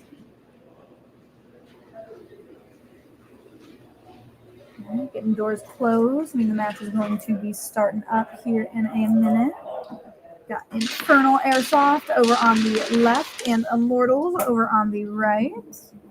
I think they got about 5 minutes left in their rounds, but it looks like Infernal is like 2-0 right now against Immortals. Yeah. So who knows? They're probably gonna take it. They're probably not gonna take it. Yeah, because if I'm Infernals, I'm probably going to be a little bit more defensive this round. I'm going to want to keep my strong back line and kind of just let Immortals come to me. Exactly. And then if I'm Immortals, I'm going to want some solid anchor players and also some aggressive players. You're going to want somebody probably at that wedge and that middle snake W, maybe even snake 50 if I'm Immortals, because I want my point. Of course. All right, look at these breakouts here. Looks like Immortals going a little heavier on the B side. Looks like Immortals got one snake, one A stack, one can over here, the tower, and then you have the ledge. So they have all their 5 people in defense mode right now, trying to take at least one of their players out, but looks like Infernal's pretty much the same thing almost. We've got their 3 players over on this back W Aztec, and they're not back. And yeah, the Aztec and the WAG. Yeah, this seems to be one of like the favored breakouts that we've seen today, kind of just being able to spread their players, giving themselves a good enough angle as far as like cross shots go on the field. It does look like they lost that back take over on Infernal. Yep. No one's really made a push for the middle yet, as Immortals still have their 3 on the back line. Oh, making a push for that middle wedge there. Yeah. Oh, they were up 5. I couldn't even see that goal. He was hiding very well behind that I was like, we tower. couldn't even see him. Yeah. And it's like 82 outside. Yeah, 82 with a 60% chance of rain. I couldn't even tell you the humidity, but it's bad. Not bad, but the humidity is rough. We don't quite have the sunshine out, but we do have that we're battling here.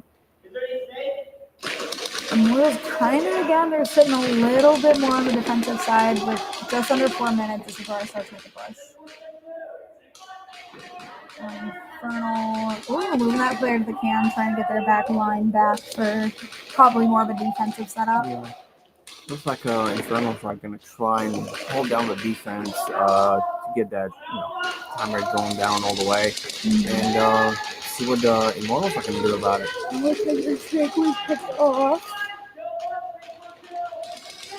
I don't know if it would have been that cam player, but the other team player that picked off the Infernal team. Ooh, they lost their cam there. See, now if I'm Immortals, I know I'm up bodies. I'm making a push. Yeah.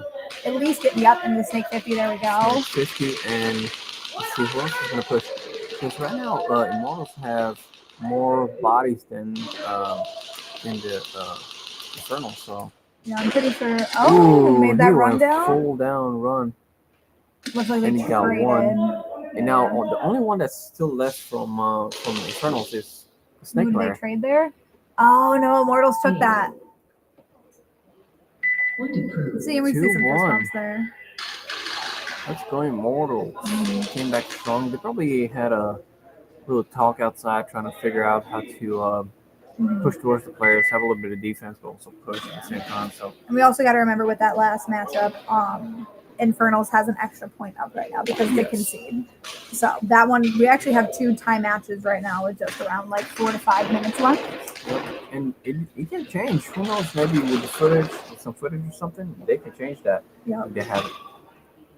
So that's all up to them from here. Set looks like we're trying to get one more of those garage doors closed. Making sure everybody's inside and everybody's outside. Again, I think the rain's been holding off so far for these boys. Hopefully, I mean, we've been moving. Knock on wood. We've been moving pretty good today as far as timing goes. We haven't always been as time efficient, but hey, it is what it is. Yeah, just means you guys get more of us talking and yapping all the time. For sure, 100%. And I know Coyotes is probably itching to get their points back. 20 seconds. And it looks like they might be going a little heavier on Snake side. 10 seconds. And we got a player on ATB kind of sitting straight in that center of base, Yeah. so they're probably going to come out guns up, provide some cover for the Yeah. other players. I think ATB is going to try and take out one of the players that's trying to run. Oh, and they did take the person on take out. Yeah, so it looks like Coyotes is down one off of rip. ATB is Yeah. able to keep all their players. You see that back as Yes. and then that one.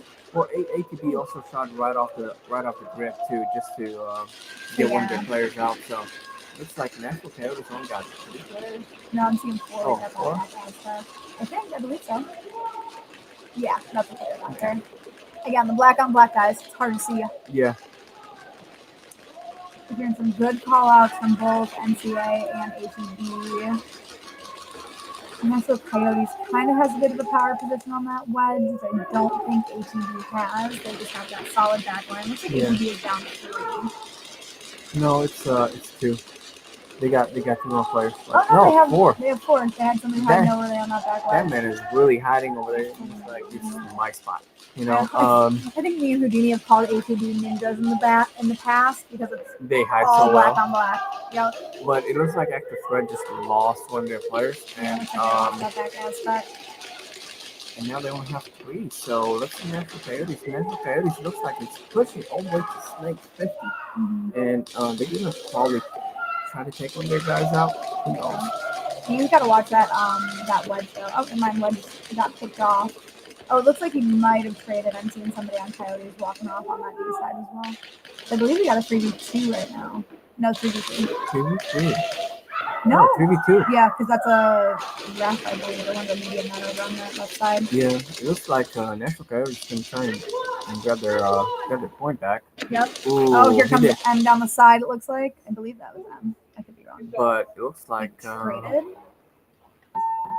Concede. No, because he had his back turned and his back snake got him. Yeah. So I think that point's gonna go to Nashville Coyotes. It looked like Nashville Coyotes tried to get their point back, and they did. Again, Nashville Coyotes wants another win on their board. Again, they have a tie and then 1 win against the Immortals. So right now they got a win and a tie. I'm sure they're gonna want to be. Oh yeah, they're gonna try and get one. They still got 2 minutes in, so. Yeah, I believe it was around 2.5 minutes. So they're probably gonna try and get their point back. Who knows? We got just over 2.5 minutes for Immortals and Infernal. And again, because we had that issue with the concede, the current score is 1-1. So at the very end of, I believe it was their second match, there were no players left alive and somebody threw in a concede. So in our rules, that's no points. However, the system thinks that a concede gives the other team a point. Just how it's programmed, but we will have it all fixed in PB results after this round. Yep. 20 seconds. Let's take a look over at the Infernal breakout here. Looks like kind of heavier on D side there. 10 seconds. Then on Snake side, I think they're gonna have one on Cake and one on Snake. So who knows? Let's see what they're gonna do.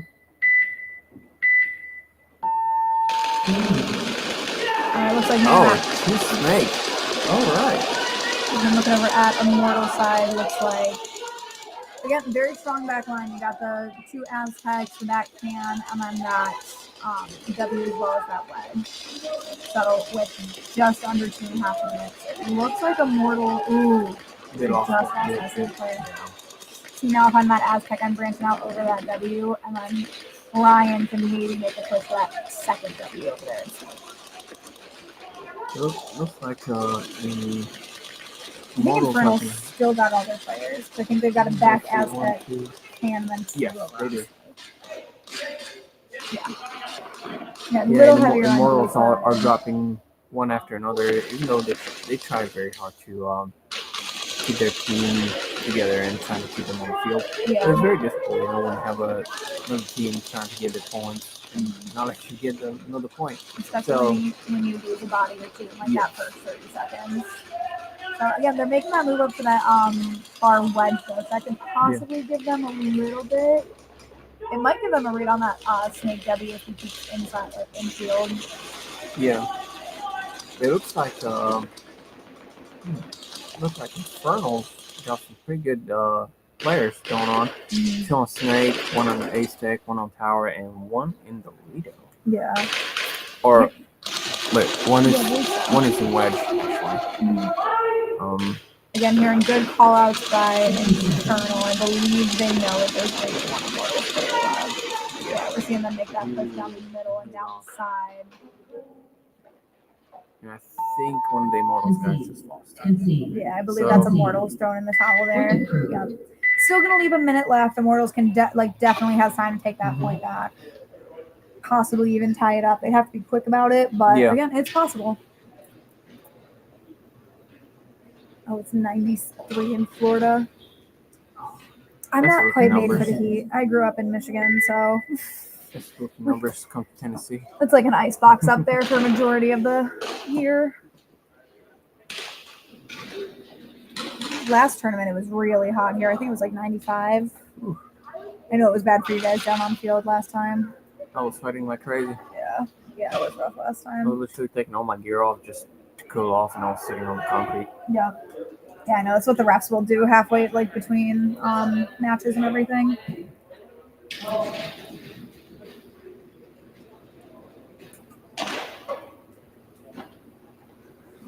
It's like National Coyotes are getting ready, and active threat also.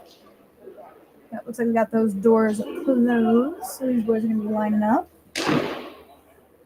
Again, we've seen some pretty clean matches so far. I don't think Yeah. we've really seen a penalty since like that first matchup. So Yeah. kudos to you guys for calling your shots all the time. Exactly. Love it. But we'll see once they get some footage review, because sometimes in the refs don't see everything. So in footage review, you can see some stuff. Yeah. Obviously, it's 10 times easier to see a shot when it's slowed down to Exactly. a quarter of the 10 speed that it seconds. originally was. And it's about 10 seconds too. So Yep. All right, looks like we're seeing heavy on Snake side for both teams here. Take a look over at Coyotes. Again, kind of sticking with their same setup. 7-3 over on the Snake side, 2 over on D side. Oh, looks like Active Threat Black is going to make a little push for that second W there. it looks like active threat is going for the second to keep on Wedge, and then having one on Snake and then one kick and one ace kick over there. It should be. They're trying to make it work. And you see their home player making a lot of good call outs there. Coyotes looks like they might be down a body. I'm seeing 2 over on that side. So Looks it's they like lost their home. 5-4 right now. So Yeah. we shall see what they're gonna do, because active threat still has a chance to take it if they play smart, Yep. And again, they're keeping double up on Wedge. They got somebody watching that outside tape line and someone watching that cross field shot there, as well as looks like both their Snake players are watching that inside corner now. But I don't think. I think Coyotes only. Oh no, they've got 2 in the Snake.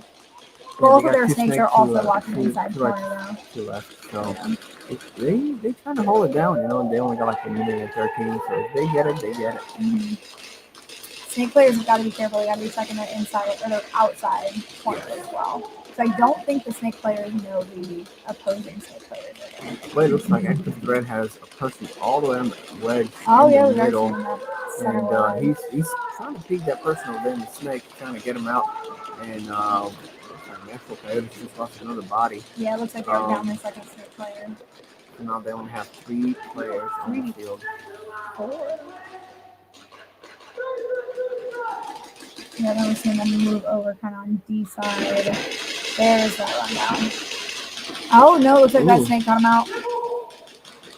Ooh, with just 30 seconds, I think we're looking at 2v1. No, 2v2, because I So believe they've National got Coyotes some. got 2, and active threat, they got 3. So this is what's going to happen. Very similar positions too. Oh, yeah. Coyotes have that back wedge and then that middle Snake and then Yep. ATV. Now we've got a mirror. So you guys got 7 seconds. Someone's got to 7 run it. seconds. Someone's got to run for it. I don't think they're going to try for Yeah, it. not quite. Game stop. So as it stands now, Nashville Coyotes is going to be taking that with 2, while Active Threat Black scored 1. And again, little reminder for this one, with 50 seconds left, the real score is 2 for Infernal Airsoft, 1 for Immortals. So that'll all get edited during the break, and then actually after the break, we'll be heading into our semifinals round. So make sure you guys don't go too far away from the screen because we will have the I wouldn't say the fun matches, but the more high stakes matches. Oh yeah, coming where up here. people are probably going to go a little bit more aggressive and a little bit more defensive. It all depends on the players. Yep. Because again, all the matches here at SXL are fun, but once you get down to like those final 4, final 6 teams, it's really a battle to the nail. Oh yeah, and it happens with every single team. First they play pretty calm and pretty defensive. Because as we've said, like kind of testing the waters during the round robins and like all of our like preliminary rounds. Yep. And once they get to like those last 6 rounds, that's when they go crazy on them. So it all depends on what's gonna happen. Right now, it looks like Immortals are getting ready to play and act. If you're Immortals, are you gonna hang back on this one, or are you gonna send it with 50 seconds? Immortals. 10 seconds. I'll say just full send. Go full Leroy and just go like middle, two sides, and just go for it. If they're gonna take it, they're gonna take it. Who knows? Yeah, I mean, hey, they're moving up to that center take, and then and that center wedge. So again, like you said, they're coming out way more aggressive this time. And that's good because they needed that. And starting 5 up, no one got off rip, but I think Infernal might have lost 1. I think I'm only seeing 4. Oh, we're seeing Immortals run down the side, try and take a player or 2 with them. Looks like he got shot out on his run. So I think he already had a few people on his tail trying to get it. I think Immortals lost their backs. They did, but they got him back. They got another person over there in the snake. I think we're still looking at maybe a 3v4. 3v3. 3v3. Oh, only 5 seconds left. Ooh, they lost. Infernal's making a bit of a push though. You gotta give them credit where it's due. And then the one from Infernal, he was trying to get into Snake 50, but he would just slide right into it, and he goes, "Yeah, I'm down for it." He's like, 0. "Yeah, we got 2 seconds left. I might just be able to lay down." I'm gonna go have some fun with it. Right. Full dive for activate. So that's gonna wrap up the Infernal and Immortals round. I believe they have that score fixed, making it 2-1. Because a second ago it was 3-1 for Infernal, but that was with the slightly messed up one. So I believe that's going to leave it at 2-1. And again, we're going to take a little break here. We're going to get some footage review going, and then we're going to be getting into semifinals. So nobody go far. We will see you back in a bit.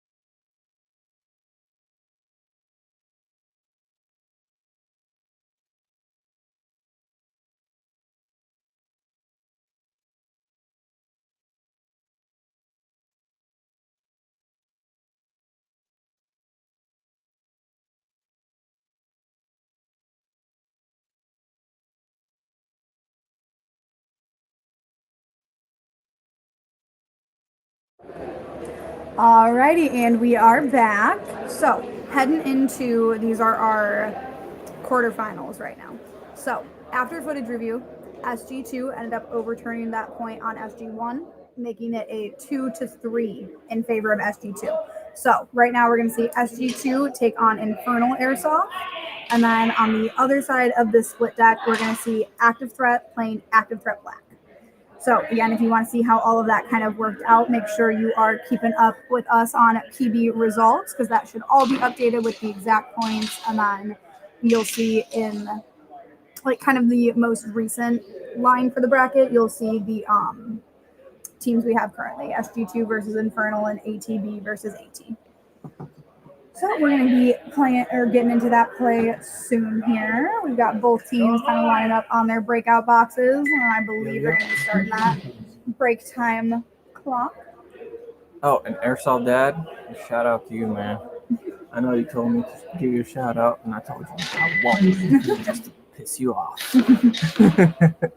Shout out to you all, man. Hope you're doing good. So these teams right now are playing for a spot in the first and second game, where they'll be playing it out for the podium spots. Oh, yeah. So we're going to take a look at these breaks here. Seeing Infernal going a little heavier on the D side there. Yeah, it looks like they're trying to have a little bit of defense going, but looks like they're dropping like 5 right now. Looks like they're just down 2. Smart for that cake player to move up into that Yeah. back snake. Ooh, looks like he got probably got taken caught out. out by the snake player over here on SG2. Doesn't look like SG2 has dropped the body quite yet. No, but they do have one all the way in Snake 50. Looks like he got a read on that yeah. back. And it doesn't look like there's any Infernal players left. Ooh, yeah, he's out too. Oh, there's one over on that far web. I think they took each other out. So right now, SG just finished the entire round around with like 40 seconds in only. Yeah, wow. That's impressive. Hopefully Infernal is going to kind of see that they're... I don't know, because they did branch out. They had a good, strong defensive line. They didn't really send anybody too far into the middle. I think they just kind of got caught. Might have got caught peeking.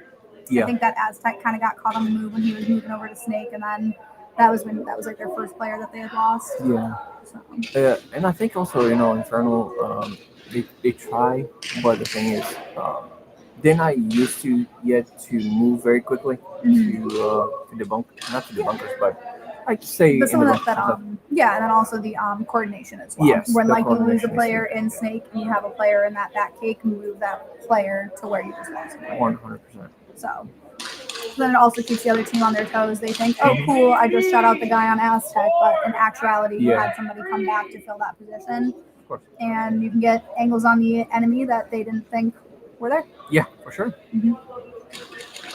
I think you can start hearing that rain as it's coming down here. Oh, yeah, the rain is definitely coming down right now. Yeah. I hope the guys that are outside, I hope they're okay. Well, we took a little bit of extra time there on that break, because I know we have A lot of footage review, yeah. Yeah, that, and we also have tents out there for the boys, so that nothing gets wet or rained on. None of the electronics are fizzing out. So Yeah, I so always their take guns them are a going to be minute or okay. 2 to get that set up on the other side of those garage doors you can see there. Yeah, and we're going to have Active Threat Black versus Active Threat. Kind of going to see something, I'm assuming, similar to how we saw SG and SG2 play. So, again, we want to keep these teams playing. I don't want to say, like, seriously, but we want to make sure that they're actually playing when they're playing their friends, I think, all in good fun, but let's also... I think these two teams, I think they're going to go all out just to see what they have, in their roster and go from there. Yeah, and then, like, what they can do, And they're probably going to have a little bit of fun with it. Who knows? But they're probably going to enjoy it while they're doing it. Yeah. Even though they're friends, I'm pretty sure they're going to try and take them out as fast as I can or grab points, But it's also good when you have two teams that are kind of the same team but split to really challenge each other. Because, again, you might have played with somebody for a couple months, even a year or so, and they can still surprise you at the end of the day. Especially when they have like a practice and stuff, and they're like, oh, well, I'm going to take it out, but in practice, just practice and have fun with it. And you don't have to go your hits every now and then. But in tournaments like this, you actually have to. Yep. So pretty sure they're going to take it very seriously the way it looks, and I wish them good luck, And Looks like we're seeing a heavy breakout on Snake side for both teams. So.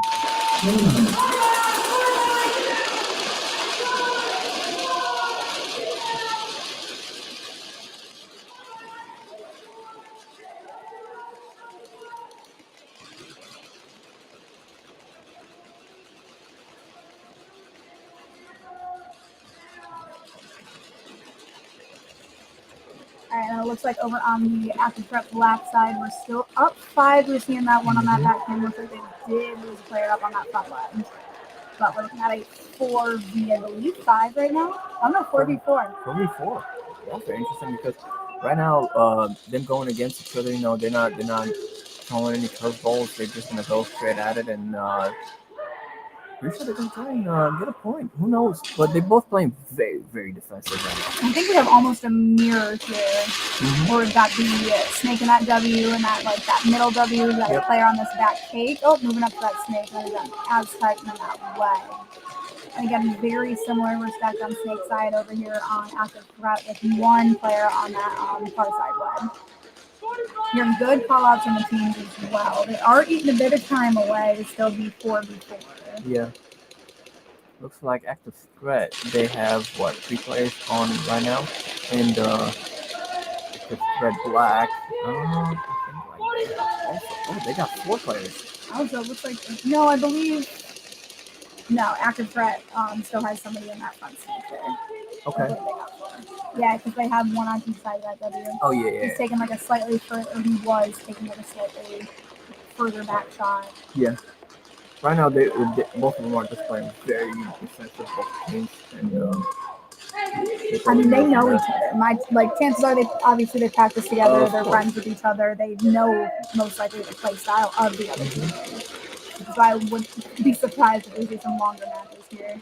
Yeah, and this one is already going into the 3rd minute, so we're gonna see what's gonna happen.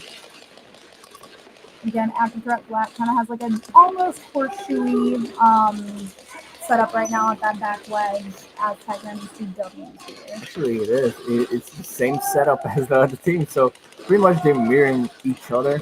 The only thing they gotta do is they gotta be careful who they shoot and how they shoot it. But it looks like they just took out one of their guys from the active threat black. Yeah, it looks like those wedges are batting it out, and it's like active threat took away that little gap there. Again, leaving both sides still Snake heavy at the moment. Oh, we're seeing some movement up there. That was a very clean move right there. It looks like he got that back W player out possibly on that little run move that we just saw. That was a very clean move by Sam. Oh, and there's goes Sam again. Tries to take one of his buddies out. Yeah, he did. He did that very nicely too. So after just 3-ish minutes, active threat is going to take that first point there. I wonder if active threat black is kind of inspired by SG2. They want to dethrone the big brother team. Who knows? Yeah. They're probably gonna go, back outside and come back in and be like, hey, now we gotta take them, And they're just gonna try to have a little bit of fun with it, even though it's team against team. You have to do something about it. Exactly. They all go home to the same-ish city or same area. They all have to see each other at the home field. And they're probably gonna talk trash to each other in the chat after they, Oh, of course. whichever team wins.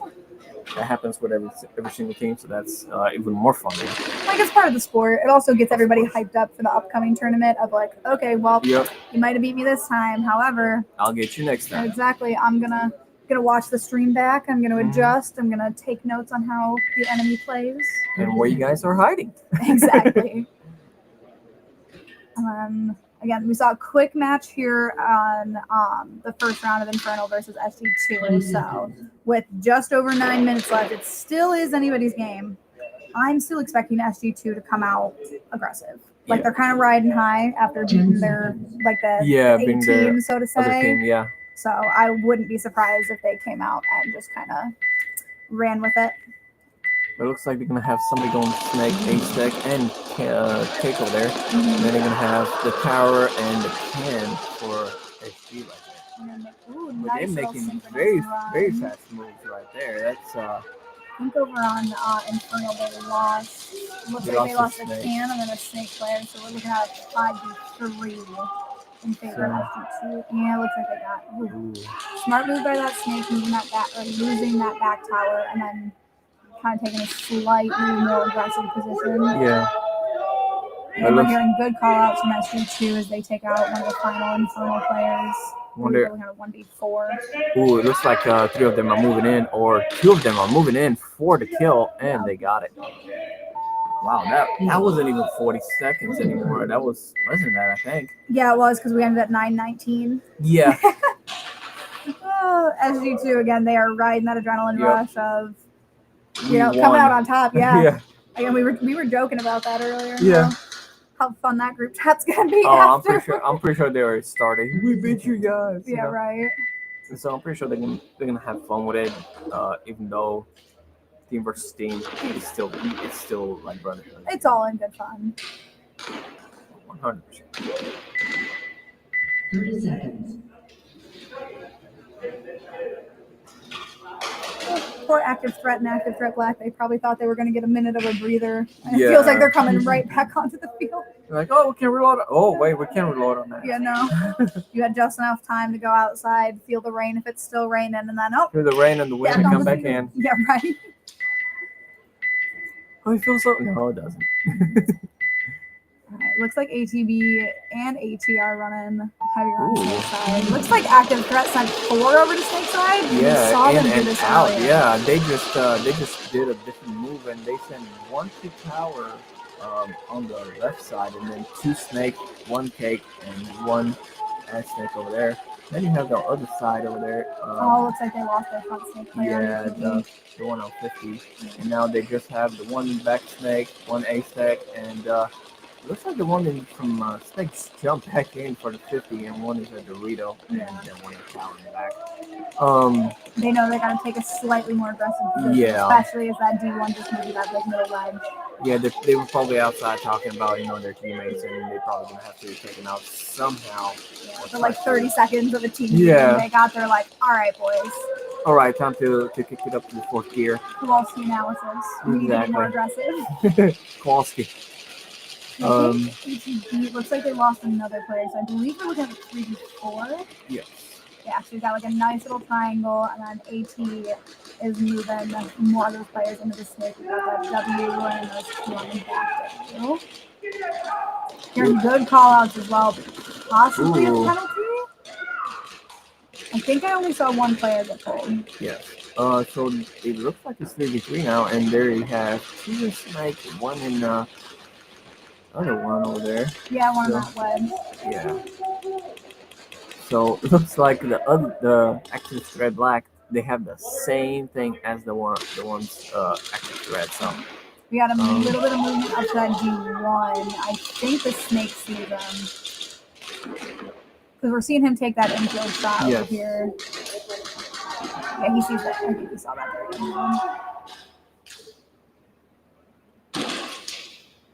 Again, very similar setups. I think the only difference is that they D1. just did the same setup except the D1. Yeah. One of them just moved back to the A stack. So These snake players really did it. Yep, you can hear that call out for snake 2.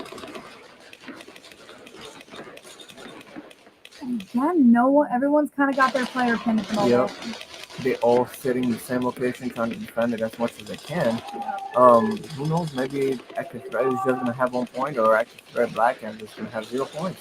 Yeah. Who knows? And again, they are eating away at some time here. Yeah. Oh, it looks like ATB lost that wedge player there. Yeah. So it's 2 versus 3. So probably the Dorito guy is probably gonna push a little bit too deep too. Yeah, 'cause I don't really think this snake player can. I mean, The snake player can move to 50, and Yeah. there he goes. mhm. Probably gonna try and take out the snake player on the other side, or maybe ace that guy. But who knows? So I don't know if he knows they got that wedge player. Yeah. He still looks like he's coming infield. That or he's mistaken one of the refs for Yeah, I player. think they just got the call. Ooh, he Oh, just ATB got taken him. out. So I believe it's going to make it a 2v2. Yeah. Yeah, because we've got that player up at that middle Dorito. Yeah. Kind of see him there. He's Yeah, just there like you go. very slightly. Yeah, we can see a little bit of movement. We've got this back Aztec over on active threat as well as this W and back Aztec on. But it looks like ATV. the one on the snake has a clear view. He sees Maybe that on Dorito. the Dorito guy. It's And, hard though with that wedge right there. Yeah. Ooh. Now he knows. Now he's got a read on him. He's Yep, out. that got him. So now it's 2v1. So let's see what's gonna happen. Looks like he's just gonna push straight to 50. Yep. They saw. You can hear the. Oh, maybe not. I thought I heard the call outs for that. Ooh. Oh, ATV is gonna take this one. Do No they have way. Their head count? Do they have their head count? They don't. Oh, he's They pushing. know they're up bodies though. Yeah. So right now it's 2 versus nobody. Yeah. Concede. Yeah, that's gonna be an AT towel for Ooh. sure. Okay. Uh, Okay, B teams. Let's go. Oh, love it. BTA. BTA. Hey, my dyslexia cannot handle that. If I said BTA, I'm so sorry, but I'm doing my best. ATB. But yeah, these B teams are like, hey, Yeah. hey, we're still And it's solid competition. Black threat assault. Okay.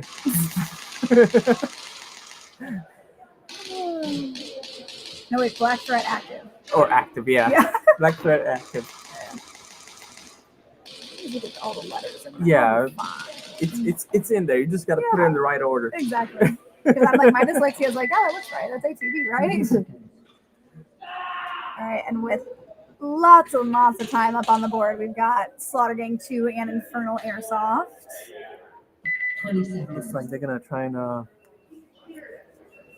don't know. Maybe Slaughter's gonna maybe make it a little bit longer this time. I don't know, maybe a minute. Yeah, I can't tell if their strategy is kill the enemy as fast as possible, or if they're going to conserve some of their energy for the possible finals match. Outcome, if they yeah. enter. But I think the way it looks like Slaughter is doing, they shouldn't cross each other and try to get the other person out. So, Ooh, Slaughter Gang lost 2 there. Oh my! So we're looking at a 3v5 because you see this double up here on Snoop. You got that player on the far wedge, the can in the middle Aztec. Yeah. So, Infernal got 2, not quite off That's rip, interesting. but within like the first 30 seconds. yeah.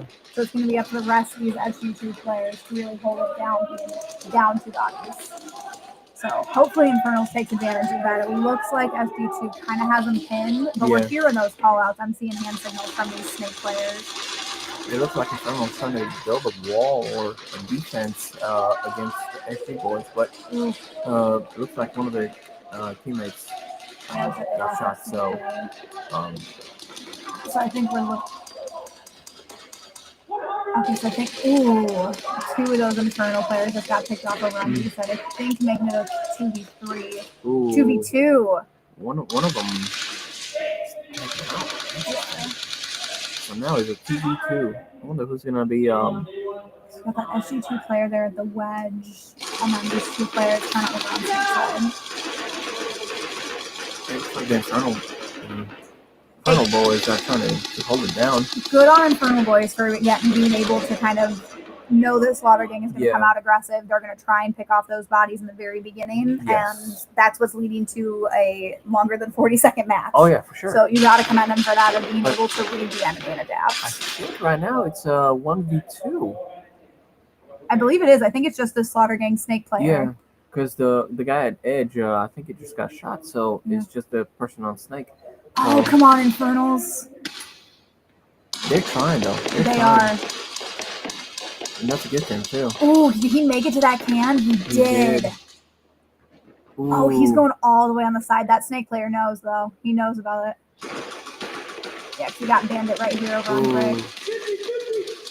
Ooh. Oh, they took each They other out. But trade? it's yeah. Oh, so that's going to be Infernals taking it. No way. Let's go, boys. Let's go, boys. That's what's up. Hey, in a quarterfinal, taking a point against the current first place team. Great job. Oh, yeah. Great job.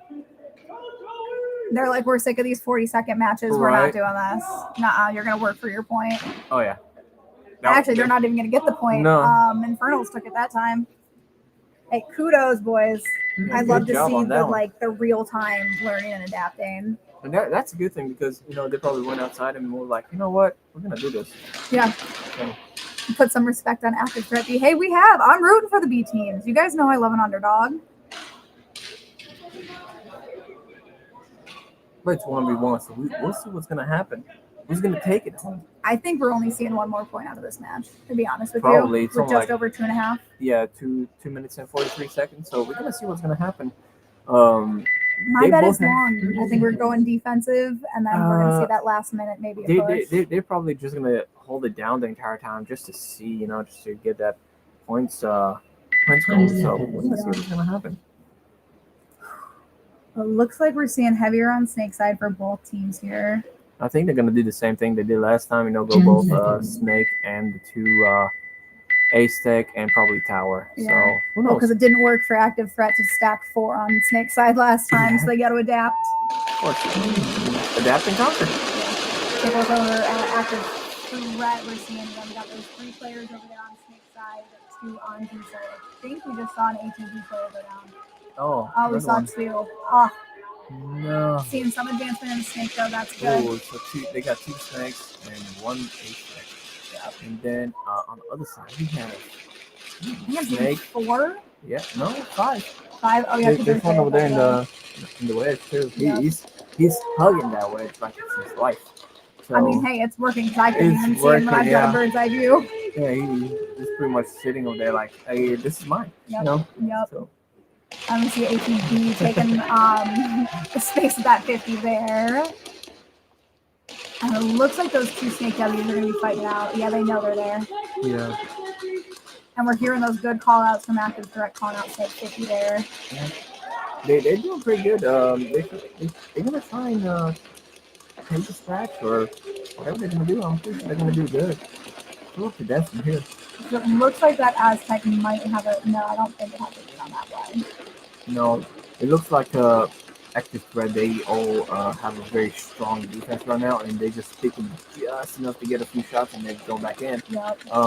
Active threat B, black. They trying, and that's a good thing. They got to be careful when it comes to time. Again, Yeah. if I'm active threat B, I'm hunkering down like I'm holding. I don't want to lose any more Ooh. They lost another body. That means it's 2 versus 5. Ooh. Active threat has a head count. They're going to start. Ooh, there they rounding go. out. There we he go. goes. There he goes. Ooh.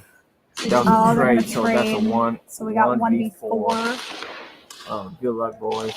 Oh, come on. That is gonna be Come on, crazy. ATV. Hold it down. You got 50 something seconds. Oh, it looks like that Dorito player got him. If I'm ATV, I throw towel. I'm ATV, I towel. Oh, right at 40 seconds. They got 40 more seconds to go. I wonder what they're gonna do. I know. I'm excited for that one. Genuinely, this is probably the one I've been most excited about today. With I 40 hope- seconds. I hope they do what I would do Yeah. if it was against my team. We both decide, you know what, full on downfield. Hopefully, we see Two- that. two We've and both been one. rooting for that all day. Oh yeah, like I would love to see that right now. So hopefully, we do see a little bit of wouldn't call it gorilla, but full sun. Yeah, full Yeah. set. Like it's 40 seconds. Who cares? Let's just have fun with it. Oh, we're gonna see. And then we got Infernal coming back after 2 very short points. They said, no, we're gonna make this other team work for it, and actually, we're gonna make them work for it. But then we're gonna take our point. Exactly, and they did very good at it too. They try to hold it down. They worked on it, and I'm pretty sure when they are outside, they're trying to strategize on how to defend it as much as they could. Mm-hmm. But I think Slaughter did the same thing when they went outside now. So we're gonna see what's gonna happen. All right, let's take a look over at Slaughter or SG2's breakout. Looks like they're again going heavy on snake side, which It looks been like working. Tower, Cam, Asec, Jake, and Snake. But one looks like he went full wedge, so that's an interesting move. I'm looking over at Infernals. Looks like they kind of were going for that strong backline. Yeah. Just use that can player. We got that snake that got taken on the wedge over there on the far side. It looks like SG2 also dropped a player. Most likely So getting I'm it pretty sure it's 4-4. 4-4, yeah. Yep, he has that double up and snake leaving B side open. Not anymore as they move somebody over that tower. Smart.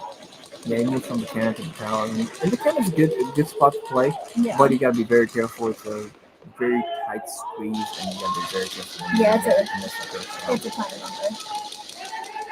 But it looks like SG is trying to get another point. I don't see nothing. Yeah, hearing great call outs, great communication, maybe a little bit screaming, but you know. Yeah, That's what these boys do. oh yeah, that's how it is. We're trying to get that voicemail down the range, and they don't hear. That's up to them. It looks like Infernal is trying to hold it down, just like Slaughter does. SGT moving a little bit in that snake. I'm almost positive we're going to see one of these boys branch out to that 50 soon. Probably. Infernal lost their. I think they had a player in the snake. Was that either that or I think it was in the take, because it was take, A-Sec, and snake. Yeah. So now they have 3 versus 4. So we're going to probably see a movement all the way to 50 from SG. Who knows? I'm waiting to see some movement. Ooh, now they they're have going to 3 stack on on SG. deep or on snake side. There we go, moving that player into 50. So now they have all 3 of their players in snake. So we're going to see a little Looks bit like of they movement. picked out that what they're wedge gonna do. over on Infernal, leaving these 2 players Yep. in snake. So I believe we're looking at a 2v4. And it looks like they have one in Dorito too. And that player is wide open over there from SG. And he got both of them. Oh my gosh. Again, Look at them Infernal's running. making them work for that though. Oh, for sure. That was another good minute and a half, 2 minute point, Something I like believe. that, yeah.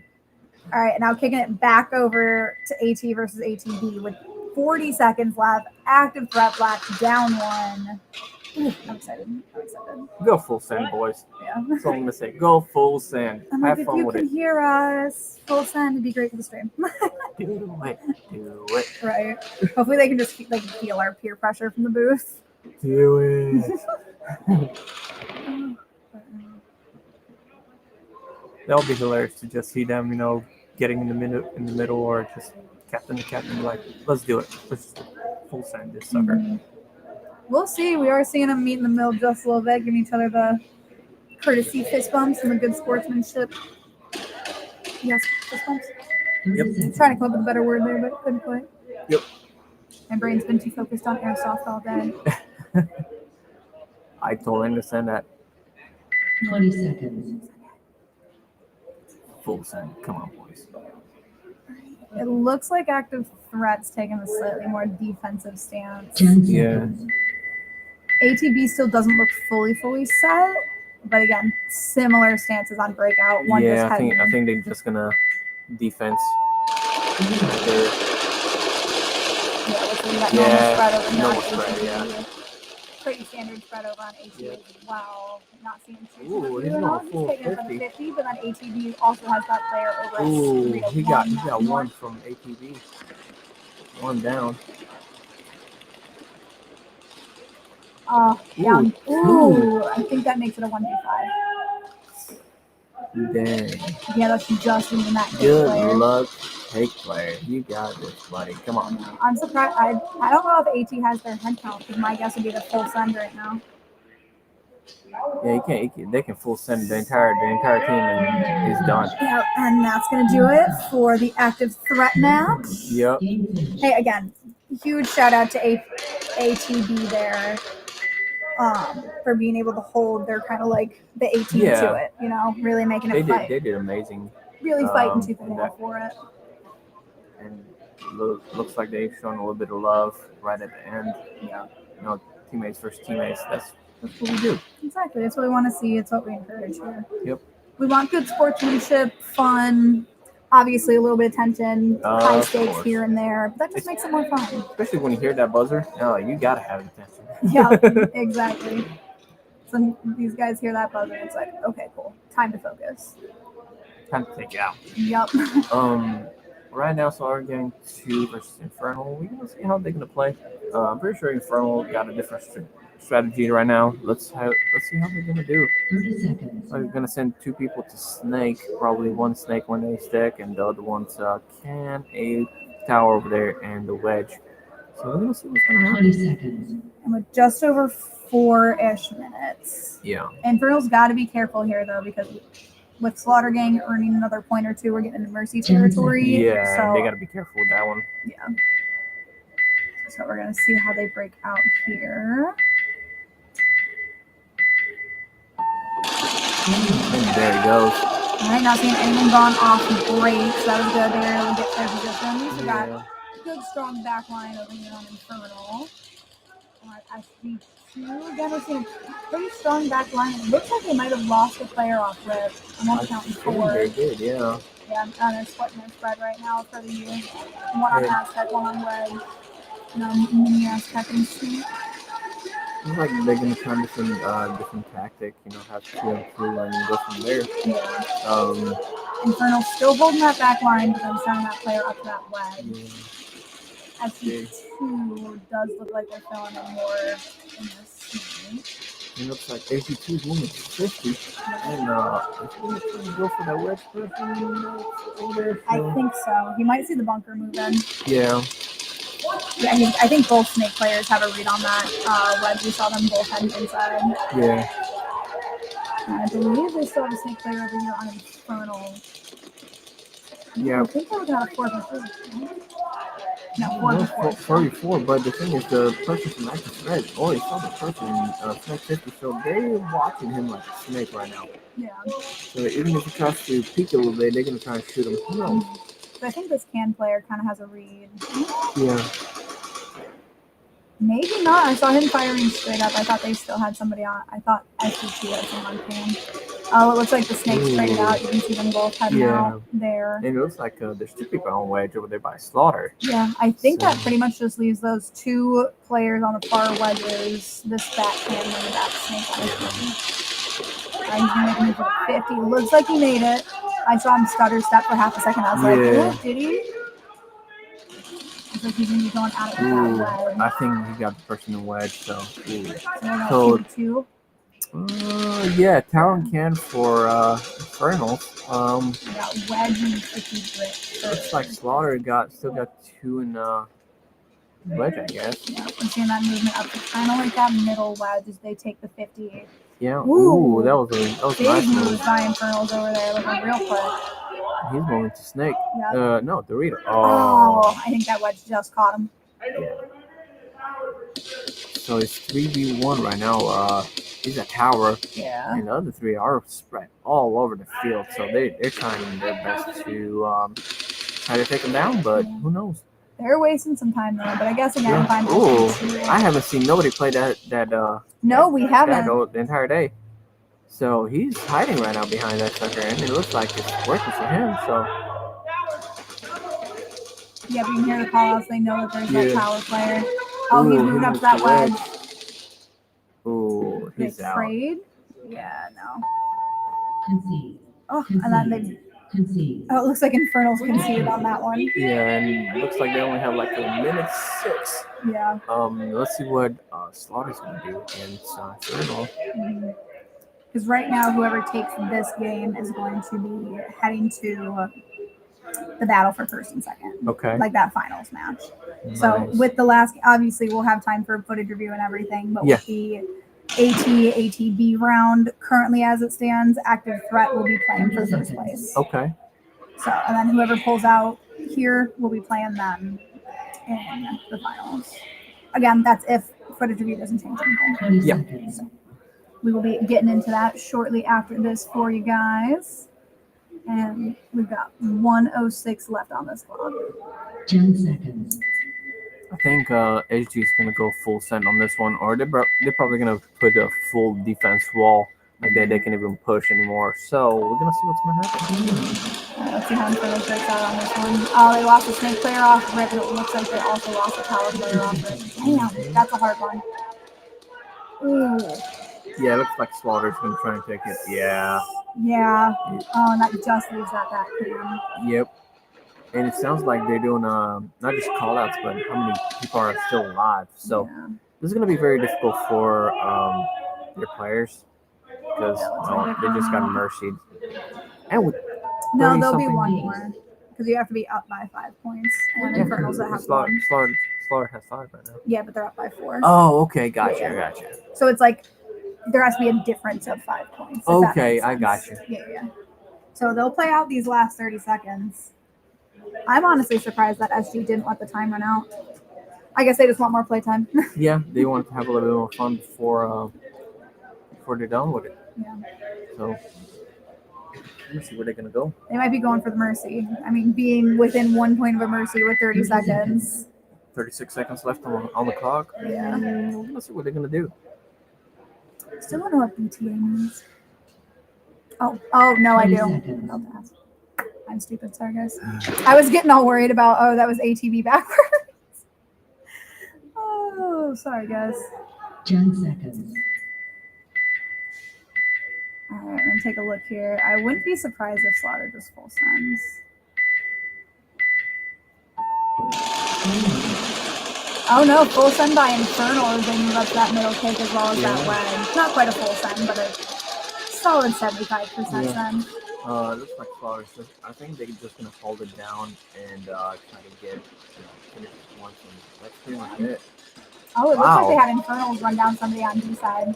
Yeah, he took 2 of them out, Yeah. so Look at that's like very 2v4, I interesting. think. Ooh.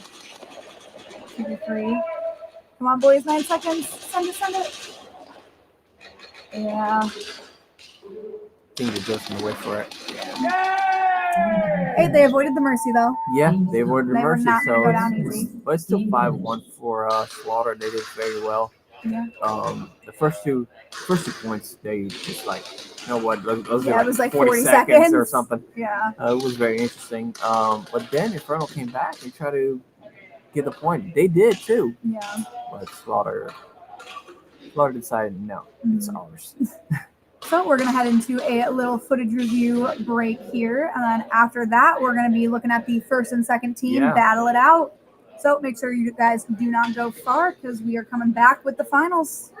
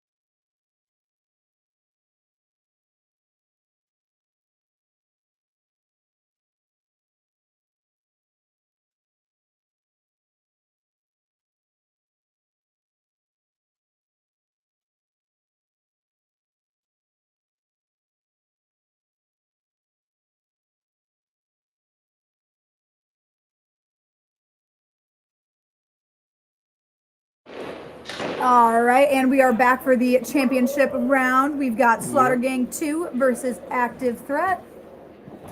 20 seconds.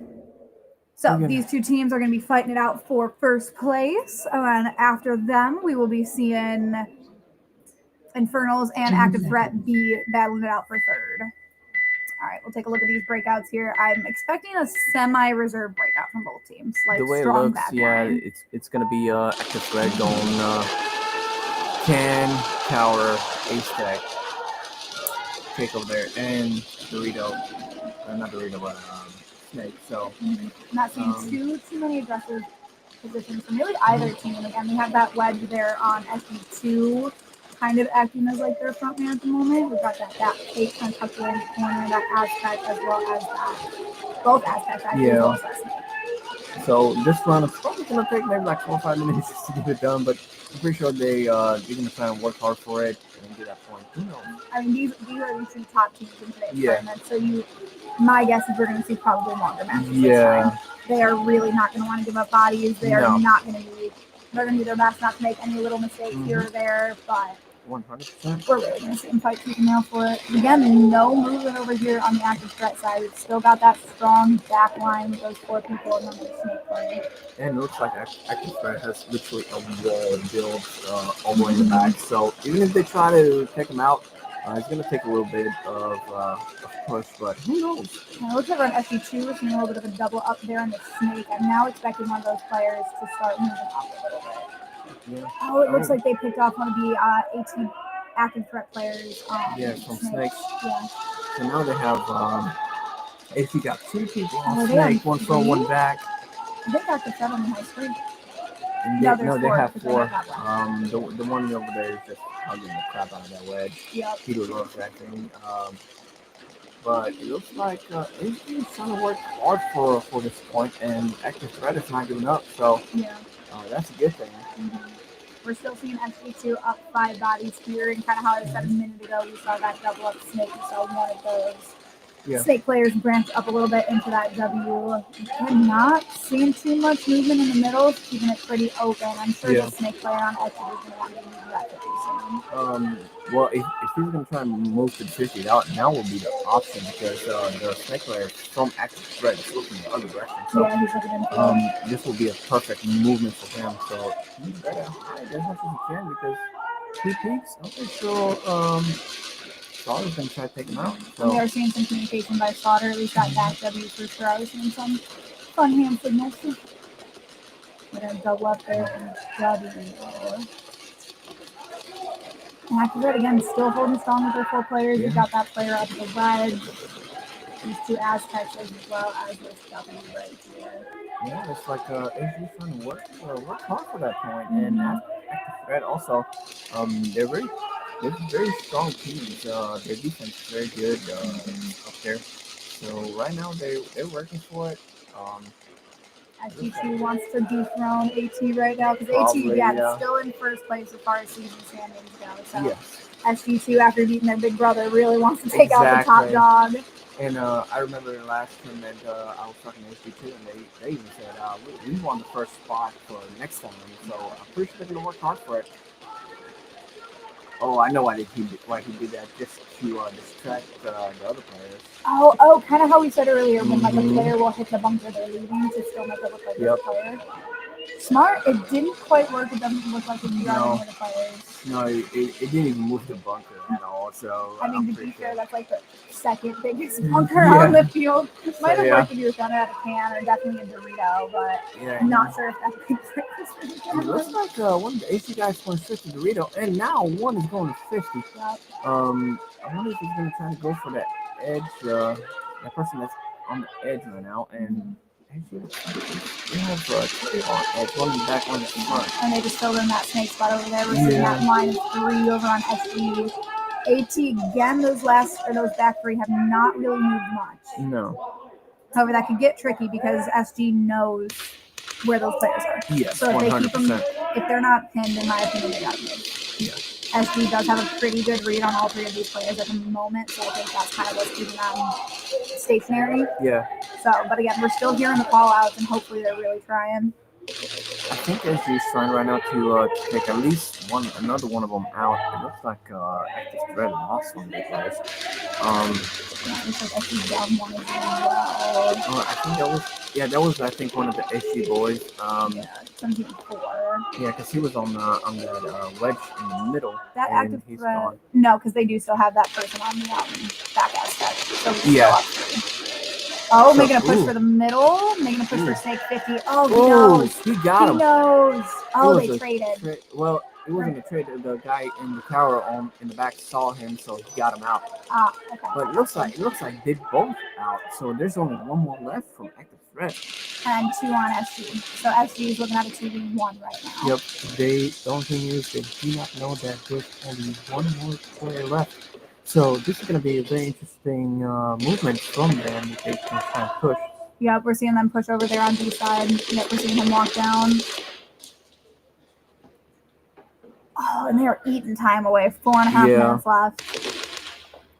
If I'm SG2, I'm hoping I take this right now, Yes. especially after eating like 5+ minutes into this time. I'm pretty sure that if they're going to take this, they're going to make a strong defense. Ooh, Active Threat Ooh. was able to get out that wedge player. Is there another player over on SG2? I do not see one. Concede. Concede. Who threw that in? Concede. It was a in? 1-1. Yeah. Point approved. What? Oh. Huh.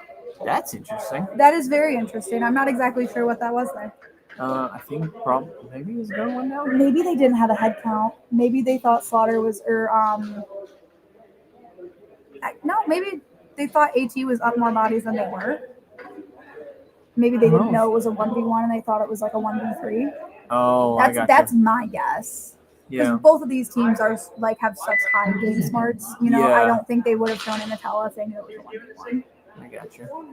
That or Yeah. SG2 really just has the confidence that they're going to make up that point with time to gain another Yeah. one. Because again, 4 minutes and 10 seconds, a good amount of time, but not a ton of time to waste. Yeah, especially with Active Threat being so defensive of their points. SG will have to work hard to get that point back. Yeah, because they held with 3 players pretty much that whole last like 2 minutes Yeah. of play. All right, let's look over at SG's side. Ooh. I don't think they lost any players off that though. No, the refs locked right into that one. Yeah, he did. Stuff like this happens on field. Yeah, it happens every now and again. Everybody's okay. Everybody's still up. Yeah. So, and there was no loss of players for SG2 on that one, so that's Yeah. good. And they're going to kind of split their layout a little bit with that cam player moving over to Aztec and looking over at Active Threat side. Okay, they got that double up in Snake. They might have lost one off the road. We got that back tower, 2 on Snake, Yeah. and then Aztec. Oh no, they've got a kick player too. Oh yeah, the kick player's all the way in the back. Yeah, wow. Like they're literally killing right now. They did lose that Snake player. That's going to be rough. So they have 1 tower, a stick, cake, and 1 snake. And it looks like Slaughter Gang has, yep, they've got somebody moved up to that wedge. No one's really advanced in Snake No. yet. Oh, 3 minutes. Okay, there we go. All right. They've got to be feeling the pressure. I hope Yeah. that they have like a side eye on the clock right now just to make sure that they give themselves Yeah. enough time to possibly win this point and maybe one more so it doesn't come down to a tiebreaker. We're still looking at a 5v4 right now. We're seeing call-outs by Active Threat, kind of pointing out whatever the players are. Yeah, Looks like we're seeing a double. Is that player Ooh. running down or are they he's out? running down. He's out. Yeah, so we're looking at a 4v4. Yeah, it looks like they lost their back tower player on SG2. Looked like he's trying to take out the snake player, but Yeah, it's looking to be a battle. yeah, they're going back and forth. Mhm. But it looks like Ooh, making that move oh to Snake yes, 50. that's a good move. Yep. But it looks like SG just lost one of their back snake players. Yep, so I think we're looking at a Oh. 4v3. Mhm. Oh, the Snake player in the middle is battling. Ooh, that's dangerous. That is Yeah. very dangerous. He's move got to right be there. careful. Oh, he's going to try. He's going Ooh. to try. I think he's going to Ooh. trade. Yep. He did trade. I think that's a 2v3. Yeah. Oh, you got to be careful with 2 minutes, boys. Yeah. Oh, SG, you got to be careful. Yeah, because Active Threat right now is kind of just sitting pretty. They've got their strong back line. We're seeing something that we saw the last time where they had these 3 players on Aztec, Mini Aztec, and W, and they just held. Oh yeah, for sure. And that worked for him last time because it's forcing SG2 to move down the field. Yeah. And Apex, that's it, bud.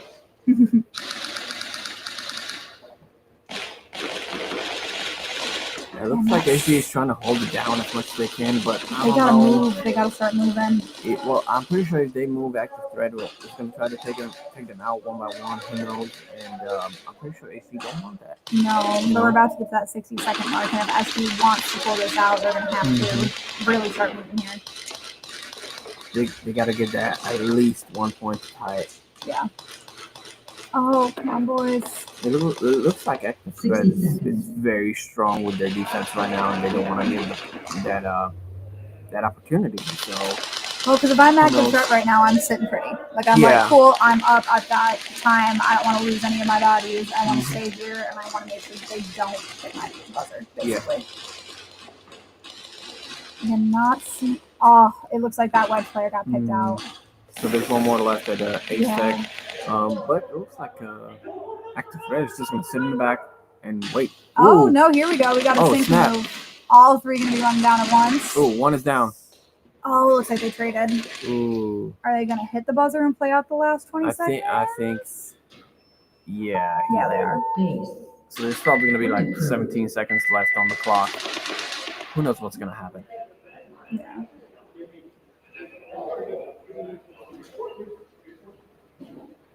Like I've done 1v1s that we only had like 30 seconds or 17 seconds, and I still won that sucker. I don't even know how, but it was it's fun to play these. Yeah. I enjoy it. I hope the 1v1s come back to ShotZone so I can come back over here again. Yeah. I mean, hey, pitch it to Ethan. I'm sure if you can get enough people together, 100%. I don't know if people will try to come for the 1v1s. It's just, If there are people interested in the chat, we get enough people, I'm sure we can make it happen. Oh yeah, for sure. That would be fun as hell. 20 Yeah, because I know they did X1, like 2 years ago? Yeah. 2 years ago now?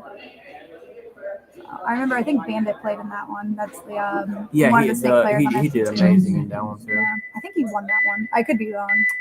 Yes, I think he did. All right, let's look at these breakouts for these last 17 seconds in the championship round. I think active threat is just gonna hold it down and not even gonna let anybody move. Yep, they're taking their super defensive Oh, yeah, they just shooting so like is crazy Slaughter now. Gang. Slaughter Gang, you gotta go if you're going. Go if you're going. No, it doesn't look like it. Oh, I can hear Ethan counting no. seconds, and that is it for this round, ladies and gentlemen. 2-0 for active threat. Ooh, we saw two again, like 5-minute rounds there. Yeah. That was pretty. I mean, technically we saw one that was 17 seconds. So technically we saw three. Yeah, but still. So that's going to be our championship round. I believe we'll be heading into Infernal and Active Threat Black here. And while this match will be going on, it'll give our first and second place teams time to pull their footage and all that good stuff. So again, we can Just mess with it, yeah. guarantee that everything is fair here at SXL. Even if it's the final match, we want to make sure everybody has time to submit their footage if they have it. Of course. So, and again, that's why those breaks are so essential for us and our refs, and especially the players. Yeah, we gotta see what's gonna happen. Because probably some players have footage, probably some players don't have footage. Who knows? I wouldn't be surprised if you still, because the way we do our footage review here, you get 3 cards at the start of every day. So every time you have a piece of footage to review, you're going to submit the card. And then if that point ends up being overturned and there's footage found, you'll receive the card back and the point will be overturned. However, if you submit a card with footage that doesn't really show anything, you get that card taken away. So that way people don't just throw down 3 cards every single time just for shits and gigs. Yeah. So.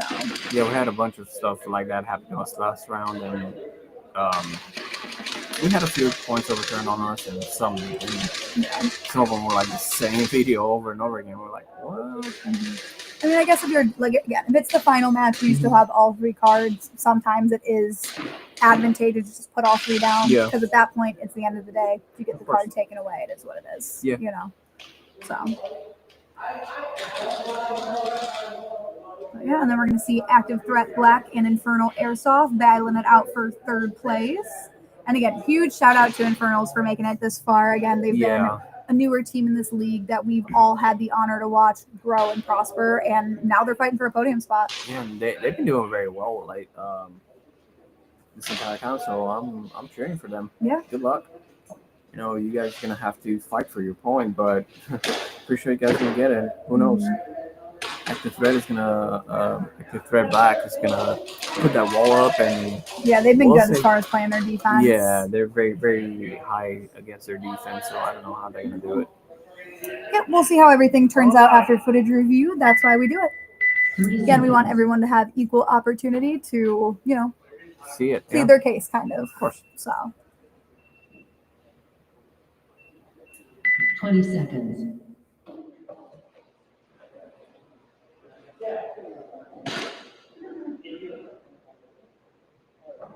Ten seconds. all right, let's see how these teams break out. Looks like both teams are going to be heavy on Snake side, is my guess, based on their stance. Yep. ATB coming out, guns up. Doesn't look like they lost anyone off rip, and they're going to kind of go for that split format. And Infernals, again, kind of similar. Oh, they lost that can player. That can be a trap, though, because it's really hard if you Yeah. don't have cover fire. So pretty much the next round, they might need to do something about that and not go to that can or go to that tower right near it and go from there, because that can is literally a death trap right now at this point. And if you do it Especially over, off rip. exactly, and if you do it over and over again, you know, like somebody like him, yeah, you can sit back over there because they're probably not gonna see it, but you gotta be very careful too. Infernals seem to like the can. As soon as they lost the player, they filled one in. So who knows? Maybe there's a strategy that I'm not seeing, or an advantage that I'm not privy to. But it looks like Active Threat Black is still up all 5 bodies. Kind of got like a little circle layout going on with the 2 wedges and then 3 over here, kind of on the side. I think that's what they're trying to do. They're trying to push a little bit for the team to advance.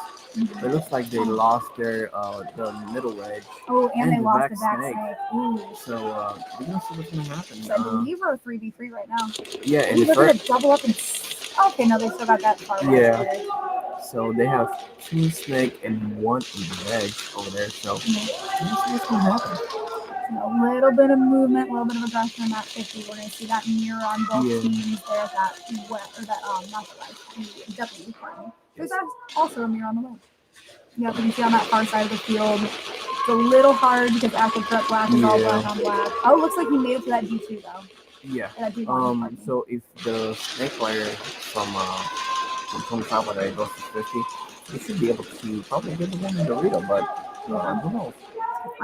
I bet the D1 and that, what is it? That wedge are battling out on that tank line. Yeah. I think these 2 snake players know the other one is there right now. Yeah, at least that back snake player knows. But it looks like the thread got 2 snake players too, so who knows what's gonna happen from here? Infernal's doubling up there in the snake, trying to get. I bet they're trying to get a body up there. Yeah. Because I'm sure that they know that D2 is there. And they might get a read on that D2. There we go. Yep. Ooh, he got him. Yep, there we go. There you go, Infernals. Sorry about that. That was our GoPro dying. Oops. Oh, it looks like Infernals just pushed all the way to their spot. I think that was a towel by ATB. There we go, Infernals. Let's go, boys. Okay. They might not have won every game, but they are fighting tooth and nail for these points. They are taking every game as like a learning experience of okay, cool.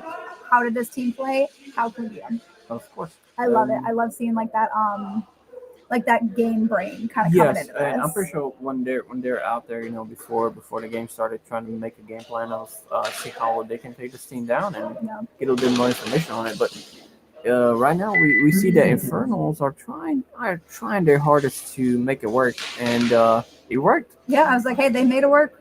Mm-hmm. No more 40-second matches. That was 2.5+ minutes, and they took that. I love it. Yep.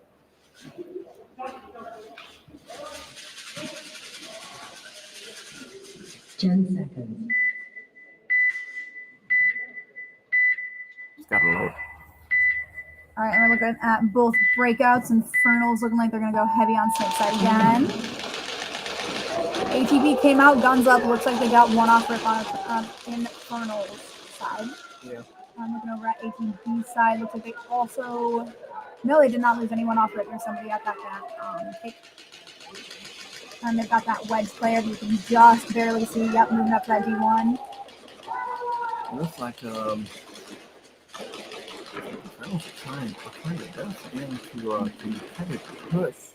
ATB came out ATB. definitely more aggressive this time. They Yeah. lost that first point and they want to make that up quickly.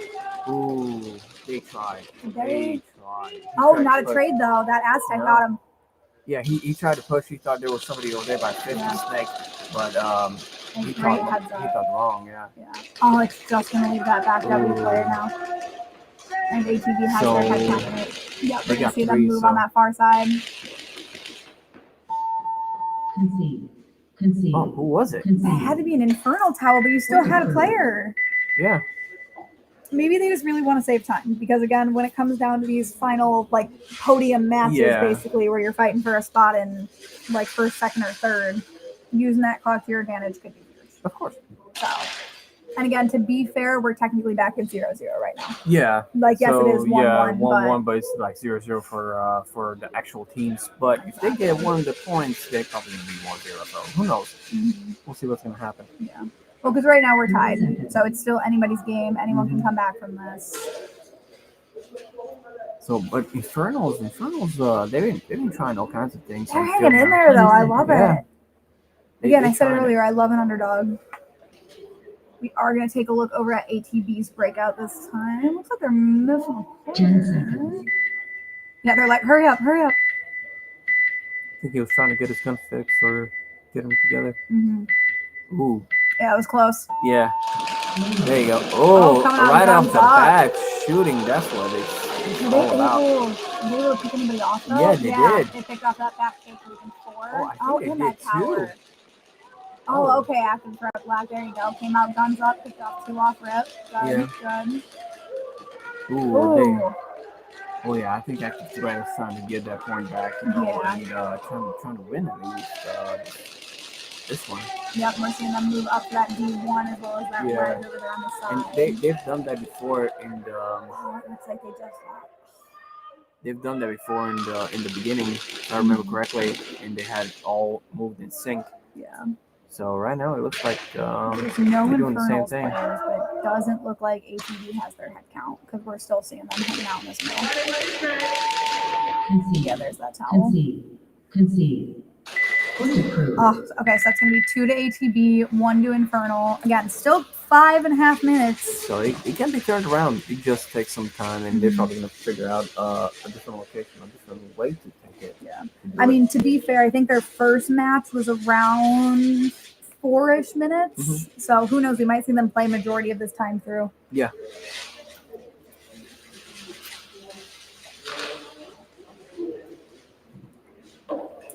Thirty seconds. But players are going to be getting set here. We'll see how Infernal's response to this because that was Yeah. a pretty quick matchup. They lost 2 guys off rip. So again, if I'm Infernals right now, I'm like, all right, I need to either come out guns up or I need to get off this base faster than I did last time. Yeah, it looks like they're going to set up for more of a guns up approach off break. Kind of give themselves that cover fire yeah. is my guess. I think There we go. There we go. there we They didn't go. drop anything. nope. Now they have full defense, and let's see what they're gonna do. ATG's kind of got that ATG, split yeah. set up that's been working so far. Yeah, they tried again to get somebody off red, but they might work out. Here, good call outs from both teams here. Yeah. Again, pretty similar setup. Infernal's a little bit heavier on the Ooh. B side. Oh, are we seeing a rundown? Yeah, I think that was a not- rundown. Don't know if it quite paid off. Don't think it did. But we'll do. Yeah, I think their players are just running off on that side. Oh, okay. So Infernal probably lost Yeah, two, so yeah, I think we're looking at a 3-5 right now. it's going to be very interesting because Active Thread, they like to have their defense up and pretty much send one at a time in the front. So And right that's what we're now, doing. We're seeing that one player set up in between those wedges again, making those call outs. Oh, we're going to see him rush a little bit. It looks like they might have traded with that tower. No, that tower player might still be alive. Yeah, he is. So we're looking at, I think, a 2v3. We got 2 over here on the Infernal side, and we got 4 over on ATV. So they got that backwards. We got 2 snake, 1 in the Aztec, and 1 in the... Oh, we're seeing that player move up to that D1. Oh, I think that D1 player got that snake player. Yeah. Because you can see him just So now it's barely. a 3v2, so let's see. I think it's 2v1. I think that snake player got out that D2. Yep, it's just this snake player right now. Well, you better be careful because the one on wedge might be able to just make a run for it and get him. Yeah. And it looks like he's gonna do it. He's gonna do it?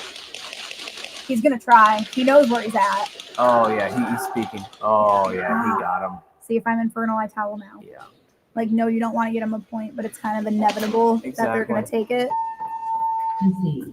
And I think active threat, what they're gonna do is they're gonna hold on to those 3 points and just hold down the base. Yeah, they're gonna sit and wait again, do what they do best, and really like hunker down their defense, keep that back line strong, and kind of take them out one by one. Yeah, they already have the points that they needed, 3-1. So that's pretty much like 2 points over the other team. So right now, the only thing they got to do is hold the back steady, make a wall, and wait for them to come in. Yeah, it's pretty much hold your ground right now. Yeah. Switch over to both breakouts for this one. 20 seconds.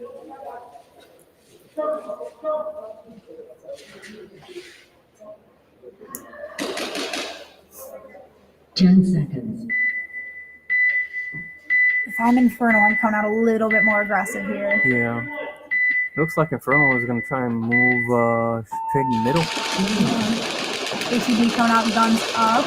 Yep. Don't think they lost anyone off it. Oh, I think they did. I think Infernal. Infernal lost somebody. Yeah, it looks like they lost a Oh, player. they lost another player. Ooh.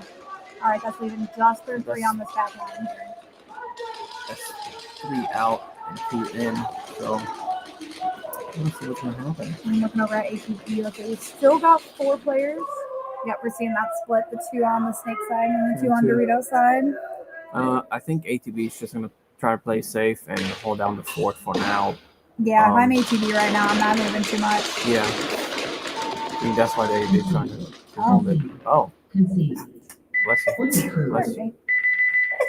Bless you. Sorry, guys. Seasonal allergies are a killer for me. So it looks like that was a concede by Infernal.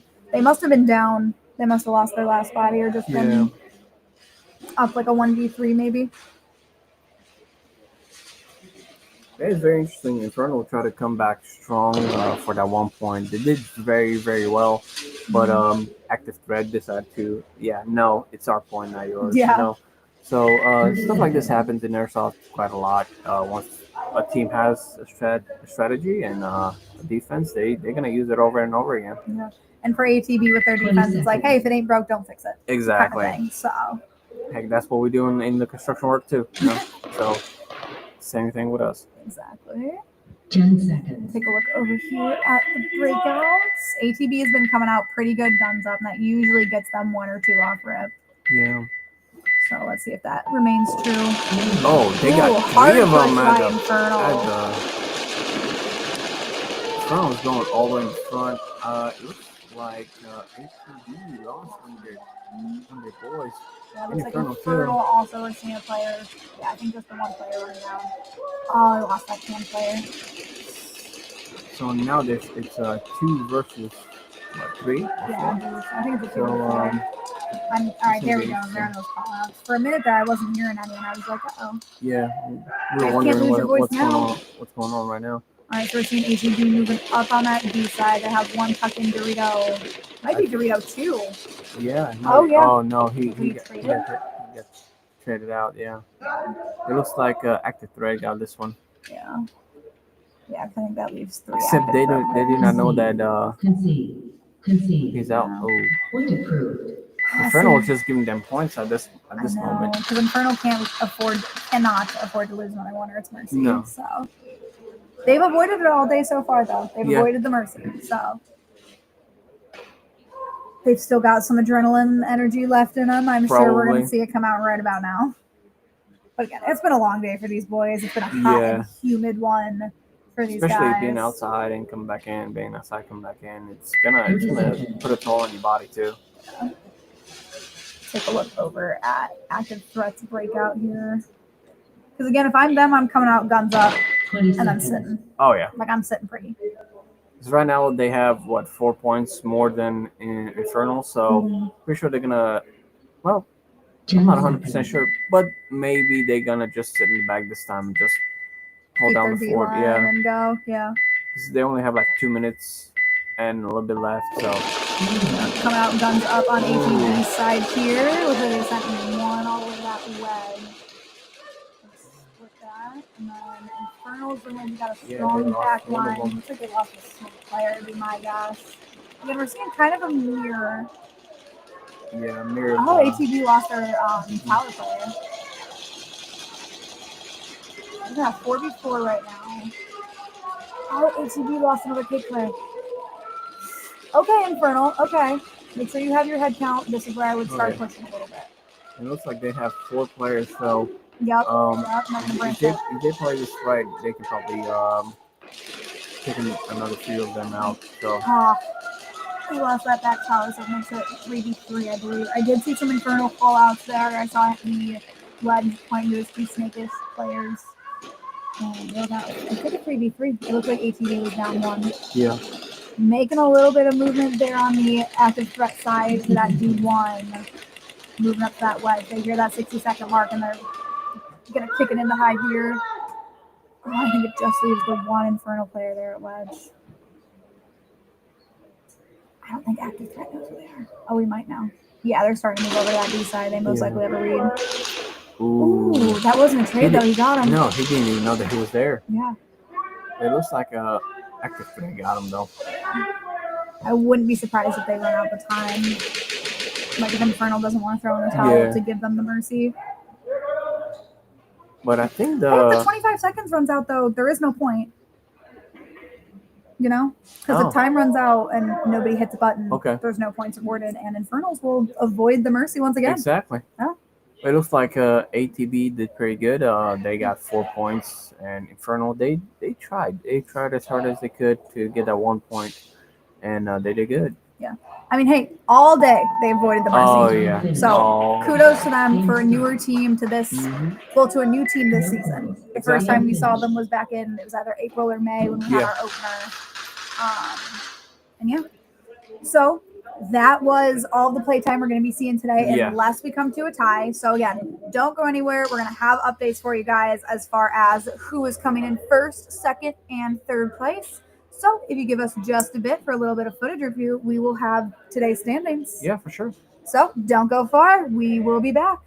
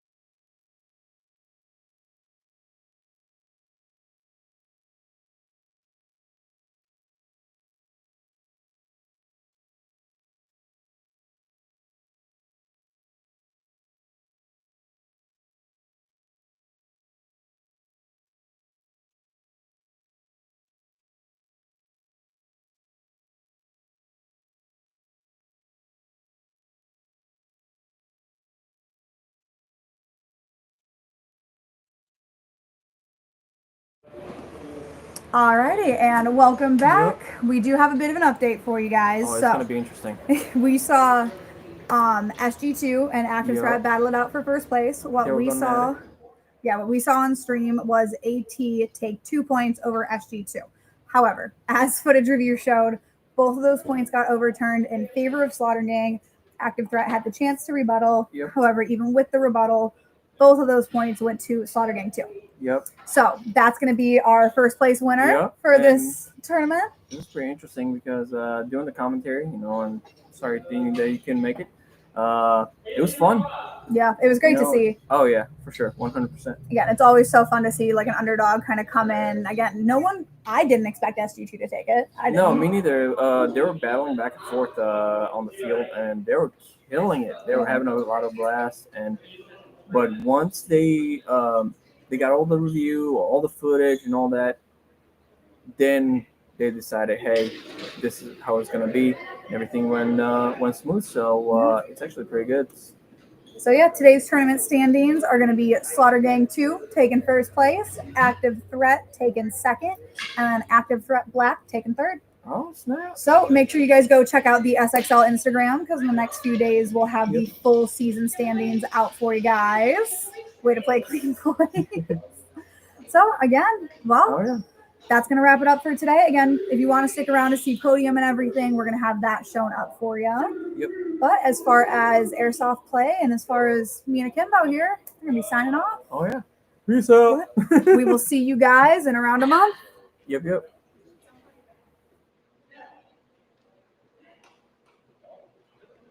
The film mic.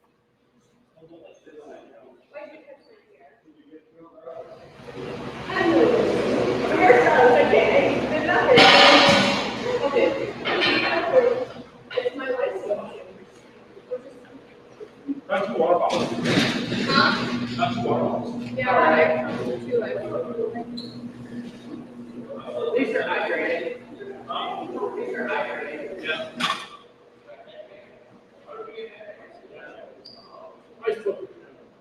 No. No.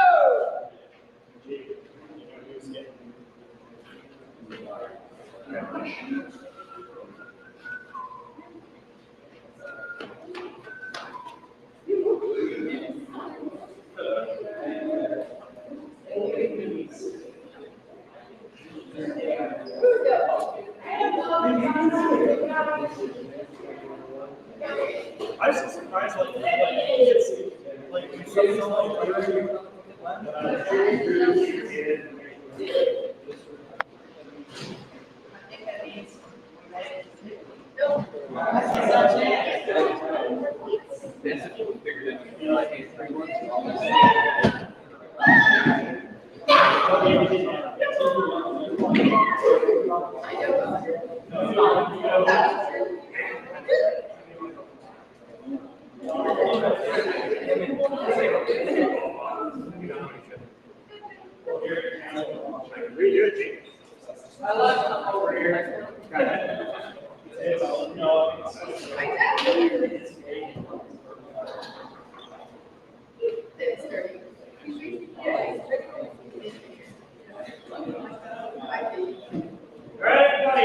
Again, thank you all for coming out.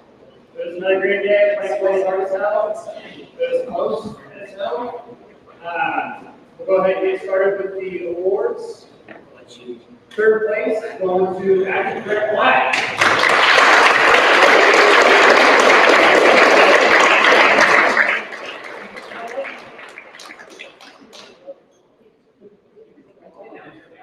Take photographer. Do your thing.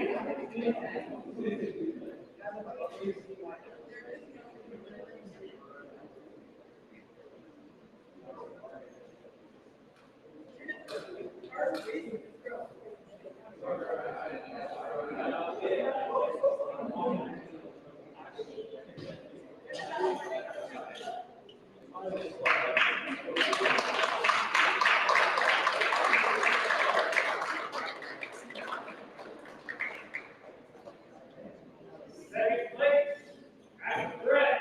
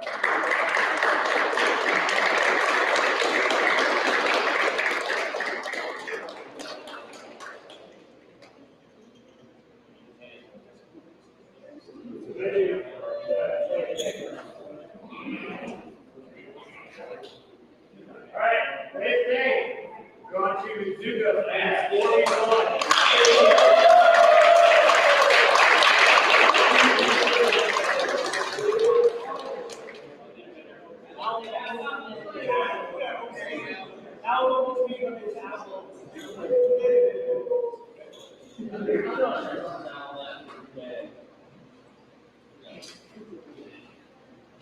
right. Lastly, first place goes to Slaughter Gang 2.